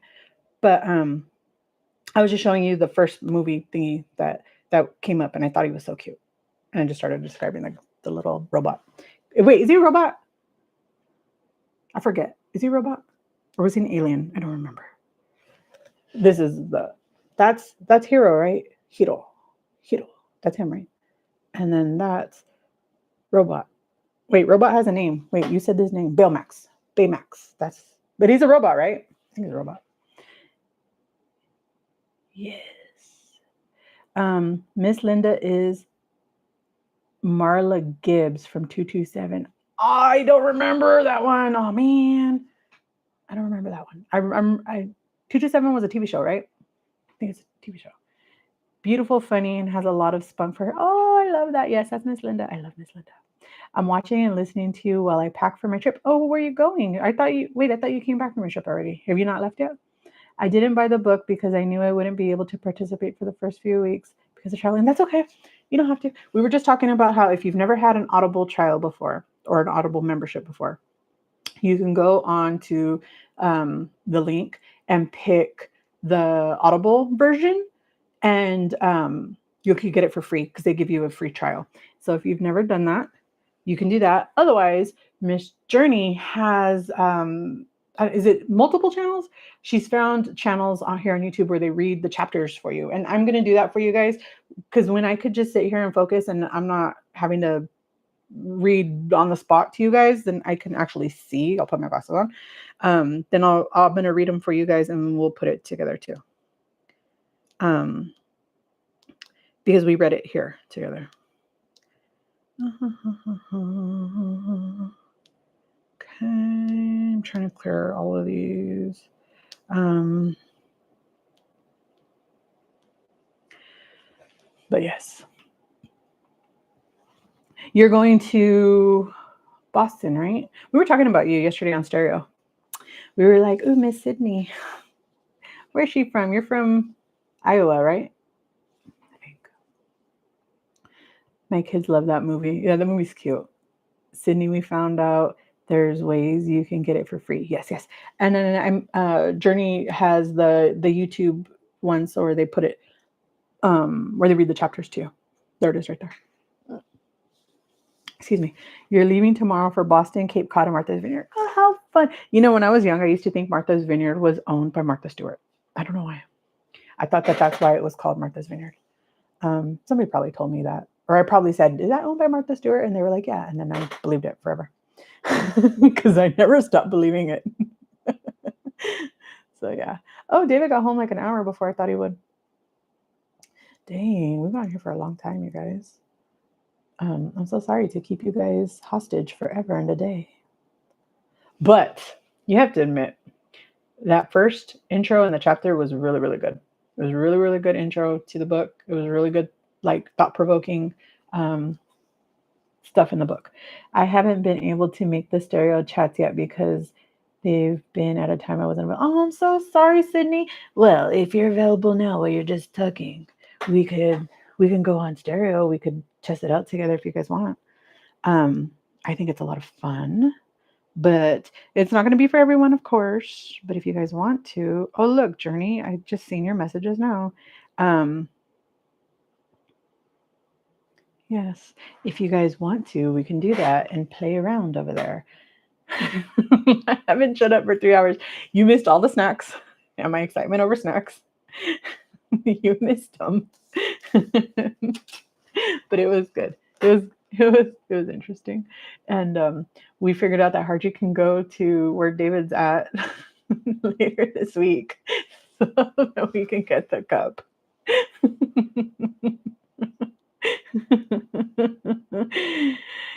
Yes, it was a great. Well, I mean, like I said, I started out with saying I'm not interviewing her. I'm just gonna let her talk. Because I don't do interviews. I'm not good at that kind of stuff. But it was really, really. I loved your story. I love your story. I'm sorry that it happened, but I love it. I love that you're willing to share it now. That you're able to now, because sometimes you could be willing, but you're unable. And like they say, sometimes you're able and not willing, and willing and not able, like that. But you did it, and I'm so proud of you. So freaking proud of you. You are amazing. You are amazing. And if nobody ever tells you, I'm telling you, and I'm always going to tell you, because you are. All of you are. All of you are. You guys are amazing people. And seriously, this community. Oh, I also brought. Sorry. This community is really, really, really the reason for any of the success that I have. I can sit here and tell you guys I'm 228 pounds down, and I have kept off 115 of those pounds for 2 full years, 120 pounds, so the additional 5 pounds for a year and a half, all before even starting Monjaro, because of you guys, because I was able to be here to follow through on a promise that I made to you. You guys are amazing. Amazing, amazing. But look what I brought. I did realize that the reason why it's been put away is because I don't have the double-sided tape. So I have to buy some more. But this is my sticker book. It's little. I used to have a big giant one. But when we moved here, a bunch of my stickers came up missing. But this is my sticker book. And okay. A lot of my stickers didn't get to be put in. Hold on. Because of that. So let me put those. Hold on. Let me make sure. Okay. So these are sticky pages, right? And you could put, this is little like, they're little like paint scrapers kind of, but they're not, but they're just to help the stickers stick. And then it has this little calendar or whatever, but these are some of my stickers. You can take the sticker off and put it on like just directly sticky, but I don't do that because I don't want to mess them up. So I use double-sided tape, and the double-sided tape just sticks on. And then you could, I don't like the way the papers smell. They stink. But look at that. Look how cute. Look how cute my stickers. And most of these are from Dutch, but not all of them. But here's my PJ's coffee. This coffee's really good. These are the stickers from Sligs. These are David. I don't know how he got these. He said somebody at work gave them to him. And he brought them to me. This is a flan, and this is a scuba diving guy in a soda. Why? I don't know. But this is a daisy. You guys know daisies are my favorite flowers.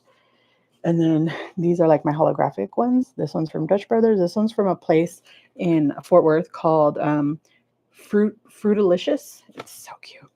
And then this one is Scratch and Sniff. It's called Brew Coffee. But I need some more double-sided tape to add more stickers. This isn't a sticker, but I put it in there because I don't know. What's up? What's up? You want to come say hi? Okay. You don't have clothes on. Okay, go lay down. You gonna lay in our bed or this bed? Okay. You got what, another hour? I don't know. I'm done when you're ready. I'm not trying to go nowhere. Okay. Well, I wasn't trying to go nowhere, but I mean, we could. Okay, I will. Thank you. This card came when I was getting ready to do my hysterectomy.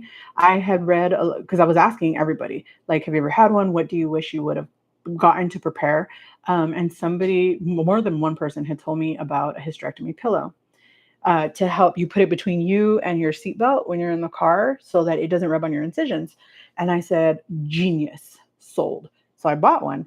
And in that pillow, they sent me this Get Well Soon card. I thought this was so sweet, so caring, and so kind from a company that I kept it. And I'm going to put it in my sticker book. I think I'll take a picture and then I could put both sides.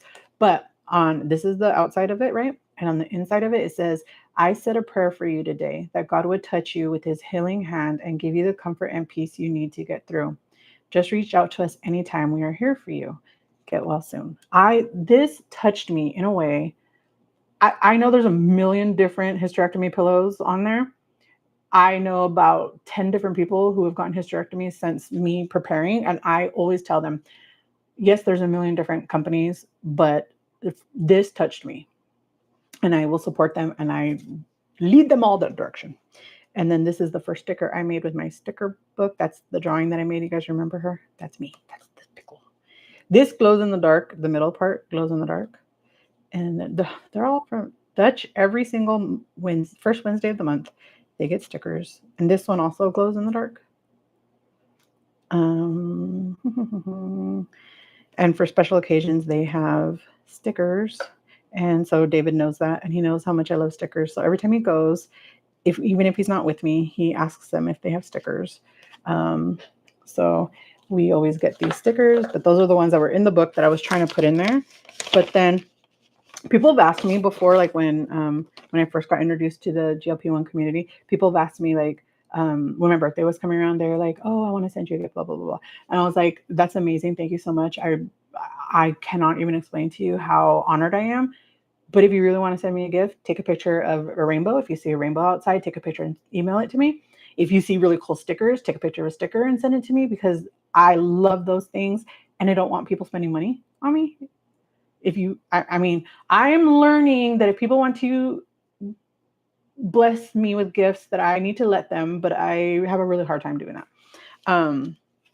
So I've had people send me pictures of the rainbows that they've found, and I thought it was the most special thing ever. And then Miss Andrea, for those of you that don't know, Drea, from, I think, Losing Drea, I think is her channel name. She, one day after I sent her the bracelet, she sent me that Christmas card back, and then sent me a bunch of stickers that she had. That one says Florida Hype, and look at Santa Cruz, which is like 30 minutes away from my hometown. But look at, it's a lowrider. Ocho Loco. And she thought I would be a Cowboys fan. I'm not. Totally not. But she sent me some stickers, and I thought it was so sweet because, you know, again, I love stickers. And I think this is a temporary tattoo. But isn't that so cute? Thought it was so sweet. I think that's upside down. Some more stickers. I thought it was just so sweet. And oh my god, I never even noticed. She also sent me a butterfly bookmark. I thought it was, the whole time I thought it was a sticker. I didn't even know. But yeah. So I love stickers, guys. I love them. Oh my god, Oath Nutrition has 2 new flavors coming out on the 19th. Built Puffs has new flavor. Ooh, yum. What are the flavors?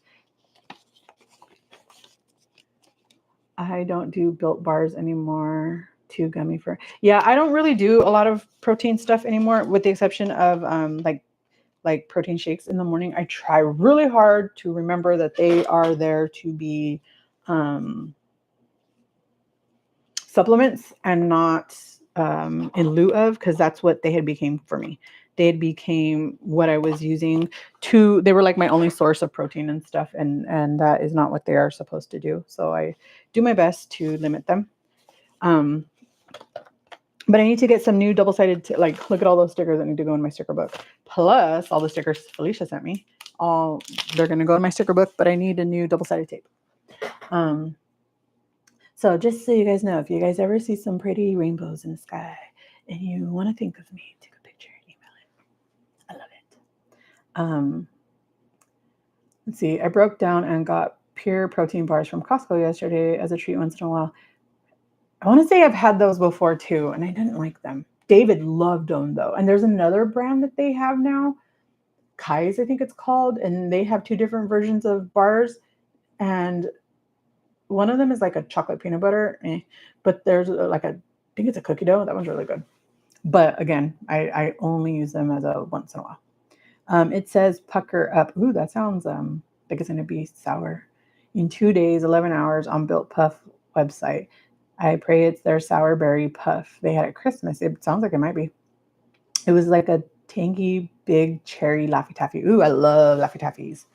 I can't eat them anymore. I can't have them around because I will eat them all. I don't usually do protein bars with bad ingredients in them, but it's better than candy bars. Exactly. When I'm out and about, I still have them for like days where I don't feel like eating and I just need to eat something, but at least it'll be, especially when you deal with migraines, smells of things really can make you sick. So cooking, my dietitian was like, having cold food around that is already prepared and easy just to eat would be really good for you, because when you have to cook the food, the hot food makes it smell stronger. And so to avoid that, when you eat cold food, it doesn't have that kind of like overwhelming scent that makes you sick. So that I do use them for those reasons too, and it works out really well. When I'm out and about, or like if I catch a movie with the kids instead of candy, yes, that's very sweet. That's a very good option. I mean, that's what I was trying to say. How do those bars from Costco taste? Most of those protein bars have a chalky taste on my tongue. I don't remember. I mean, you're asking Journey, but me personally, I don't remember. $7 off if Costco, if anyone's interested. I love Costco. They also have a Costco version of them too. But I don't remember what flavors. They only have 2 flavors in them, but I don't remember what they are. If you don't like it, Costco, yes, that's what I love about Costco. They will return it if you don't like it. I don't like the chalky taste either. Yeah, me either. For me, Quest is only protein bars because they have high fiber. I get Built as my treat because I have a sweet tooth. Yeah, don't we all? I have a really bad one. I tried the Built Puff Cookies and Cream Bar. A lot of people have been telling me about that one. I haven't tried it yet, though. David loves the cookie dough one. That's his favorite. I think the coconut is, I just like marshmallows. So I like the texture because of the marshmallow. Built, I've tried coconut, chocolate, and cookie batter. Yeah, I've tried the brownie batter, the cookie dough, the mint chocolate chip, churro. I didn't like churro. And I thought I would love it, but I didn't like it. I really want to try the strawberries and cream one though, but maybe I don't because maybe it'll be something that I'm gonna want and I don't want it. So, I like the cookie better. Yeah, I think that's the one I haven't tried yet, but I want to try it. But maybe I don't want to try it. I don't know. They had a banana and cream one that I wanted to try, but again, maybe I don't. My favorite is cookie dough or chocolate milkshake from Built. I haven't tried the chocolate milkshake. Also, those I've never tried the sour berry ones either. I love Quest, but I don't like their price. Yeah, their prices are really expensive for the quality of ingredients that they have. That's actually in it, but I do love that you can microwave it into cookies. Ooh, I personally don't like Quest taste. I don't like the taste, but I will buy it in a pinch if I need it. You mentioned that you have a sticker book, Delilah. Have you? Didn't I just show it? Were you? Was this before or after? It's my sticker book. I have a big one too, but I don't know. Ever since we moved here, I don't know what the heck happened to it. This is my little book. And then these are my little stickers. But I need more double-sided tape to put the stickers in here. I had started it. I really don't like the way these pages smell. Because it's like the kind of paper where you see how it has that gloss sheen. So you're supposed to be able to put stickers because it's reusable. So you're supposed to be able to put the stickers on and then you could take them off if you need to. You're supposed to. But I am afraid that won't work. You know what I could do it with? Because I have a bunch of these. Let's try it.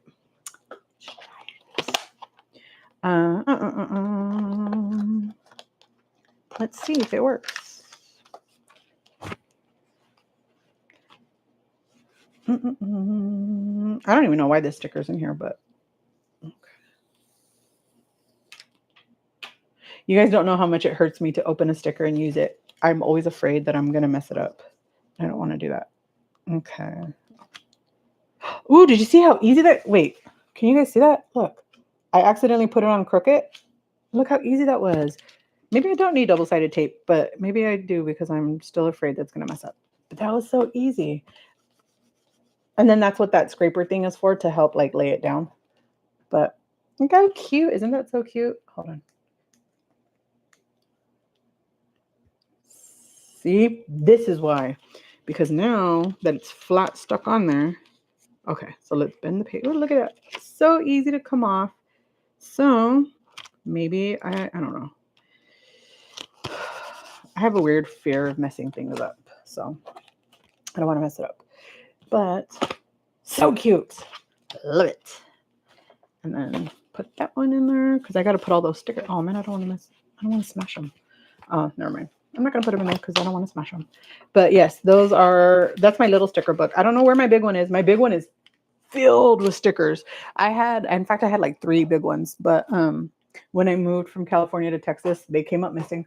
And then I bought a new one. And so my 8 years that I've lived here, that one was filled. So I bought a little one and the big one is missing. Don't know whatever happened to it. They have Built bars at Costco for $19. Yes, it's $20 for 13 bars. No, 14 bars. It's $20 for 14 bars because they're $19.99. You get 14 bars. At Sam's Club, it's $19.99, but you get 13 bars. And the regular box comes with 12 when you buy it online. But Sam's is 13 bars, Costco's 14 bars. How many people can join you at one time if you drop your link? Here? I don't know. Never tried it. But on stereo, 6 people can be up on the stage at the same time. Here, I don't think you can add anybody because I'm using the regular YouTube app. It doesn't give me an option to add anyone. I'm not using StreamYard or Streamlabs, so you can't add anybody here. Probably cheaper elsewhere. For what's probably what? Hold on, Journey. What's probably cheaper elsewhere? No, it's a great price at Costco. So if that's something that you're interested in, it's a really good price if you eat them and if you like them and you want them. Costco sells them coconut and brownie batter. Sam sells them brownie batter and cookie dough because I buy them from both places. You do. My sister and I used to have one, but then she passed away. I couldn't find it. I know she didn't throw it away though because our drawings. Oh, how sweet. I wonder if my mom has it. She might, and she might not even notice. She might have just like looked over it. That's nice. I'm packing and mostly listening. Oh no, that's okay. That's okay. I figured because I remember you telling me that you were getting ready for your trip, and I know how that goes. Sydney, are you taking? Wait. Do you take compound or do you take brand? And if you take brand, do you take pins or do you take vials? Are you taking any with you? How long are you going to be gone? I'm nosy. I'm a nosy Rosie. So, oh, see, I didn't know that. I bought 3 boxes of the Built Bars, but I didn't like them. So my kids went on them. Yeah, I didn't realize that. And you could have took them back if you didn't like them, but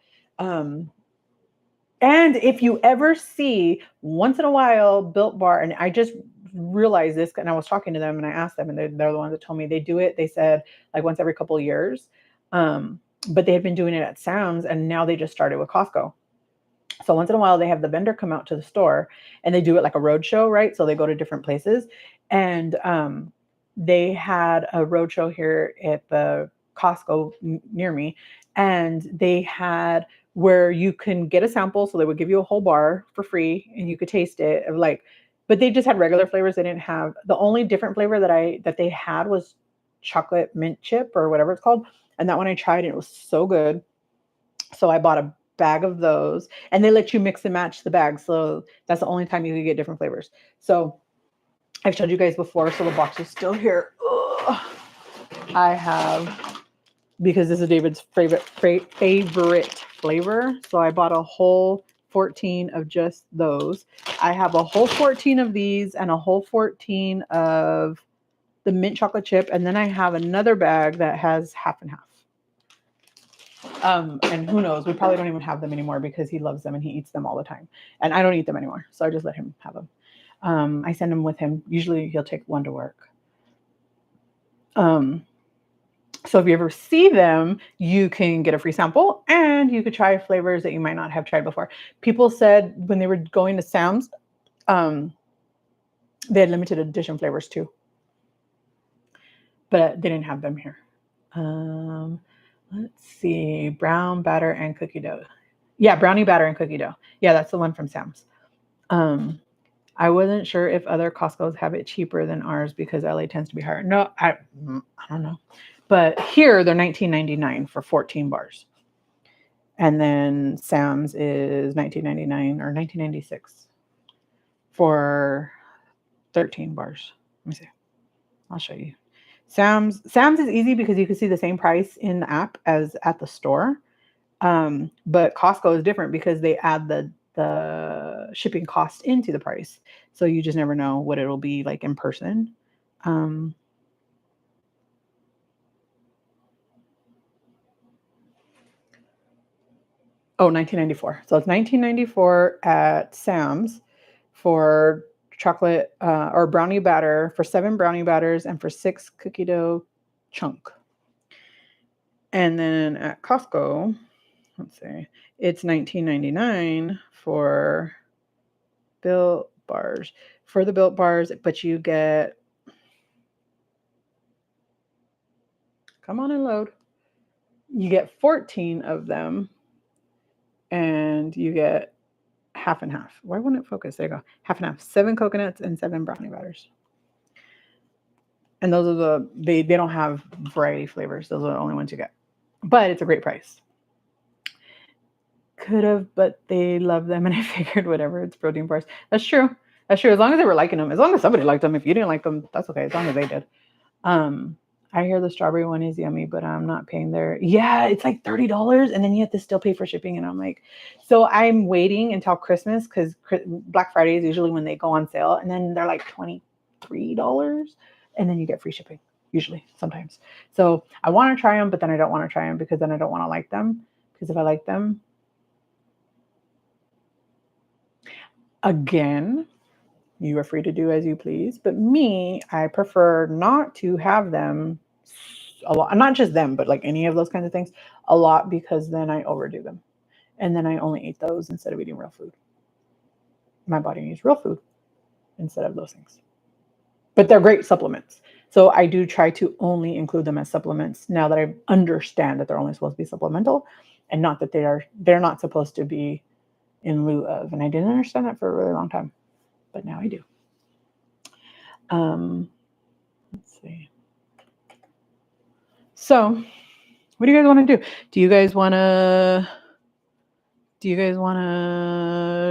I don't know. What do you guys want to talk about? Wait a minute. Oh, Miss Linda's still looking for her seasoning. That's right. Because we never figured out who Miss Linda was. Wait, somebody said that she was, that she was from that TV show, but I don't remember the TV show, so I can't say it's perfect. I got to look it up. I don't like Built Bars because I have braces, that chewy marshmallow texture. Oh, I'm so sorry. I love the marshmallow. And you're so lucky that you have braces because I don't have mine and I want them. And I'm going to have them the beginning of next year to make this tooth straight.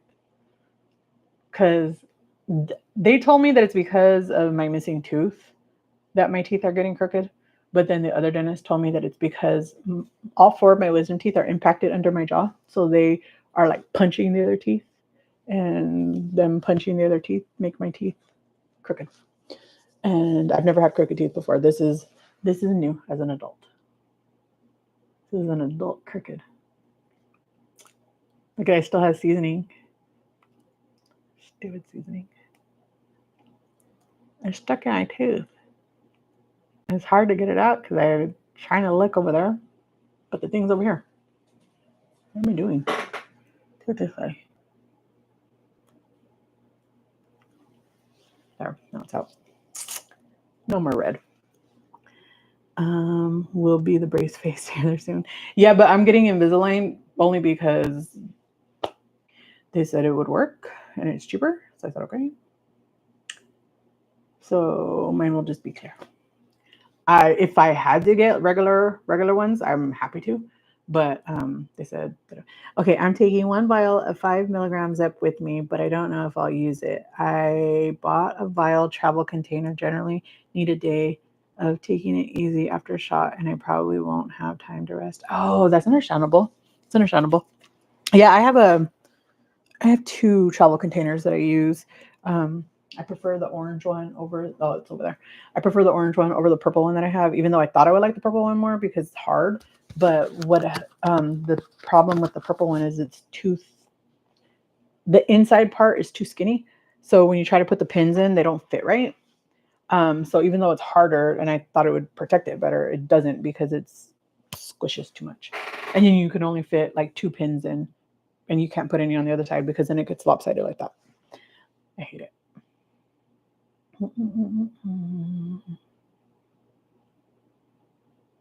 So that's I was wondering, yeah, like, are you going to take it with you? How are you going to travel with it? And then you guys know, if Teddy's still here, I have this strange obsession with this stupid tumbler. I don't know why. I've never had Compound. I've never used Mochi, but I love it. And I wanted one. And I was having real life FOMO. And it's just a tumbler. It's not even a like a insulated wall one. It's just a regular one. But I love it and I wanted one. And Miss Alonda shared one with me. She gave it to me. But it comes with 2 little like ice pack sticks. And they're pretty decent quality. So I will try to travel with this next time, but I don't know. I probably won't use this one. I'll probably use the ice packs from it though, and maybe use it in a more like an insulated vacuum walled one. Why is she looking? Oh, wait, you said something? What did you say? Text message? Oh, my phone. Goodness gracious. Ooh, hold on. Hardy, I told you I put my phone on silent or I put it on do not disturb. So you guys need to tell me if I need to check something, because otherwise I won't hear it or see it on purpose, because you guys see how I get when the phone rings. It scares me. So hold on. Hold on. This is a Hardy song.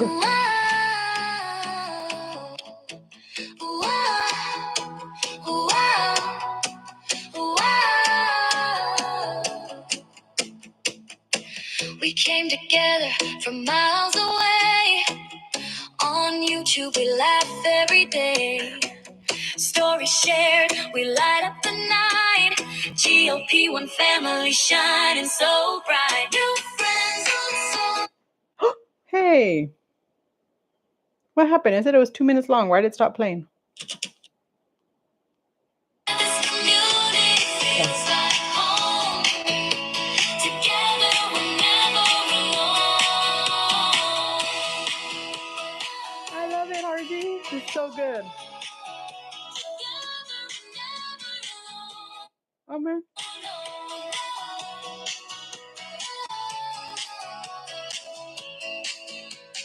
GLP-1,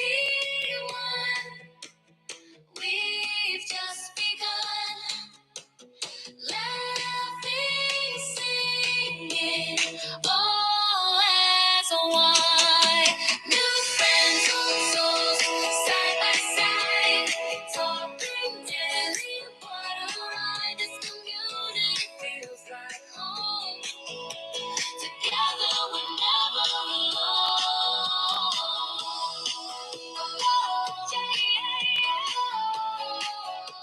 Together we're never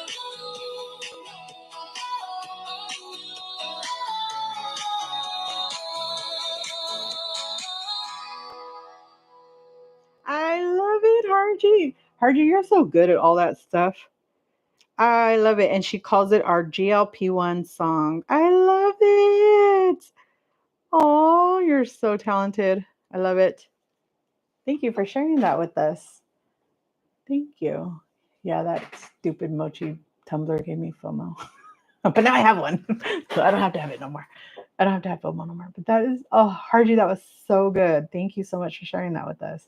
It's perfect. Did you hear? She's like, we're never alone because we have each other now, or something like that. That was really good, RG. Thank you. Thank you for sharing. That was so good. Wait, did you? Yeah. Your bell. Your bell. Messages. Oh, goodness. You guys are so awesome. I love it. I love it. Thank you, Harji. Thank you for sharing with us. Can I heart my... Well, I'm not trying to heart myself. I'm trying to heart Harji. Do you see it, Harji? Do you see the hearts in the comments? Do you see it? Heart. That's me hearting you, Harji. Yay. That was awesome. That was awesome, Harji. Thank you. That was so cool. I used an app called Suno.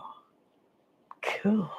Harji is the AI queen. She knows how to do all that stuff. I don't no idea how she knows all that stuff, but she knows all that stuff.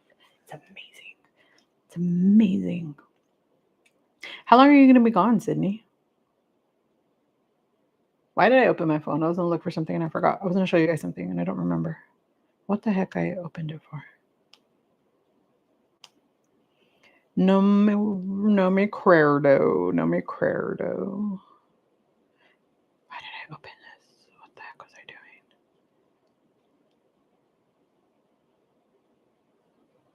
Why did I open this? Oh, you guys, that drink was so freaking good. Oh, so good. Try it. That's really cool. What do the words say, though? Couldn't hear it all clearly. Oh, I'm sorry. she was so well. Harji, do you have the words? Do you want to just like post it in the comments? Or she said that we're all GLP-1 friends. Oh, you came back from your walk and we're still here. We're still here. Yip yapping. Um, it's too long. Oh, darn it. But basically, it's saying that we're all friends in the GLP-1 community. We have each other to talk to and support each other. We're not alone. That's what I got from it. That was the gist I got from it. Oh, you missed Harji's great song, Michelle. We'll play it again soon. Yeah, that's what I heard it. I mean, it might have been like maybe it was too close. Sorry, maybe it was too loud and too close. But that was so good, Harji. Listening while you took a nap. We were barely asking about you, V. Hello, hello. I'm not gonna lie, I took a 15-minute cat nap. Oh no, you might see me napping here one day. Verse 1, we come together from miles away. On YouTube, we laugh every day. Stories shared, we light up the night. GLP-1 family shining so bright. It's so good. It was so good. Chorus, new friends, old souls, side by side, talking daily. What a ride. This community feels like home. Together, we're never alone. Yes, I love it. That's so good. Harji, you should post that as a poem on your community post. It's so good. Cheering each other, lifting high, moments that money just can't buy. Every chat is a spark of light. Our circles growing, hearts unite. Well, I mean, money does buy it. Just a different kind of way. That's so good. New friends, old souls, side by side, talking daily. What a ride. This community feels like home. Together, we're never alone. Oh, I love it. And then the outro is chanting GLP-1. We've just begun laughing, singing, all as well. I love it. I love it, Harji. You really, really, really, really need to make that into a community post poem, which reminds me, Harji, trademark by Harji. Okay. Did you figure out a way to start working on Jen's idea of making a GLP-1 calendar with poop stickers? I need to know. I need to know. I need to know. I thought my phone was stuck, then I realized you were still live. Oh, I don't shut up. And apparently, well, David just got home and then he ended up going to sleep. So I didn't plan on still being here, but here we are. And because he wasn't home today, he got me longer than normal. Because normally he's like, let's go. But he's really, really tired and it's really, really hot and we don't have an air conditioner in the car. So he's not trying to go nowhere. He's like, nope. And remember he was going to go get barbecue? He didn't. Instead, he ate Taco Bell and he brought me home Wiener Schnitzels. I love Wiener Schnitzels. If you guys don't know, Wiener Schnitzel is not very common or popular here in Texas. There's like 2 here in this area. One is right here in Grand Prairie and the other one is like in Tyler, Texas. And then there's some over there like in Laredo. Wait, is it Laredo or Amarillo? Somewhere over there. But there isn't a lot here. California Wiener Schnitzel is everywhere, at least where I'm from. And I love Wiener Schnitzels because I love weenies. They have chili cheese dogs. They're so good. But their chili cheese fries are the best on the planet. I will die on that hill. But you have to eat them fresh. You cannot like pick them up to go. Because once you get home, they're going to be gross. But eat them there fresh hot. Delicious. So he brought me home a chili cheese dog and a chili cheese burger. He was like, that'll be your lunch and dinner. He knows I won't eat it all at once. I'll work on it tomorrow. Yay! We don't have it here. Oh, man. It's delicious. Right? Their chili cheeseburgers are so good. But their chili cheese fries, when you get their chili cheese fries, add jalapenos. Or if you make your own chili cheese fries, add jalapenos. It is now it's a once in a while treat. Before it used to be like all the freaking time. Wiener Schnitzel images. These pictures don't even look good, but in real life, their food is, well, for this kind of food, their food is good. They make some really, really good chili. that you can buy like in a can, and it really tastes because you know how sometimes you could get something that's like from the brand and it doesn't taste the same, but their can of chili really tastes just like their chili. But and then you bring it home and it's delicious. I love Wiener Sizzles chili cheese. Oh yeah, I already said that. I used to love chili cheese fries. I don't eat them anymore. Way too. Yeah, but they're so good once in a blue moon. I'll have like a couple bites and David will eat the rest. They had chili dogs for 99 cents on Wednesdays here for 6. Oh, are you serious? That's so good. Come on till I have more food. It, in my defense, it was half a cucumber, okay? Just with a bunch of crap on it, but it was good. It was really good. Yeah, it was so good. And so he brought me home because that's all I've eaten. I mean, it was a lot of Gus, but all I ate was the cucumber with some of the nuts on it, and then those 2 little pieces of that candy. Um, oh yeah, we're gonna talk about food. We like food, and then my 2 SoCal baddies, they know all about Wiener Sitzels because it's a California thing. So good. I thought it was a lie because I didn't see anything about it. Apparently, it was only shown on TikTok, and my kids told me. I felt weird asking. I don't blame you, dude, because 99 cents is amazing because they're like $3 a chili dog, and they're so freaking good. If you like, and I love hot dogs. I love me some weenies, you guys. Love them. Like I have a weird obsession with weenies. Like seriously, I could eat hot dogs. Like I'm not kidding. I could eat hot dogs multiple times a week. I love them. And whenever we make hot dogs to make like whatever we make with them, like whether we just eat them as a hot dog or wrap them in a corn tortilla or just wrap it in some cheese or whatever we do with it. I whatever's left over, I'll cut it up and make it with scrambled eggs in the morning, and David loves it, and I like it too because I love hot dogs. I love hot dogs. I got bit by something and now I'm itching. But V, you gonna go on stereo? We were talking about stereo, that we should go on stereo, and we could just talk and BS our way through life. But you missed the book club review, and we read it together, the chapter, and then we talked about it, and it was really good. And you guys are great. I'd be like in the bottom of that bowl. I wanted to, but I'm scared of heartburn. I'm really scared of heartburn. But if you notice, I didn't once get it. I did cough some, but I never, ever, ever said, "Oh my God, my heartburn." I never had to go take a Tums. I never had to do nothing. And I ate it straight from the jar. And it did not give me heartburn. It didn't even make me feel like it was going to give me heartburn. That's saying something. I don't know why that is, but I grew up eating fast food. My mom and dad never were home to make anything, and my grandma couldn't stand long enough. Oh, I'm so sorry. Yeah, the book is so good, right? The book is so good. My grandma, when I was little, my abuelita, she would make us. She has 12 kids, right? And all of them are married. All of them have a bunch of kids, and then a bunch of them have a bunch of kids, and a bunch of them have a bunch of kids, right? Because my grandparents have children spanning like insane ages. Like my oldest aunt is like 80 something, and then my mom is 60. So they have like when my mom was born, there was only 4 kids left in the house. Everybody else was married with their own kids out of the house. And so my mom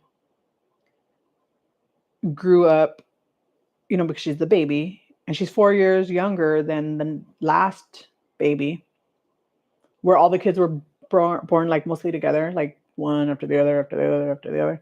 And then suddenly here comes my mom.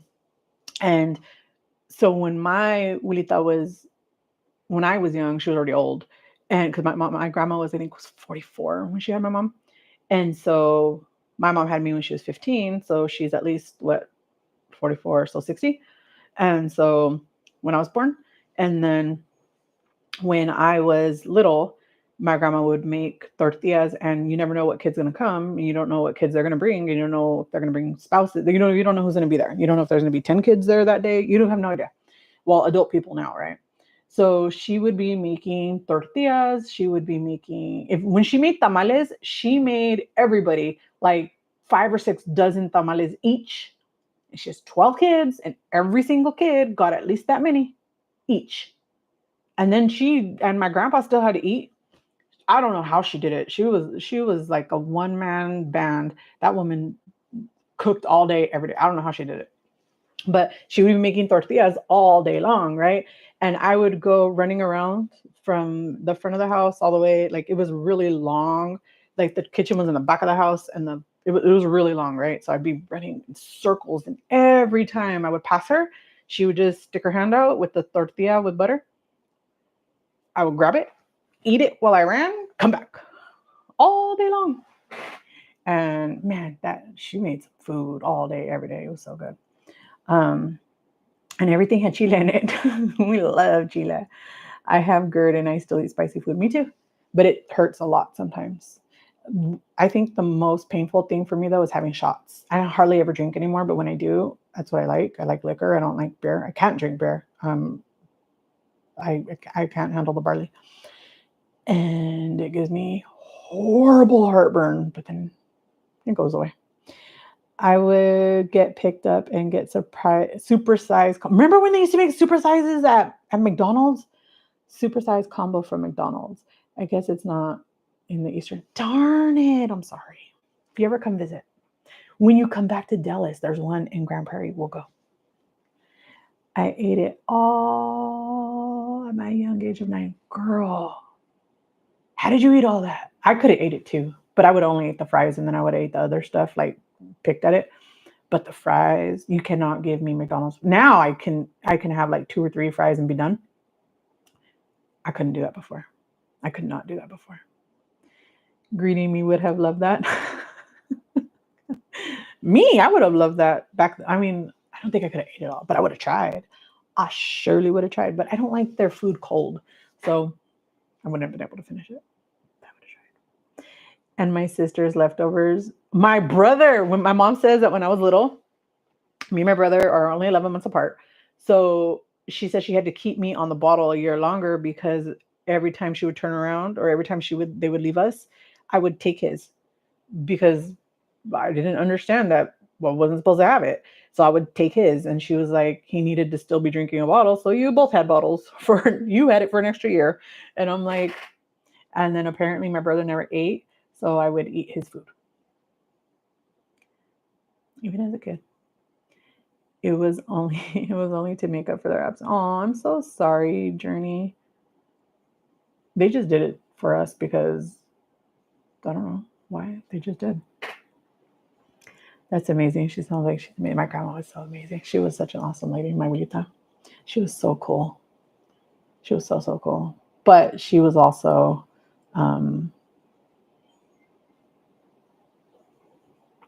I don't know how to say it without getting flagged. She had an ED that is the purging kind. And it was very sad. Very, very sad. That's not what she died of, but still. She died with dementia. She died from dementia.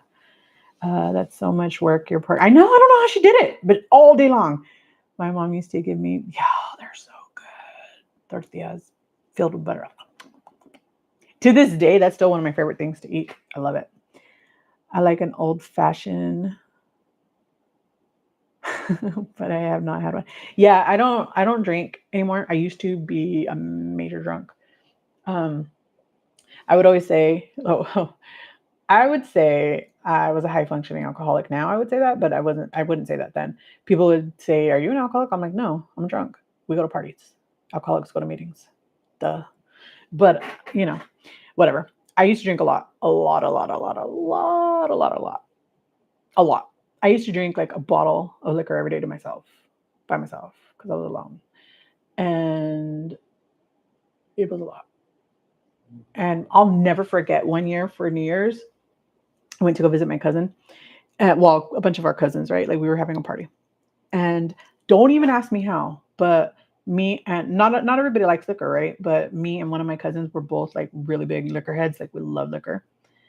And we both stopped counting at 36 shots. We had 36 shots each, me and him, just head to head all night long. And then I stopped counting. I don't know how much we drank after that. And then I know we had at least a couple of 40s. And I don't drink beer, but when I get drunk like that, I'll drink beer. and I will be violently ill the next day or even later that day. Didn't care.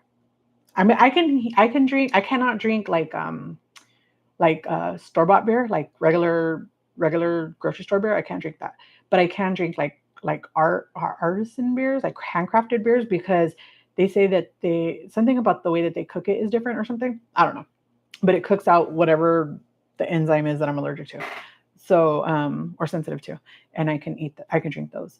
But we got drunk. Oh my god, it was so bad. I don't remember how I got home. And I didn't live all that close. I mean, I lived close enough. Like it was like a 20-minute walk. I don't know how I got home. But I left my car there, so I know I didn't drive. I don't remember. And then I had to walk back the next day to get my car, and I was really sick. Really sick. Really sick. I don't know how maybe I wouldn't have eaten all day. That's possible. That's very possible. Because, I mean, you were still at a little belly. Your little stomach was still little.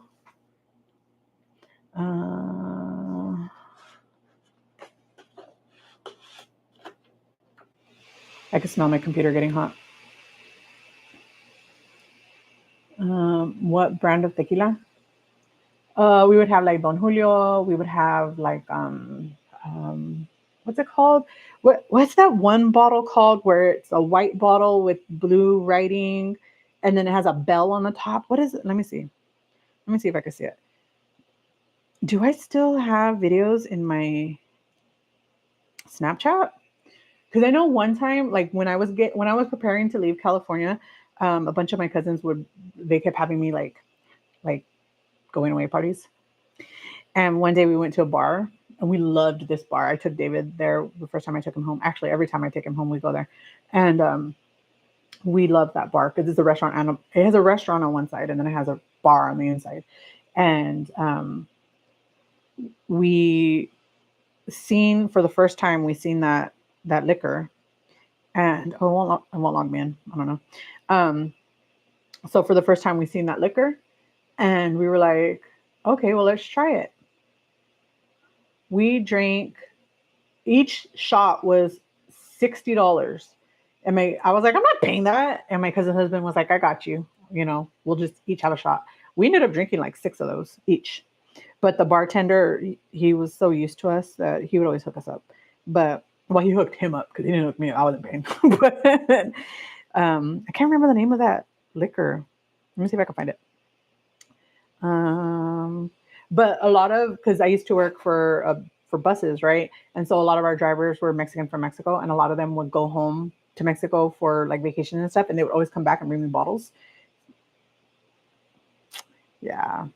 Let's see. White tequila bottle with blue. Oh yeah, with the bell.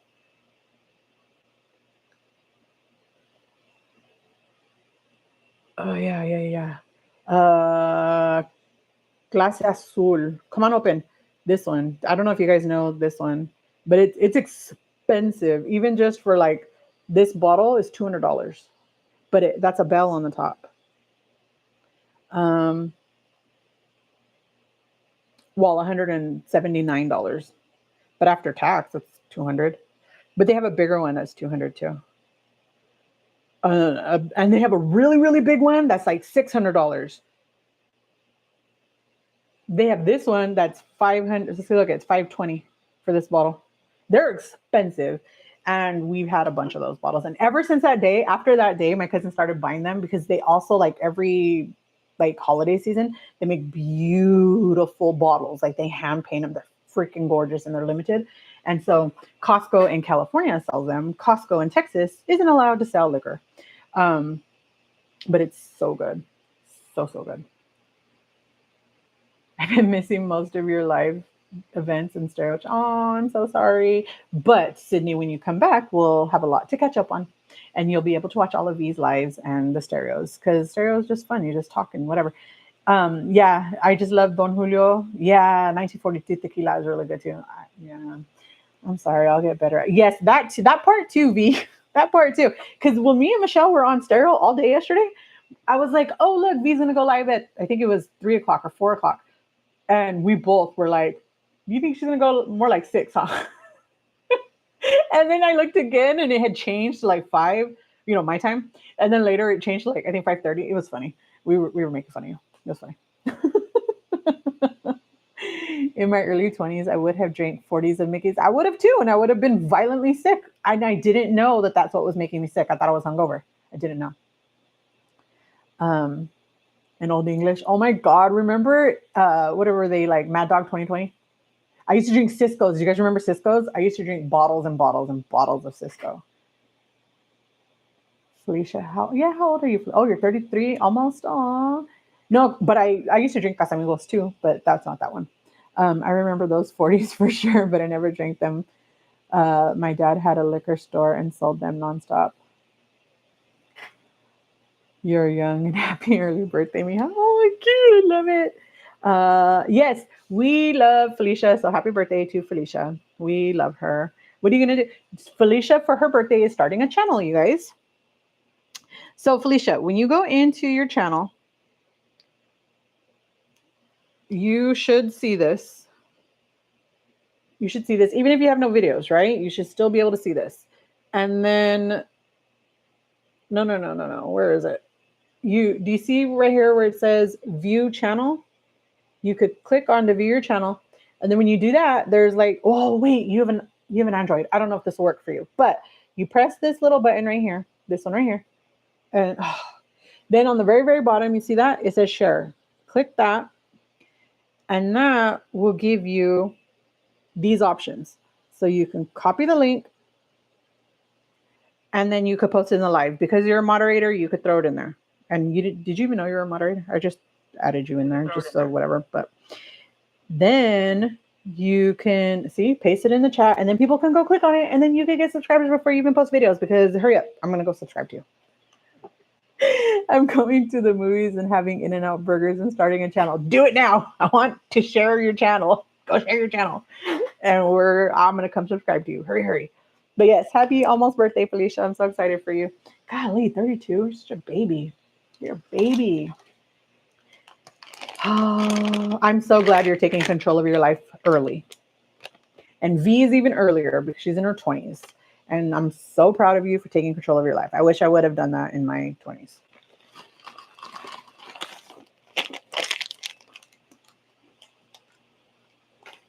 Yay, post it. Yay, because whenever I try to search your channel, it doesn't come up. But I think YouTube hates me because it does weird things for me. Other people might be able to find it, but I can't. You guys, I'm out of water. I've been out of water for a long time, huh? Ooh, there it is. Okay, let me go click on it. Hold on, because now I have to come back to the flipping live. Okay, click on it. Subscribe. Look, now you got 6 subscribers. Yeah. Oh, there you go. So if you guys want to follow along on Felicia's journey, she is starting her channel this week after her birthday. I don't know exactly when. When, Felicia? Now you have to commit. When are you? You guys, I need to go get some water. I'll be right back. Because you know what? You know why I'm coughing too? The peanuts. They make my throat dry. I thought you were asleep. Okay. Do you want a drink? Okay. He's just laying down because he's tired. I don't blame him. Be tired too. Excuse me. Gee whiz. Oh man. But now that we have this mic on, we could travel the room. And I put these waters in here before I started the live, so they should be nice. And hold on, let me wash it because I'm gonna make it real quick. This one is blackberry. Okay. Just wash it. Just wash the neck because we're gonna doctor it up.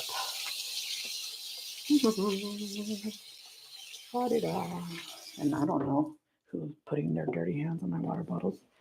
They have to pack them so their hands are not clean, probably. Right? Is it my imagination or is it real? I think that they have to touch them, right? I don't think a machine does it. Does a machine do it? I don't know. Do you guys know? Is that your life? Yeah, but I'm gonna go off when you're ready. 30 minutes, okay.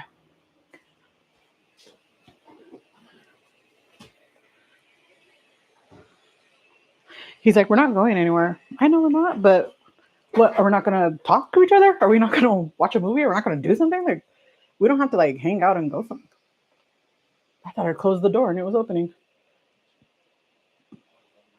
Oh, thank you. Not yet. I will though. Thank you.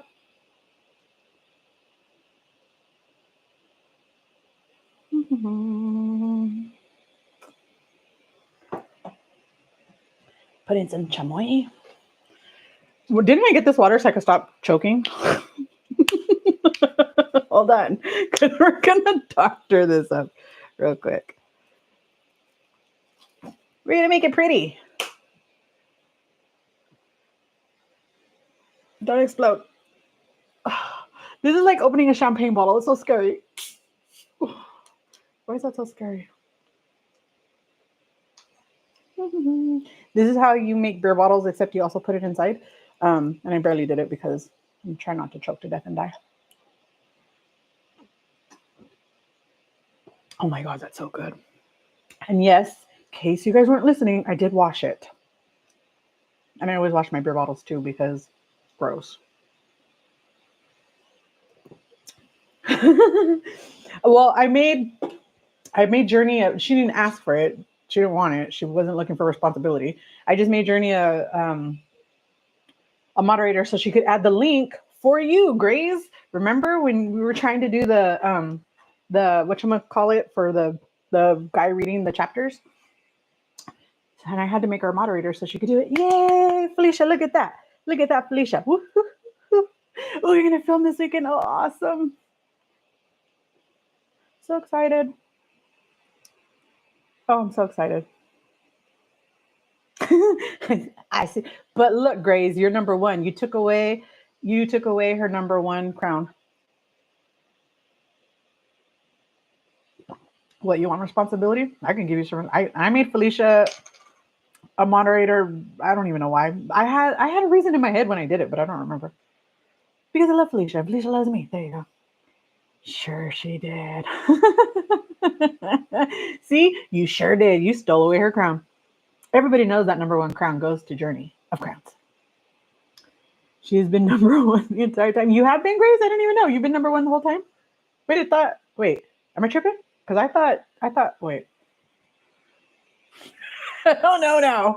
I thought Journey was number one this whole time. I don't know. You guys, I really feel sad for Bethany. I hope she's feeling better. I am. I mean, I do. I hope she's feeling better. If you guys have never tried chili and chamoy with your water, do it. This is Mason Perrier Forever Blackberry Sparkling Water. 0 calories, 0 sweeteners. It's just water, carbon dioxide, and natural flavors. Who knows what that means? But because it is natural water from France, it has minerals in it. So this also helps you to be hydrated more than just water by itself. And for those of you who have Costco's around, they're on sale right now. Here in Texas, I don't know what they are where you're at, but they're like $5 or $6 off. So I think it was like $15 or $16 for the case. And I think it has 15 bottles. I think it's 15 bottles. Worth it. And they're really good. This flavor is good. I don't normally like lemon lime flavored, but all of them, they have an orange flavor, a lemon lime flavor, and then this flavor in that case from Costco. I am on bottle number 5. My kidney results still dropped as of yesterday. That's awesome. I'm so happy to hear that. So happy to hear that, Harji. So happy to hear that. That's awesome. Let's see. Clear all these notifications. Okay. And now I'm just curious, Felicia, how many subscribers do you have now? I need to know. Let's see. I need to know. Where's Felicia? Ooh, Felicia got 9 subscribers now. I love it. Oh no, that's not good. I thought you said that was good. I thought dropping was good. I'm sorry. Then I am sorry. That's not good. Drink more water. And my mic is dying. Go drink more water, Haji.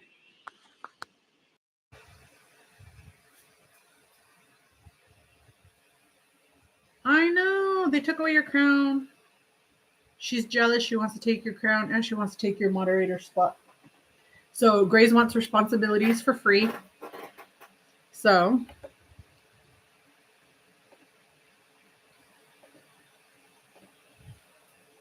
look at that. There you go. There you go. Oh no, there are 5 stages. Dropping sends you to no. That's not good. That's not good. We don't like that. Okay, so what do you want? You want the number to go? Wait, I'm confused. Does the number go up? How does the numbers go? How are the numbers supposed to go? Like what's good? I drink a lot of water. I have to find out what else I need to be doing requesting. Okay. Okay. When you drink regular water, is that the problem? Is it that you need to be adding electrolytes into your water? Because when you drink regular water, your body's not holding on to the hydration the way that it's supposed to. But when you add electrolytes, your body will hold on to it better. Is that the problem? Is that it? It's okay. We're all queens. Not really, just me. Wait, whose channel are you looking for? I see Journey saying, what's your channel? Who? Whose channel are we looking for? I do add electrolytes at least once. Okay, good. That's good. I mean, I don't know. I'm sorry. I don't really know what. I'm going to do some research, though. I mean, although I am not your doctor, I cannot take but I will research and see if there's anything that I can find to help you while we wait on a specialist. I wonder if adding chili powder to your water will help. It's a natural electrolyte.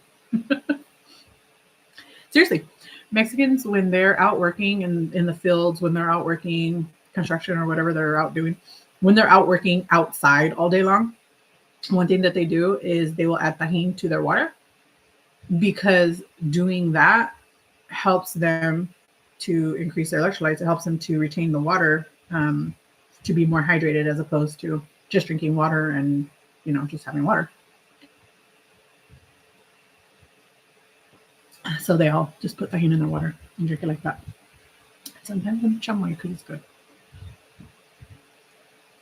But you guys, I have kidnapped you for a long time. I didn't mean to. We've been here for 4 hours and 16 minutes. I never meant to kidnap you for so long. But if any of you guys are interested in doing a stereo chat, let me know. Because my computer is getting really, really hot. I had to turn the fan on. And now you guys are hearing it. You probably sound like a lot of static because I can't turn it off because it's going to overheat if I do. So if any of you are interested, is anybody interested in going over to stereo later today or even now or whatever, so we can test it out and play with it and see how it works? Look, Journey's already number 2 again. Where'd Grace go?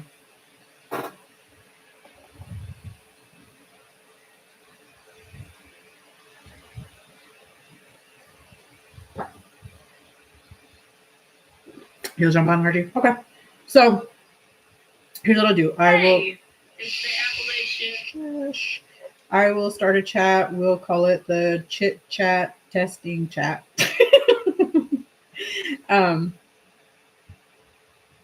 Okay, so let me start it. What the heck? Okay. Where'd it go? Let's see. Chit chat.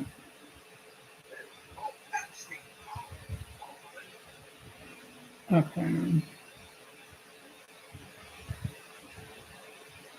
So I'll do that. And then I'm going to copy the link. And then I'll put it as a community post. So in case you want to come join over there and you can't find this after this goes off, come join us for a chat. Oops. I know Sydney has been busy and hasn't been able to get it, but when you do have a chance, Sydney, it's super easy just to start it. And all you have to do is like listen. So, or you can talk if you want. I'll jump on. Okay. So, let's see. Hello, Hardy. Okay. So I am going to say goodbye here, but we're going to come over. She went into hiding. Grace, you ran away. You ran away. But we're going to jump over to stereo. Me and Harji are already over there. Felicia said she's going to come over. And it makes it a little easier because you could just kind of walk around and, do whatever. And then it's fun because we could just, I'm going to add whoever the first 6 are or 5 are, because I guess I picked one of those spots. Whoever the first 5 are, I'll just throw you in. If you want to be a co-host so that we could just talk like we're on the phone. But if you don't want to and you just want to be a listener, that's fine too. Message me the link, please. Will do. Sending it now. Michelle, let me here. I'll send it all to you guys. Well, not to all of you, but And then if you guys want to come be nosy, come be nosy. So I sent it to you guys inside of your stereo app. Let me know if you guys do not want to come up. That is completely fine. There's no pressure, but if you want to, I will add you up there. So do any of you guys want to come up? If you want to come up, I'm going to start adding you guys. If not, I won't add anybody. I don't know. Do I either just start adding you guys or do I just, what do I do? What do we do? Let me come up. Okay. Who's this? I don't know who this is, but I'm going to, okay. I'm going to put you up, Flo, whoever you are. And then, where are you? Is that you? Okay, let's see. And then if you end up, hello? Yo. See, look at that. Okay. I don't know who you are, but if you're cool, you can stay on. If you're not cool, sorry, you got to go. What makes me cool and uncool is the question. We don't like mean people. So if you're not being mean, then you can. I'm good at being mean. I'm a rageaholic, but I'm not a mean person unless you talk crazy to me. Okay, then you can stay. So anybody else want to come up? Okay, so Michelle, I'm putting you up right now. Okay, so we are going to say goodbye here, and then we're going to go over to stereo, and I will see you guys soon, okay?